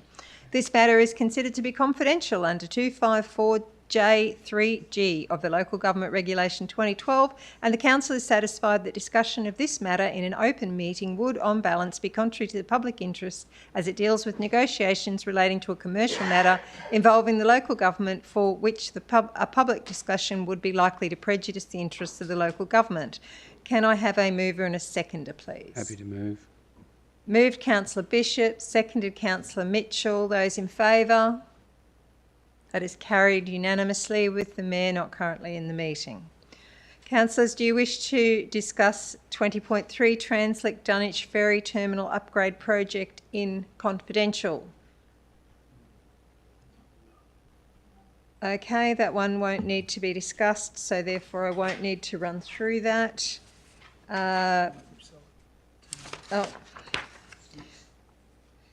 Councillors, will you wish to discuss 20.4 Appeal Shabazite Proprietary Limited versus Redland City Council in confidential? Yes, you will. Can I have a mover and a seconder that item 20.4 Appeal 1043/25 Shabazite Proprietary Limited versus Redland City Council to provide Council with an update in the matter of Shabazite Proprietary Limited versus Redland City Council to be discussed in closed session. This matter is considered to be confidential under the Local Government Regulation 2012, and the Council is satisfied that discussion of this matter in an open meeting would, on balance, be contrary to the public interest as it deals with legal advice obtained by the local government or legal proceedings involving the local government. Moved by Councillor Bonglari, seconded by Councillor Mitchell. Those in favour? That is carried unanimously with the Mayor not currently in the meeting. 20.5 is potential strategic acquisition of property. Can I just have an indication of whether you think you will want to discuss this in the confidential session?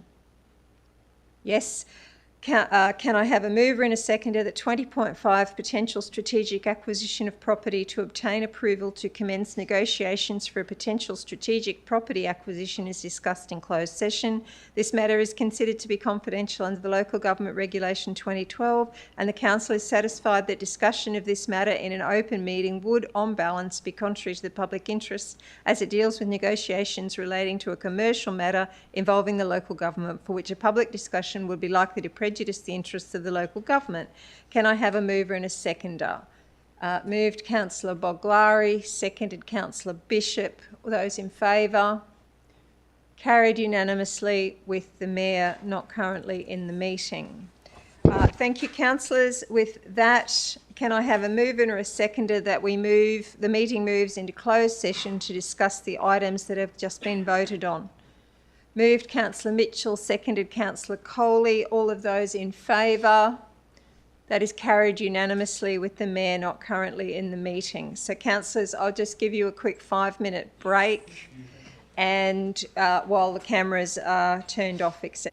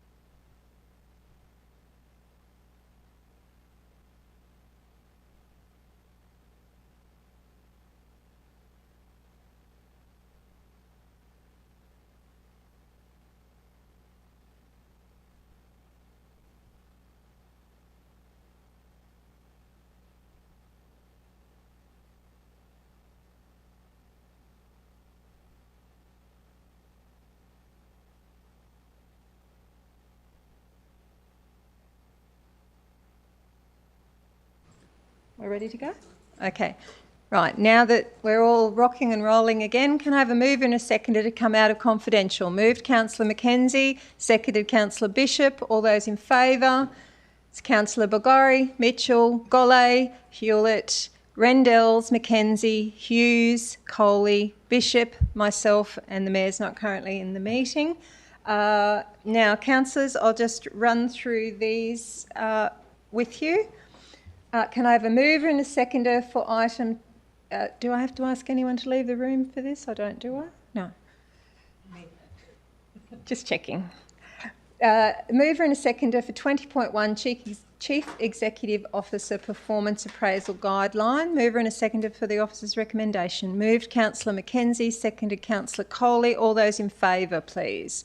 That is Councillor Mitchell, Councillor Golay, Councillor Hewlett, Councillor Rendells, Councillor Mackenzie, Councillor Hughes, Councillor Coley, and myself. All those against? Councillor Boglari and Councillor Bishop against, and the Mayor is absent from the meeting. Moving on, councillors, 20.2 out of round sponsorship program. I have a mover and a seconder for the recommendation. Moved Councillor Coley, seconded Councillor Mitchell. All those in favour? Councillor Boglari, Councillor Mitchell, Councillor Golay, Councillor Hewlett, Councillor Rendells, Councillor Mackenzie, Councillor Hughes, Councillor Coley, Councillor Bishop, and myself. The Mayor is absent from the meeting. Item 20.3, Translink Dunwich Ferry Terminal Upgrade Response to Council Submission. Can I have a mover and a seconder for that, please? Moved Councillor Mitchell, seconded Councillor Mackenzie. All those in favour? Councillor Boglari, Councillor Mitchell, Councillor Golay, Councillor Hewlett, Councillor Rendells, Councillor Mackenzie, Councillor Hughes, Councillor Coley, Councillor Bishop, and myself, and the Mayor is absent from the meeting. Can I have a mover and a seconder, please, for the information, for the officer's recommendation for 20.4, the appeal Shabazit Proprietary Limited versus Redland City Council. Moved Councillor Mackenzie, seconded Councillor Coley. All those in favour? Councillor Boglari, Councillor Golay, Councillor Hewlett, Councillor Rendells, Councillor Mackenzie, Councillor Hughes, Councillor Coley, Councillor Bishop, and myself. Those against are Councillor Mitchell, and Mayor Mitchell is out of the room. Councillors, item 20.5 is a potential strategic property acquisition. Can I have a mover and a seconder for that, please? Moved Councillor Hughes, seconded Councillor Mitchell. All those in favour? Councillor Boglari, Councillor Mitchell, Councillor Golay, Councillor Hewlett, Councillor Rendells, Councillor Mackenzie, Councillor Hughes, Councillor Coley, Councillor Bishop, and myself, and the Mayor is absent from the meeting. Thank you all very much. Thanks, officers. And thank you, officers, and we will declare the meeting closed in 24 seconds. It'll be exactly 3:30. Thank you.